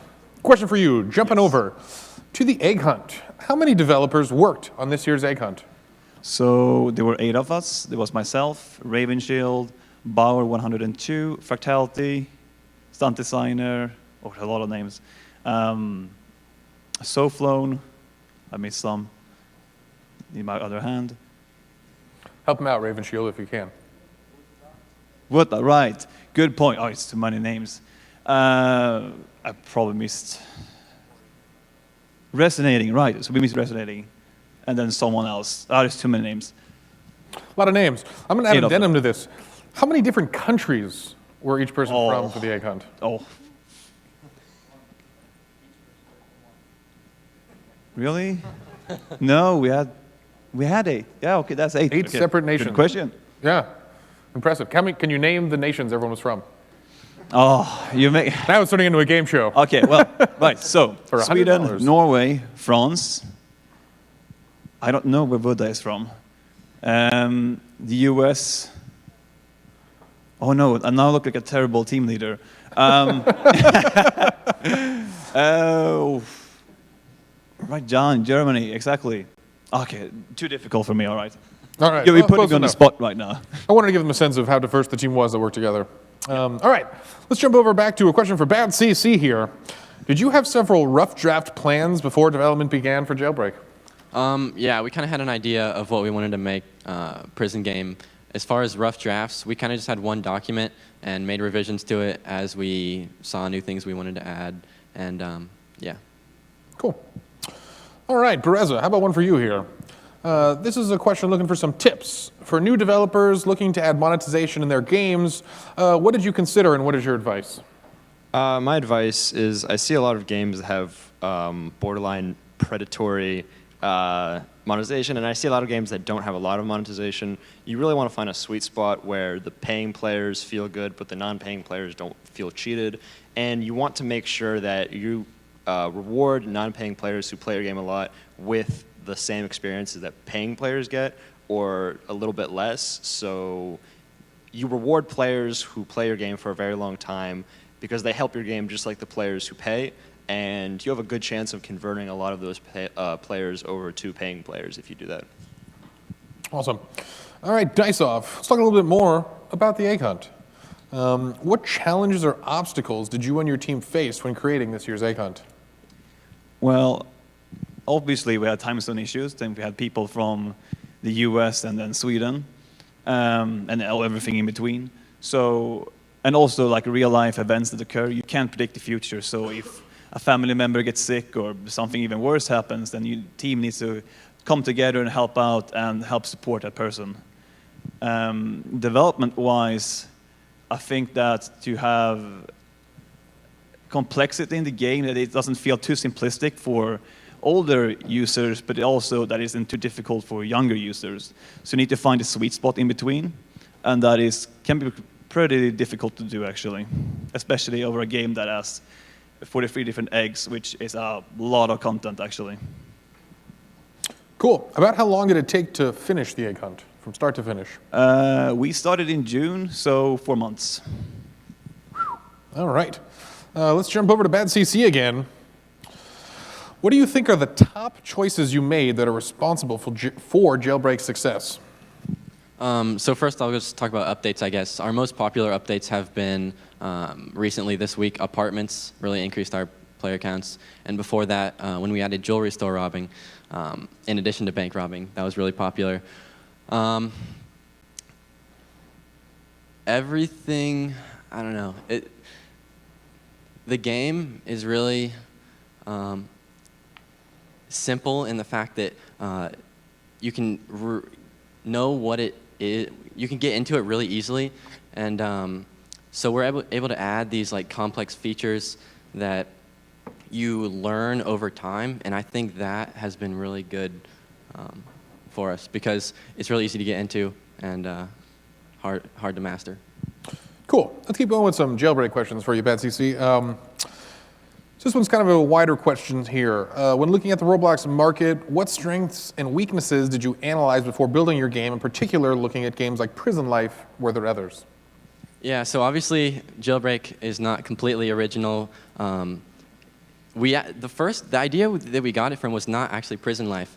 For some reason, the developer of Redwood Prison, I think it's called, messaged Asimo, and I checked out his game, and I said, hey, this is pretty fun. So played it for a little bit, and then I went and played Prison Life because I saw that was like, okay, there's a prison game on the front page. I should check this out too. And I played it a lot, but I wanted more from the game. I wanted you to be able to do stuff after you had escaped the prison. So told Asimo, hey, we should make this game. I think there's a lot of potential in the market because we can really expand it. So yeah, we really knew what we wanted from the game because we enjoyed the game and just expanded on it. Cool. All right, Bereza, question for you. How do you think adding PvP changed Miner's Haven in terms of revenue and player count? So this is actually an interesting question because in Miner's Haven, a lot of players play it idly, so they'll do something and then they'll have Miner's Haven in the background while they work or something. And PvP was interesting because I added it as a method to give players something to do in idle time rather than just switch another tab. But it actually had the adverse effect that PvP players were harassing other players while they were building, and there were a lot of pros and cons to it. So what I ended up doing was implementing PvP, but you were safe on your own base. So players who wanted to venture out and fight each other could, but players on their own base were safe. I think it didn't really. PvP didn't have a lot with my core gameplay. It didn't really sync too well. The players enjoyed it, but it didn't really give a boost to new players, if that makes sense. But it really was a very interesting thing and a really interesting challenge to design into the game. All right, Bereza, while we're talking to you, let's ask one more here. You typically, as a developer, manage multiple projects. Do you have advice for other users trying to keep multiple projects updated all the time? I think the best thing you can do is delegate. You can find people who you trust who are talented to work with you because it's very hard as a developer to by yourself manage multiple games at once. I know Bad CC and Asimo, they work together, and because of that, they're able to get a lot done because they can delegate work to each other. It's very important to find someone like that you can delegate work to because being a solo developer and managing multiple games is near impossible. Awesome. All right, question for Dicesoft and a break from the egg hunt. What 3D modeling software do you use? Personally, I use Blender, but Soulflown uses Modo. But to be real, you can use anything you like. As long as you get a good product out of it, it doesn't really matter. I think the great strength with Blender, though, is that since it's free, a lot of people can use it, and that, for some reason, means that people really want to give back. So people want to teach others And you can find a lot of YouTube tutorials on how to get started with it. So you can quickly actually go from a beginner to someone can make some pretty advanced models in Blender really quickly if you use YouTube. Awesome. All right, Daislav, we're sticking to you for this one, and we're going back to the egg hunt. If you could go back in time, what are the top 5 changes you would make to this year's egg hunt?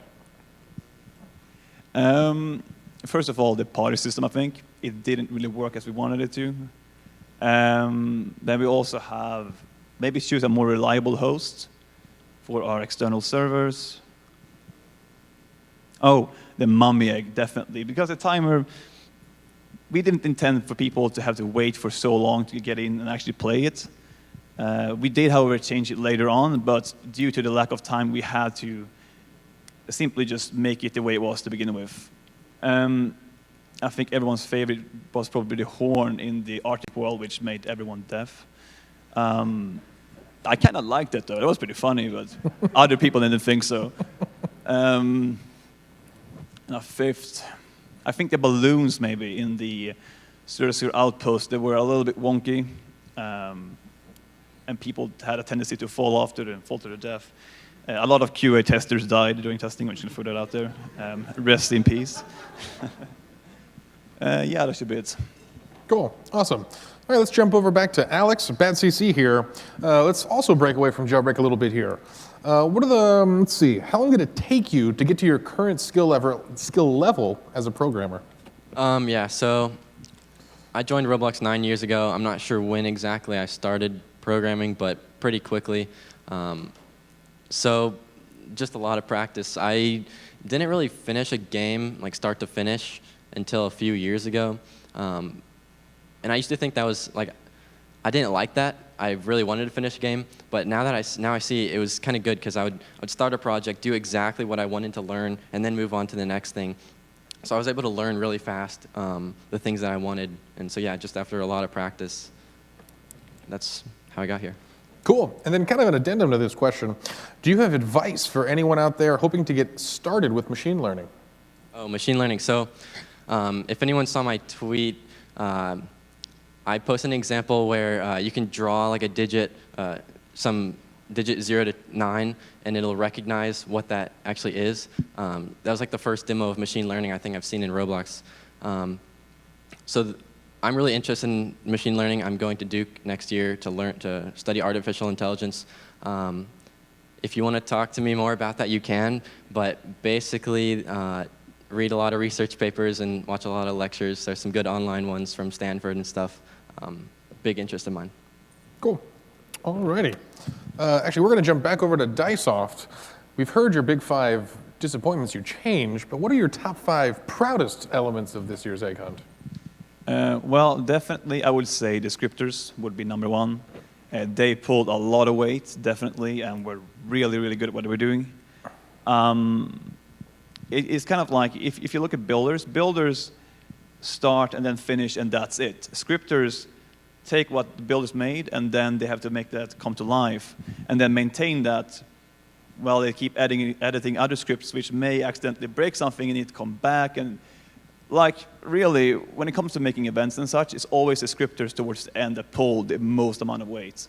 So absolutely, I am really proud of the boys. They did a good job. Other 5 stuff. I think the consistency across all the worlds were definitely very well made. So the builds, the other builders, they worked really hard. I think also when it comes to that type of stuff, the final world, to actually finally see when you get the final egg, you collect everything and it fades from gray to colorful, and you see the tree and the music playing.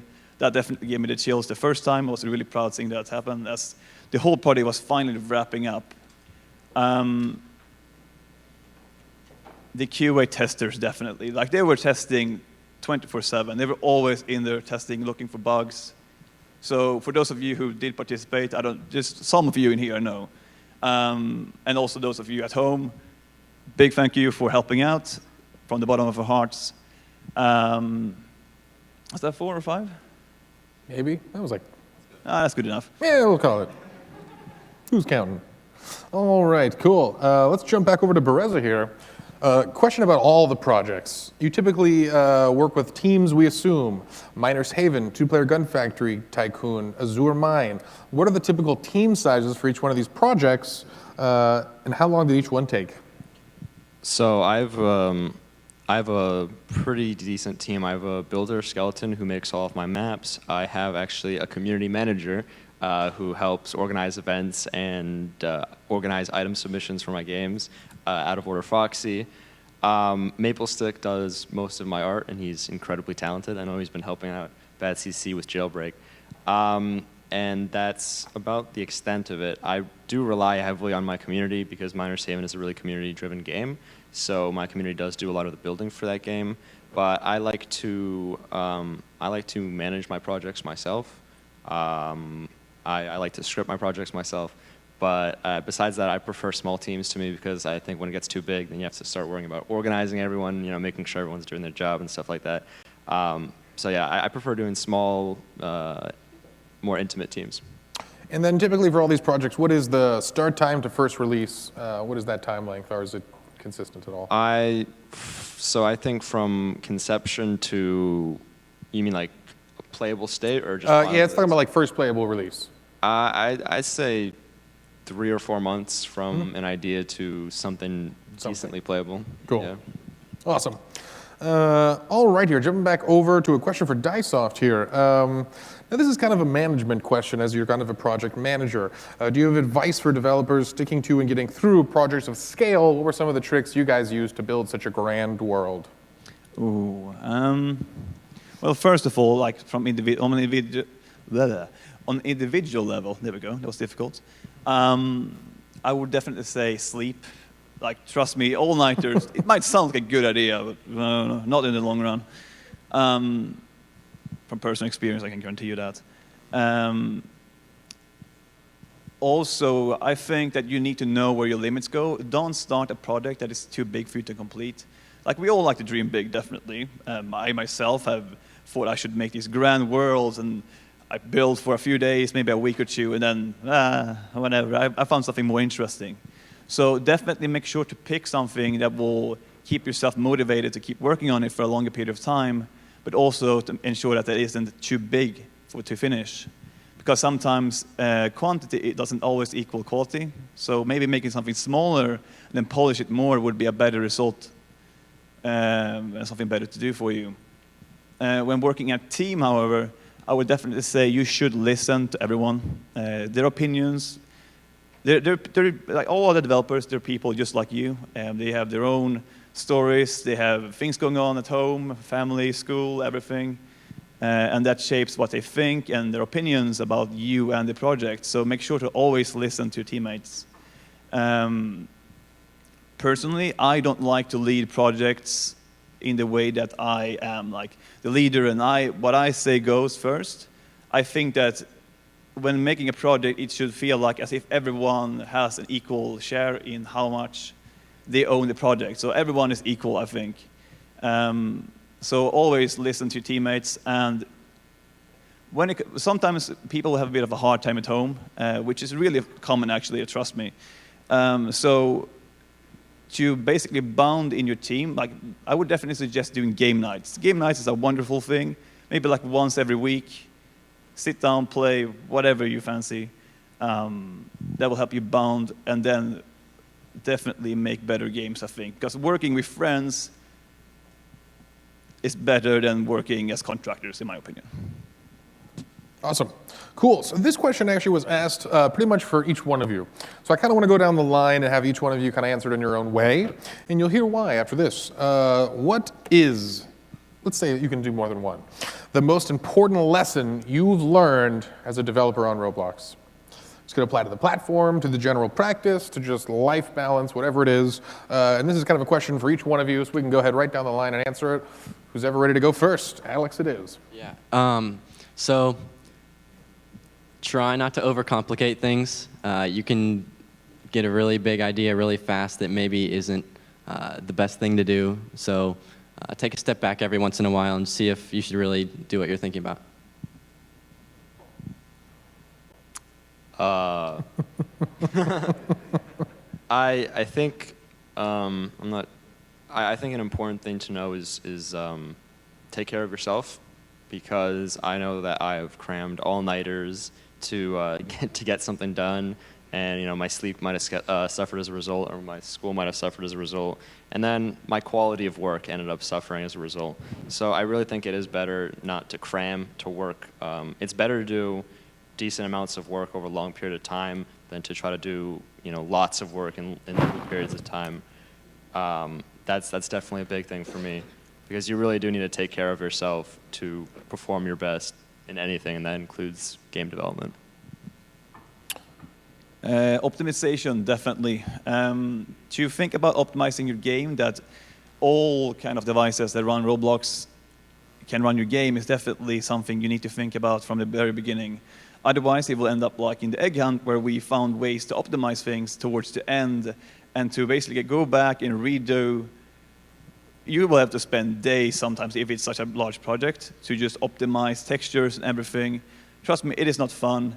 Think about that when you start rather than towards the end. All right, here. So we're getting into some of our final rounds of questions here, and we're going to be jumping back into game-specific questions for each one of you. So let's start with Alex and Bad CC here. Got some good questions about Jailbreak. What, in your opinion, are the top decisions you made that have satisfied your players the most? Was that already asked? Is what? Was that already asked? Did I already answer that? Oh, I didn't mark it. Okay. Now it is. Did we answer that? Let's try it again. What are the top things? All right. So what I said is... Oh, you're right. This question is actually repeated twice on here, but worded slightly differently each time. Let's skip it. We're moving on here. This one's more fun anyway. What are the top grossing products on both profit and volume? And what are your tips for implementing good monetization in games? Okay, so Game Passes, the most popular Game Pass is the SWAT Game Pass, which lets police have a rifle, a SWAT shield, and you can drive a SWAT van. People really like that one. It's 200 Robux, I think, so it's like one of our lower passes. And then second is actually the VIP pass, which is a very expensive pass, 1,000 Robux. That makes the second most money. That's really popular too. You get like a golden name and tons of cool features in game. Monetization, make sure there's things that people can continue to sink cash in, so not just one-time purchases like game passes. So we have a lot of items in the game that you can get through safes, and safes people buy a lot with cash. Customizing cars, there's a bunch of different upgrades you can get, and so make sure you have a lot of cash sinks that you can keep people spending money into. And then finally, Alex, what's the average playtime for Jailbreak? For desktop, I think it's 24 minutes. Mobile is lower. I think average is out to like 20 minutes across all platforms. Cool, impressive. All right here. Final question for Bereza. When is your next Miners Haven update? And how often do you plan on making updates for your games? So normally I like to push out updates every 2 or 3 weeks, but this time I'm making a little exception. As my accelerator project this summer, I'm working on one big Miners Haven update, and there's a lot of improvements and optimizations across the board and new content, but the big focus is that I want to try to innovate the Tycoon genre again. And how I'm going to do that is I'm going to allow players to work together in real time on the same base. Up to 4 players can play together and build a Tycoon together. And I also want to make it so you can seamlessly switch between your Tycoon and another player's Tycoon. So in that idle period, you can help out other players and just have a more fulfilling experience. As for how long I plan to release updates, I'm going into college after this summer, so I might have to stop actively managing my game and actively releasing updates. It's not something I look forward to, but life happens. College, you know, it's a rough life. Diesoft, question for you here. Jumping back to the egg hunt. This year's egg hunt was extremely fun and also authentic to the spirit of Roblox. Can EBR build next year's egg hunt as well? Well, since I no longer own the group, that's not really up to me. But I would say probably not. I think the beauty of the event custom games is that you always have new teams coming in, and they get to show their take on the egg hunt or the winter games or Halloween or whatever event that pops up.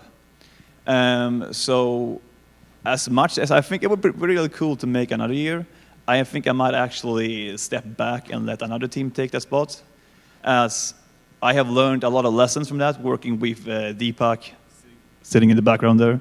Looking at. Yeah, Deepak! Exactly.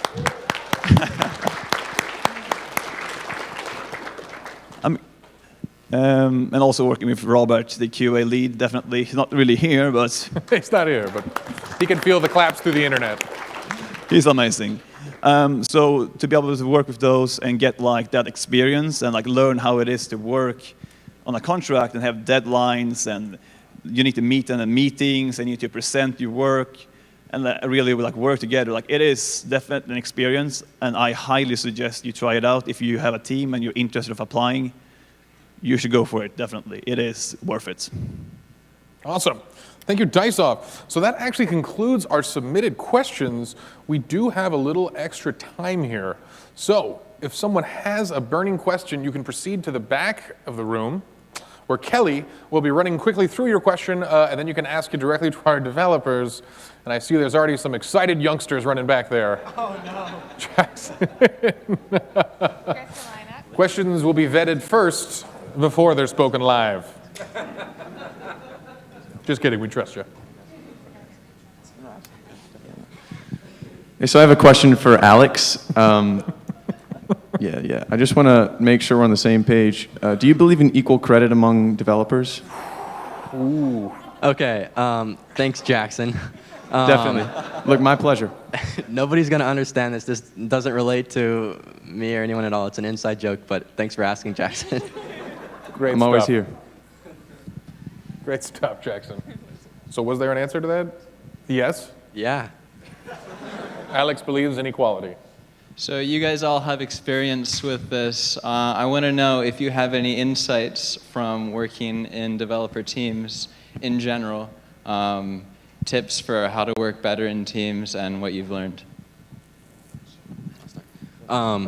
So the thing that's worked best for me is just, well, whenever I've done something with a team, everyone's had their own specific role, and everyone knows exactly what they're doing, and nobody really interferes with each other. So if you can work that out, that's good. Make sure everyone's motivated. Try to keep everyone interested in the project. Yeah. So I have a question for you then, if we have no more here to kind of wrap things up. I was wondering if each one of you could kind of go through when you got started on Roblox and what kept your interest initially on the platform. Building, definitely. The first game I joined, building, and now 7, 8 years later, I'm still building. So that's definitely what captured me.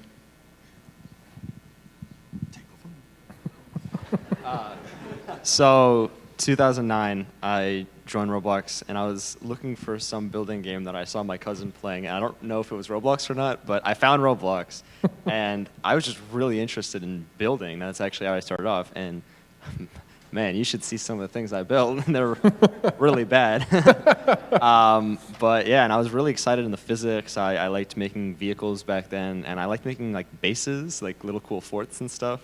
I made like an airship once. It was really terrible. But I really liked the sandbox, build your own world kind of feel of Roblox. And that's really what got me into it. And as Roblox started progressing more into a game development platform rather than a physics toy, my interest sort of shifted from, messing around to making an actual game. But yeah. Cool.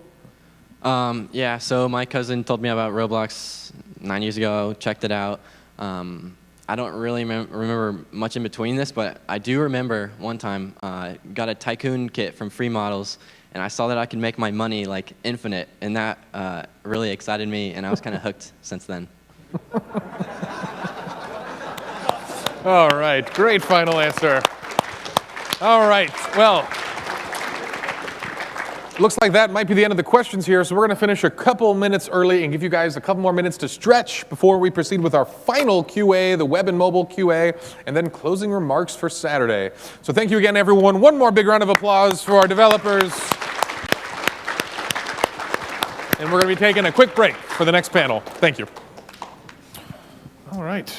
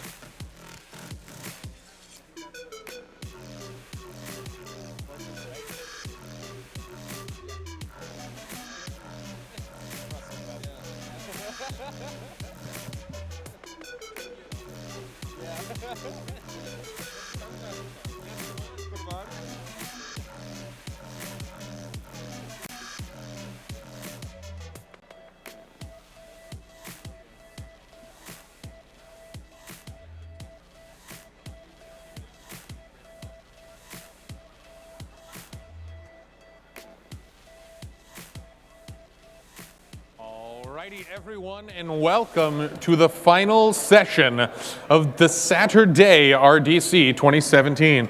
As you may have read, this is going to be the web, mobile, and actually product QA session, as the questions kind of took a slight turn. So, actually, to start this whole thing off, I want to talk a little bit about this last panel and the teams involved in it. There's a lot of departments within Roblox that are important to keep the site and everything within it running. And so this session, as I mentioned, includes 3 of the teams. So one of the first teams involved is the web and engineering team on the end here. Now, and this is what is kind of important here. The web team works on the resources kind of behind the scenes. These are some of the major challenges that you're going to hear about today in maintaining a global website and what that entails. But what the actual front-end stuff that you guys look at and a lot of the design features of the website are actually product. And that is our friend Sorkis on the end here, who will be helping answer some of your very poignant and current questions about the product on the website. And finally, you'll be hearing about the mobile team, which is the fundamental resource behind getting that mobile app working right, making it look good, and putting it in everyone's hands around the world. All right, so let's just jump in here.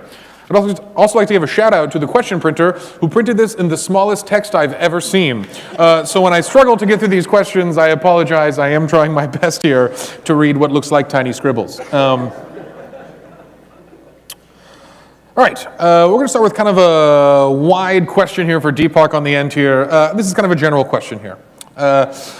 There has been little public information shared about the web team roadmap. Justin, there's no introductions. There's some. Oh, I'm so sorry. You're right. I got too excited. Got a complaint. Let's go through introductions real quickly and have each one of these people mention their name and what they do within the company. All right. You know who I am, right? Thank you, Deepak. Okay. I'm Deepak. I work on the product team, running multiple teams at Roblox. I've been there about 6.5 years. Hi, I'm Toby. I've been at Roblox for over 6 years now. Yeah, it started in 2011, and I'm the lead engineer, and I lead the team on web core features. Hi, I'm Ben. I've been here for about 7 years, and I'm the team lead for player experience. Hi, I'm Anthony, better known as Tone. I've been working for Roblox for about 5.5 years. I'm an engineering manager working with the growth, monetization, and the business teams. I'm Jared. I'm the VP of Engineering for the platform organization, and I've been at Roblox about 3 years now. Awesome. Thank you. Jumping right back into it, Deepak, question for you here. There has been little public information shared about the web team roadmap and where it's headed. Maybe this isn't for you. Is there any way to have a more open communication about what changes are happening and possibly getting feedback on any major changes early? So I think this is more of a general thing where we are internally looking into how to publish a roadmap and a changelog of features that is not necessarily on the website but everywhere, right? Right now there is some ad hoc efforts to get into the client from you guys, but we are looking into presenting a roadmap for you. So in the future, not necessarily, it's not defined timeline, but in the future you should be able to have a roadmap of what we are planning to do for the year, and also a changelog as things happen. So you should be able to connect both of those together. Hopefully that answers the question. Yeah, absolutely. All right, let's jump back over to the mobile team. Ben, a question for you here. I've tried playing Roblox games on mobile before, but the control schemes and UI all seem a bit awkward, making it difficult to move around at times. Is there any ongoing research to how movement schemes could be improved? All right, so the short answer for this one is absolutely.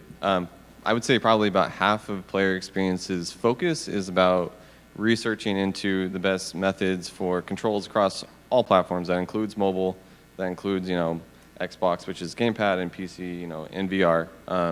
So we recently, I guess about a month ago or so, released the one-handed controls in portrait mode for mobile, which was sort of our latest effort into just making controls better and better on mobile. Still doing a lot of work there and in the future, so I'd expect to see a lot. All right, Ben, well, we're talking to you one more here. I'm excited about all the new mobile VR products, like the Google Daydream. Is full compatibility with these headsets being considered at all? And if so, is there a roadmap for VR that you can share? Yeah, so that's something that we'd love to be on someday. No current, announcements or plans that I can really talk about, but we are currently on Oculus Rift. We're on the Vive. We actually, probably in about 2 or 3 weeks, we'll be shipping some updates to those that'll make that experience way better. And someday we would love to be on something like Google Daydream or any of the new mobile VR things that are coming out in the future. Cool, awesome. Jumping back over here, got a question for Toby and then one for Deepak relating to group games. Toby, could we be granted the ability to move player games to a group and back? This would be awesome. Yeah, this is an interesting story. Something we considered actually when we first rolled out group games, like how can we kind of seed that? In the end, we decided really it wasn't a great thing. I think what we really want to do when we talk about moving games into groups, the reasons that we come up with were really around allowing more collaborators on your game, and I think that that's a really interesting thing. And I think there are pieces in the roadmap right now for allowing you to add more collaborators to a game without having to move it into a group and republish it. The other angle that was brought up actually specifically in that question with a little bit more detail was around kind of reviving old games that were maybe on alts and kind of consolidating those onto one account. And I think, again, the same thing kind of can play in. If you're able to manage your game from your regular account that's published on an alt, then it might be a lot easier to be able to keep that game running and keep it moving. So I think that there are some ideas there. I don't want to make any promises around roadmap, but that we are thinking about that. Cool. Question more on the product side. For Deepak, are there any plans for allowing developers to display group games they've worked on their profile page? What was the reasoning behind, this is the second part. What was the reasoning behind introducing tabs and slideshow views? So let's start with the first part. Absolutely, right? So the vision for the profile page, as we see it, is about you portraying whatever you want. So we want everything to be fully customizable, right? But when we initially rolled out the page, we realized that there's just a lot of information and that there's a lot more scrolling and things will get buried underneath depending on what decisions we'll make. So that's the main reason the tabs exist. As we go forward with fulfilling the vision for the profile, I do expect you guys to have full control on exactly what you're showcasing on that page. If you're proud of your friends, you should be able to show that. If you're proud of your games, that's what you will be able to show. And as part of that, you will be able to show group games as well. All right, quick jump back over to mobile. Question for Ben here. Will we ever get native resolution on high-end Android devices? So this is sort of a yes and no answer. So we've done some work recently with just for UI, for Android and for iOS for that matter. So if you have an Android phone today and you play a game, you probably notice the UI is not super crisp because it's not rendering at the native resolution of your phone. Recently, we've done some work to enable at least the UI to render at a higher resolution, so the text will look a lot better. If you have higher res images, those will look better. In terms of the actual 3D view, I can't really speak to whether or not at some point we will be rendering at full resolution of your phone. I would like to think so, but I don't think we're looking at that at least currently. Awesome.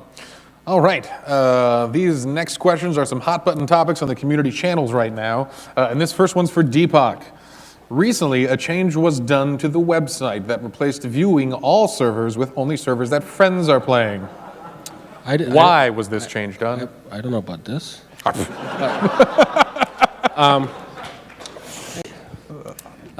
So I definitely understand that this is a hot topic. I've been kind of closely following all of the threads and the feedback from the community.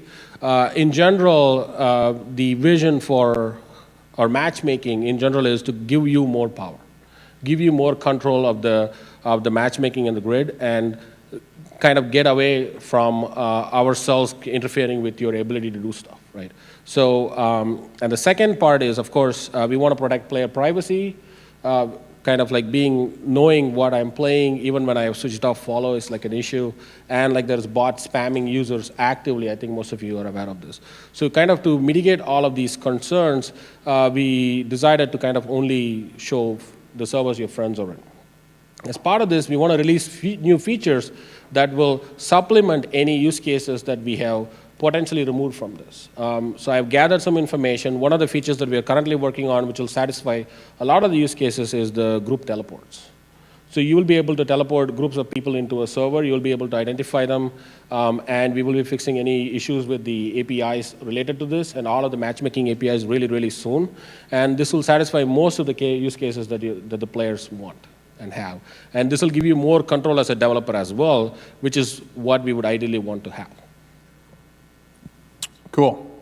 All right, Toby, question for you here. Still on the hot button topics. User safety and satisfaction is obviously a major issue on the Roblox website right now. Bot accounts currently run rampant, causing developers, users, and groups all to suffer. They exist only to draw innocent players into releasing their private information. What are you doing to stop bots, and what can we see in the future as a solution to this problem? Boy, you know, this is a really tough issue for us, and my team is particularly interested in this right now. This is our main focus. And we've been doing a lot of work on this. I don't want to get into a lot of details because, you know, as soon as I start discussing that, that's what botters are going to then start addressing. But we do have a lot of plans around this. We really saw, just as a history kind of thing, we've always had some bots on Roblox. But in January of this year, we really saw a huge increase in the number of, in the amount of bot activity that we were seeing. And we basically started off kind of doing things that we thought would be very low impact to the community, but would make a big impact on botters. We've kind of exhausted those options now at this point. We're moving on to things that are going to have more effect on the user base. Hopefully only a minimal effect, but we really are kind of at that point, and it's something that we're really taking very seriously and really trying to address. So. There is a deep pipeline there. I'm pretty happy about the direction that we're going, but hopefully we'll be in a better situation pretty soon. All right, here, let's jump back over to Tones here for the first question, and this is a hard one. What's up with the text filter? So my team's responsible for the text filter from the technical side. I work very closely with the product manager, but text filter is a really hard problem. It's something that we really care about at Roblox. Keeping our community safe is probably our #1 priority, and that's something that we have to always think about first. But the second thing is always we want to keep a great player experience. So weighing those two things, like I just said, is very hard, and it's something that we at Roblox we've heard your comments and your feedback, and we have a dedicated team to only working on text filter, and we're trying to make it better, smarter, more intelligent. We're trying to do more progressive things that still keep it safe and give a great experience. It's also a very hard problem because we're such a big platform. We have 25,000 plus chats per second, so any system has to scale. But I recognize, there's still work to be done and we could do better, but we do have a dedicated team now, and so you should be seeing a lot of great improvements in the near future. Awesome, thank you.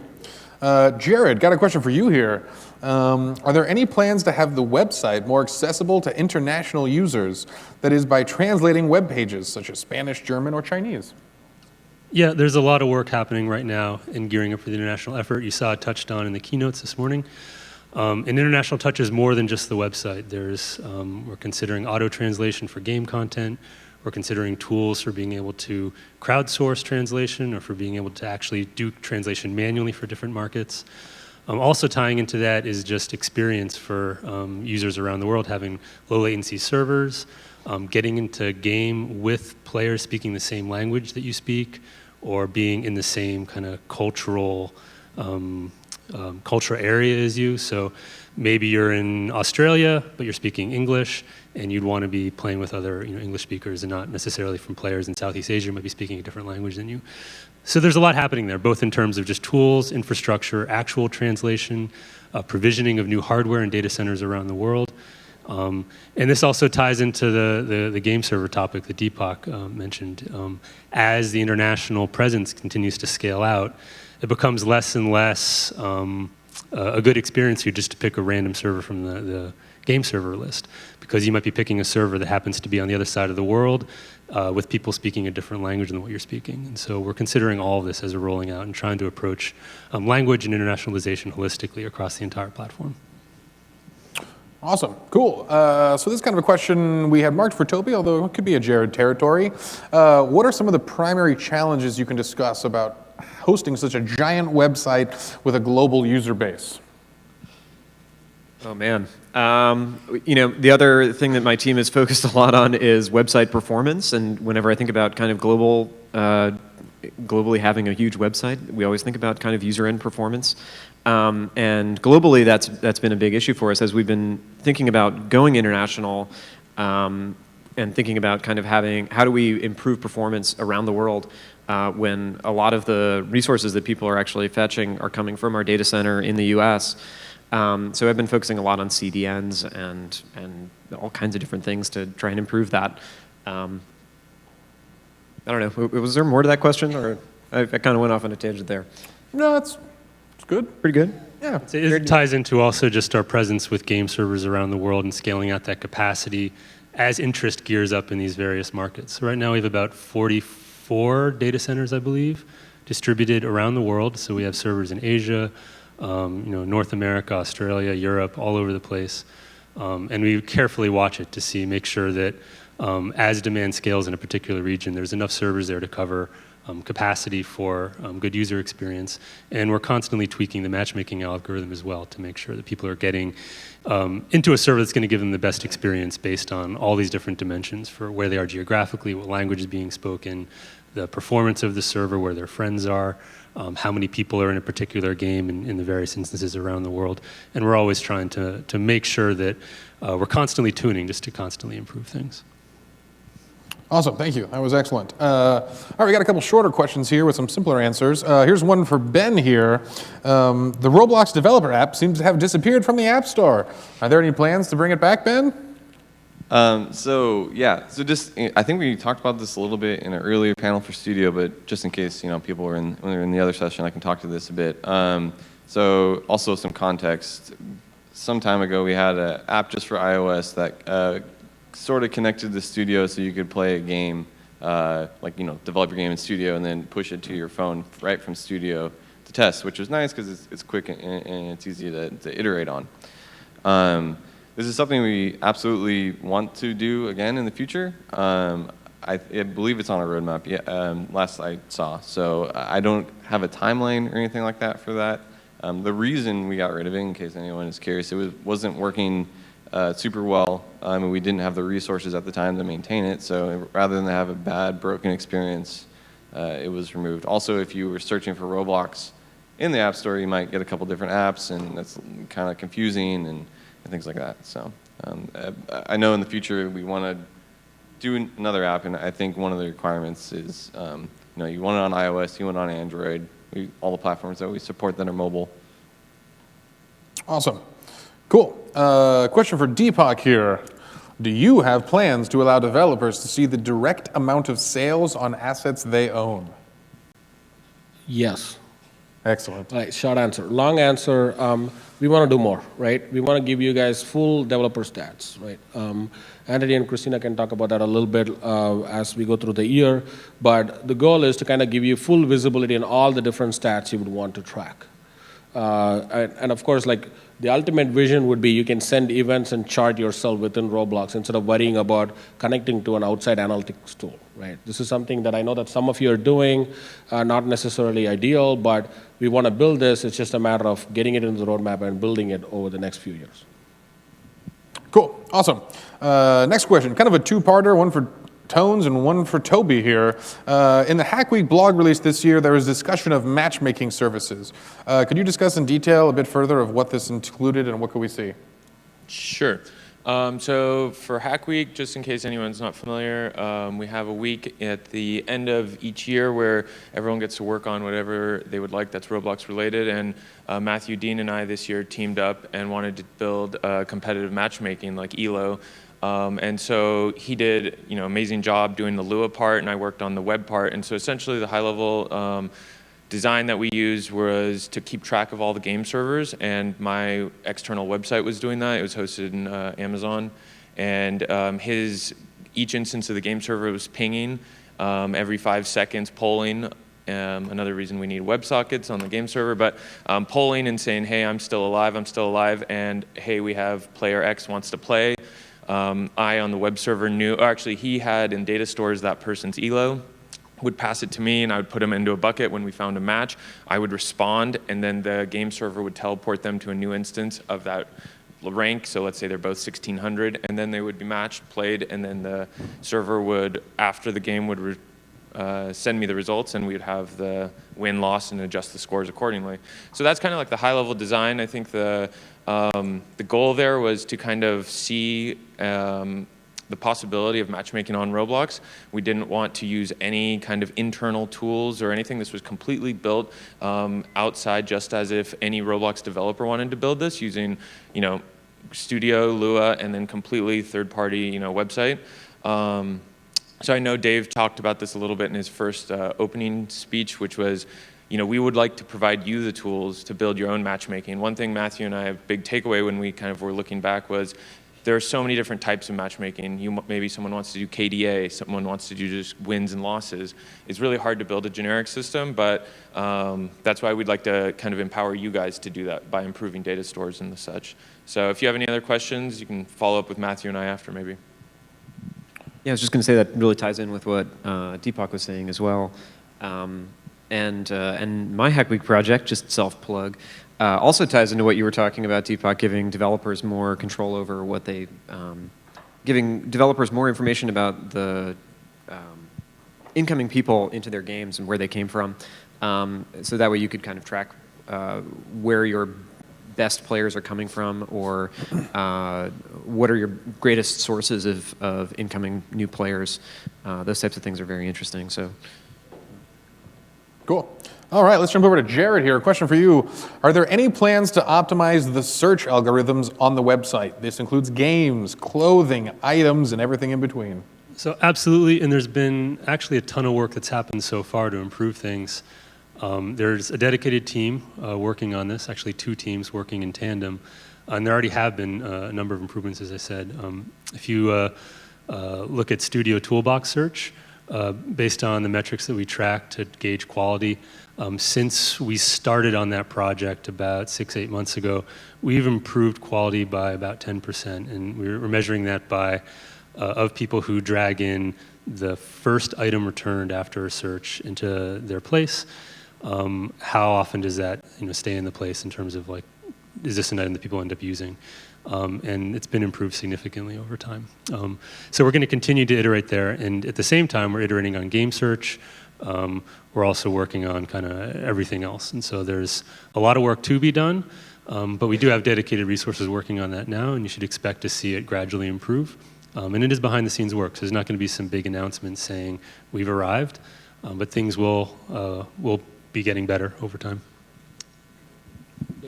The 2 things you guys might be interested in would be, you should see that we will autocorrect for you. So if you typo something, it'll correct itself. And then we are also looking into reducing duplicates, right? One of the big issues we have is there's a lot of duplicates that show up when you search for something. We want to reduce that so that your game or a good game can shine to the top. This is something we'll be addressing by the end of the year. Keep that mic, Deepak. We've got a couple big vision questions coming up here. There's been a lot of talk about group updates. What information can you share about the future plans to overhaul this important feature? So we want to basically enable communities, right? Communities about games, community about costume development, avatars. We want to fully enable communities. It's just a matter of us building the systems in place. There is a lot to go there, right? Right now, we need to enable discussions within the communities. We need to enable fan groups. There is so many different use cases that we need to build. This is something we are actively discussing right now, so you should see some near future.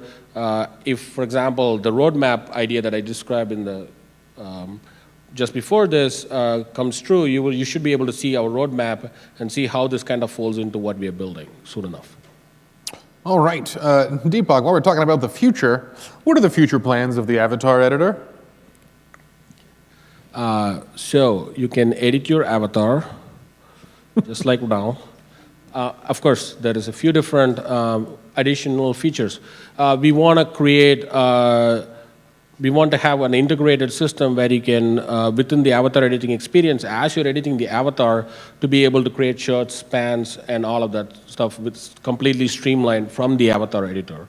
You can create animations, you can create poses for your avatars from just seamlessly using the avatar editor. We are discussing a lot of long-term ideas here, kind of getting to a point where you can like show emotions with your faces, just creating shirts and pants right there without like any effort, just uploading an image and just making it work and showing it on your avatar right there. You should see these updates kind of slowly trickling in over the next year, and then getting the avatar editor. Of course, this will work on all platforms, and with the Anthro avatars and the R15 that, as I described at my presentation. Awesome. Question for Toby here. Is there going to be a feature allowing us to directly navigate to the image asset of a decal/item? Previously, developers would -1 from the ID. However, with all the constant growth on Roblox, this is becoming harder as more assets are created over time. It is. I tried this actually after seeing this question, and I had to go back 25 to find the image that was associated with my decal. So actually, no, we're not going to do that. What we are going to do, though, I actually found this out. I did a little bit of research, thanks to Matthew for bringing this up. Any place in Studio where you can use an image URL, you can actually paste in a decal URL, and Studio will automatically look that up and find the representative image for you. So anywhere where you want to be able to do that, you can actually just enter in the decal, and it'll just take care of the whole thing for you. So I think that that pretty much eliminates the need for doing that. So I think that, you know, we've kind of, I hope that answers your question. Cool, that'll work. Question for Ben here. Are there any plans to implement a replacement for the old mobile ads that developers once had access to? Yeah, so I'll give a little context here just in case anyone isn't aware. We used to, in-game, have this thing called ad service where you, on mobile devices at least, could, you know, call an API to show basically just a video of some, you know, usually like another mobile game or something like that. And there was some Robux payout to your account associated with that. We removed that. We kind of, it didn't, I think, fit exactly with the vision of Roblox. You know, if anything, we'd want more integrated experiences into the 3D, you know, game, or, you know, just like general role-playing experience that you have in your game. So I don't know of any current plans essentially to add anything like that, but we will. You know, it's something. In terms of advertisement goes, it's something that we want to incorporate into like the 3D aspect of Roblox if a developer wants to have that in their game. Awesome, good to hear. All right, question back to the web engineering folks over here. How much traffic does the Roblox website really see? Could you give us a sense of what this looks like compared to other major websites such as Steam or Netflix? Well, I don't know what the traffic that Netflix does. But I can tell you, and it's hard to keep up with these metrics, and Dave showed some of these metrics in his speech this morning, and they've shifted since probably that slide was prepared a month ago or so, I'm not sure. Right now, I think we do about 7.5 billion page views a month, if you look back about 30 days. At peak times right now, I think we do about 2.8 million transactions per second across just the frontline APIs and web servers.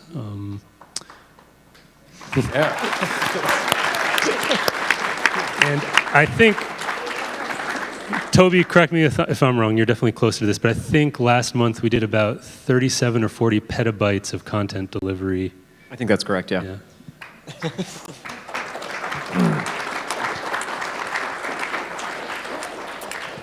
All right, back to Deepak on the end here.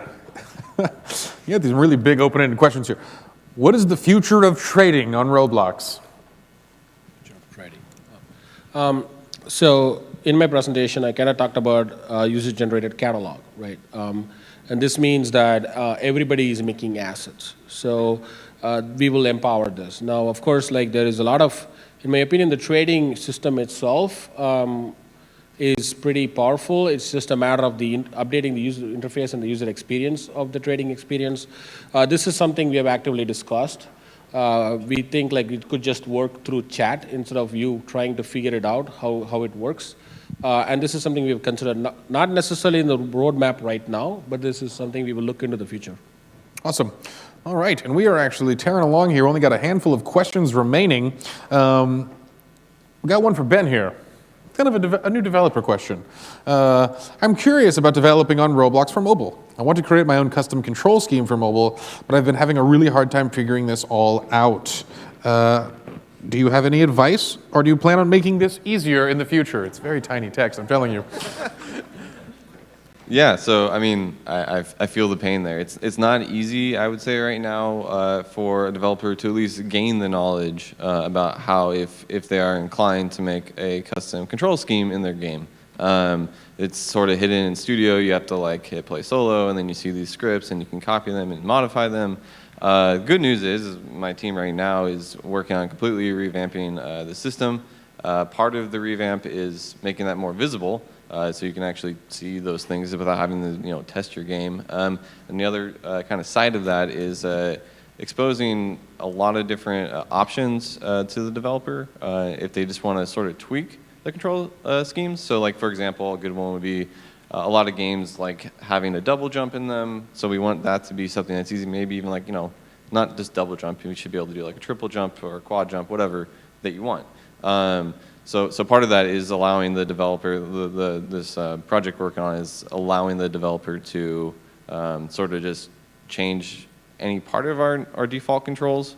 And then the other side of that is making it more visible and easy for a developer to even know where those controls are and just have some visibility into that. Awesome. All right, Deepak, one more for you here. Are there future plans to bring some of the core features of the website to mobile, in particular groups, forums, and trading? Absolutely. This is something we want to try to support as much as we can cross-platform. Groups particularly, I think, has a big impact. I think there's a lot there, and I think most of you who use groups also agree that this is pretty complicated.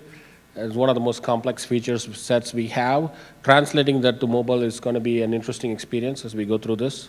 And as part of that, we also want to update what groups mean in general and then kind of augment some of the features. So we definitely want to do this. Groups is a project that we are looking at about next year. Trading we just talked about. And forums is something we want to kind of enable, not necessarily at the global level, but per group and per game, right? There is discussion happening in your game, we want to enable that, and there's discussion happening in your community, and we want to enable that. So when we revamp these features, you should see those kind of tying those together. Awesome. And our last question of the day here, back to the web engineering team. With all the growth we've been seeing on Roblox, has there been equal growth on the mobile side as well? I guess, yeah, take it away. Yes. Good. Yeah. More so. Mobile is about, I think, between 55 and 60% of all traffic at this point, tablets and phones. So again, there's a real opportunity there. If you guys aren't supporting the mobile form factors, you really should be doing that. You really should be working on creating polished experiences on those form factors. A lot of players there. All right, and that actually concludes our questions submitted from the community out there. We do have a couple more minutes, so if someone has a poignant question, maybe we have time for one or two. You could proceed to the back of the room where Kelly has a microphone, and she will help vet your question and then ask it live out here. So just get up and walk all the way back there. Time to stretch a little bit, trying to get those questions out here. We have time for, like I mentioned, maybe 1, 2, or maybe 3. We'll run through those real quickly.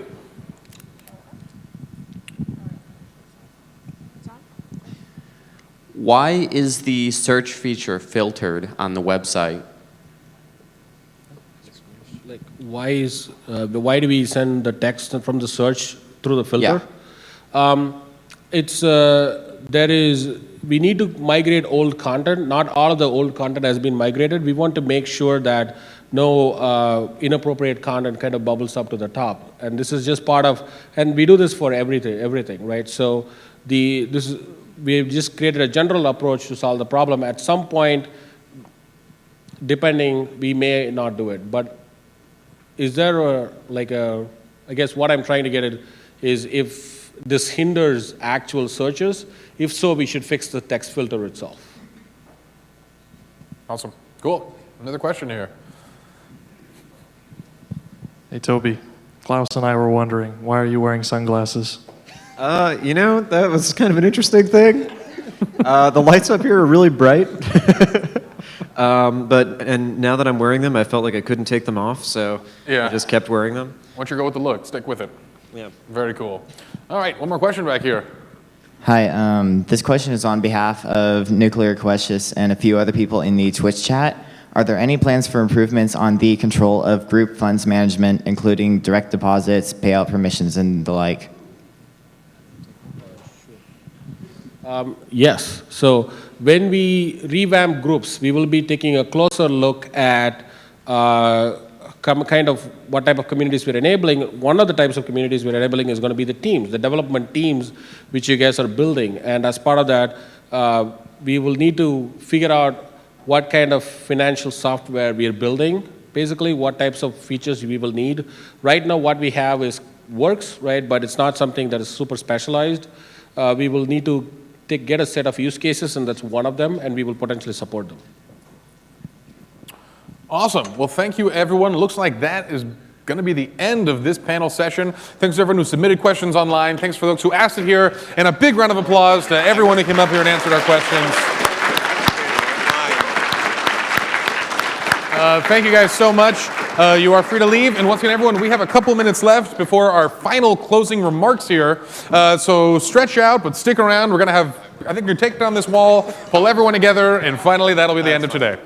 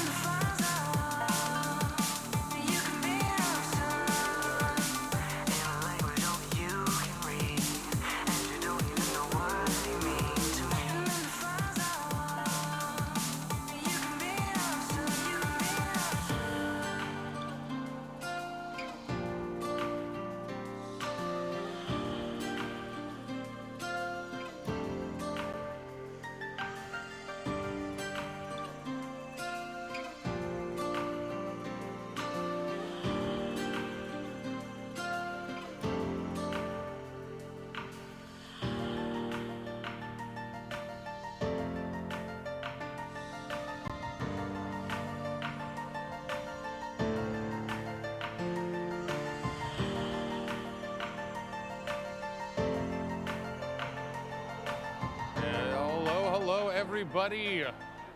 If I can grab your attention for one last time today, we're going to have some closing remarks as well as some details of what you're going to receive in your gift bag, as well as what the plans are for tomorrow's game jam, and one more other thing. So first off, as you head out today, do not forget to pick up your gift bag and your t-shirt for all the sweet swag for attending this year. But probably more exciting news, tomorrow is the game jam, as most of you know. Be here at 9 a.m. for breakfast. At 9:30 sharp, we'll be breaking into teams to form the game jam. Now, you will not know the theme ahead of time, as is typical. However, we will also be making a change to teams this year. This is the important part you can listen to. Some of you have read this online. You will be being put in teams of 5 this year. However, you will only be allowed to make teams up to the size of 4. We will be providing teammates from a diverse range of fellow developers here to fill in the rest of the team. So we're going to have a little bit more diversity amongst the teams. All right, that is the game jam. Now, one last thing. I want to thank each and every one of you for coming out this year, and I truly mean that. This is the biggest developer conference we've ever had. Both the US and London were sold out, so each one of you lucky enough to get a seat here, thank you for attending. I would also like to thank all of the staff that came out here and worked hard on these presentations and preparing everything for you guys here. I mean that a lot. For the folks up all night and for everyone who worked their butts off to get this to be a quality show, we appreciate the heck out of it.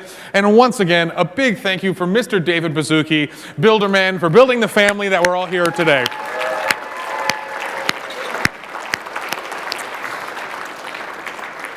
But most importantly, thank you guys. The developers, the scripters, the builders, the artists, the dreamers, the streamers, and everyone in between. Thank you so much for coming out here. If I haven't met you, come talk to me. I want to make sure I meet every person here at least once. Pick up your swag on the way out. This concludes Saturday of RDC 2017. Thank you again, and have a wonderful night.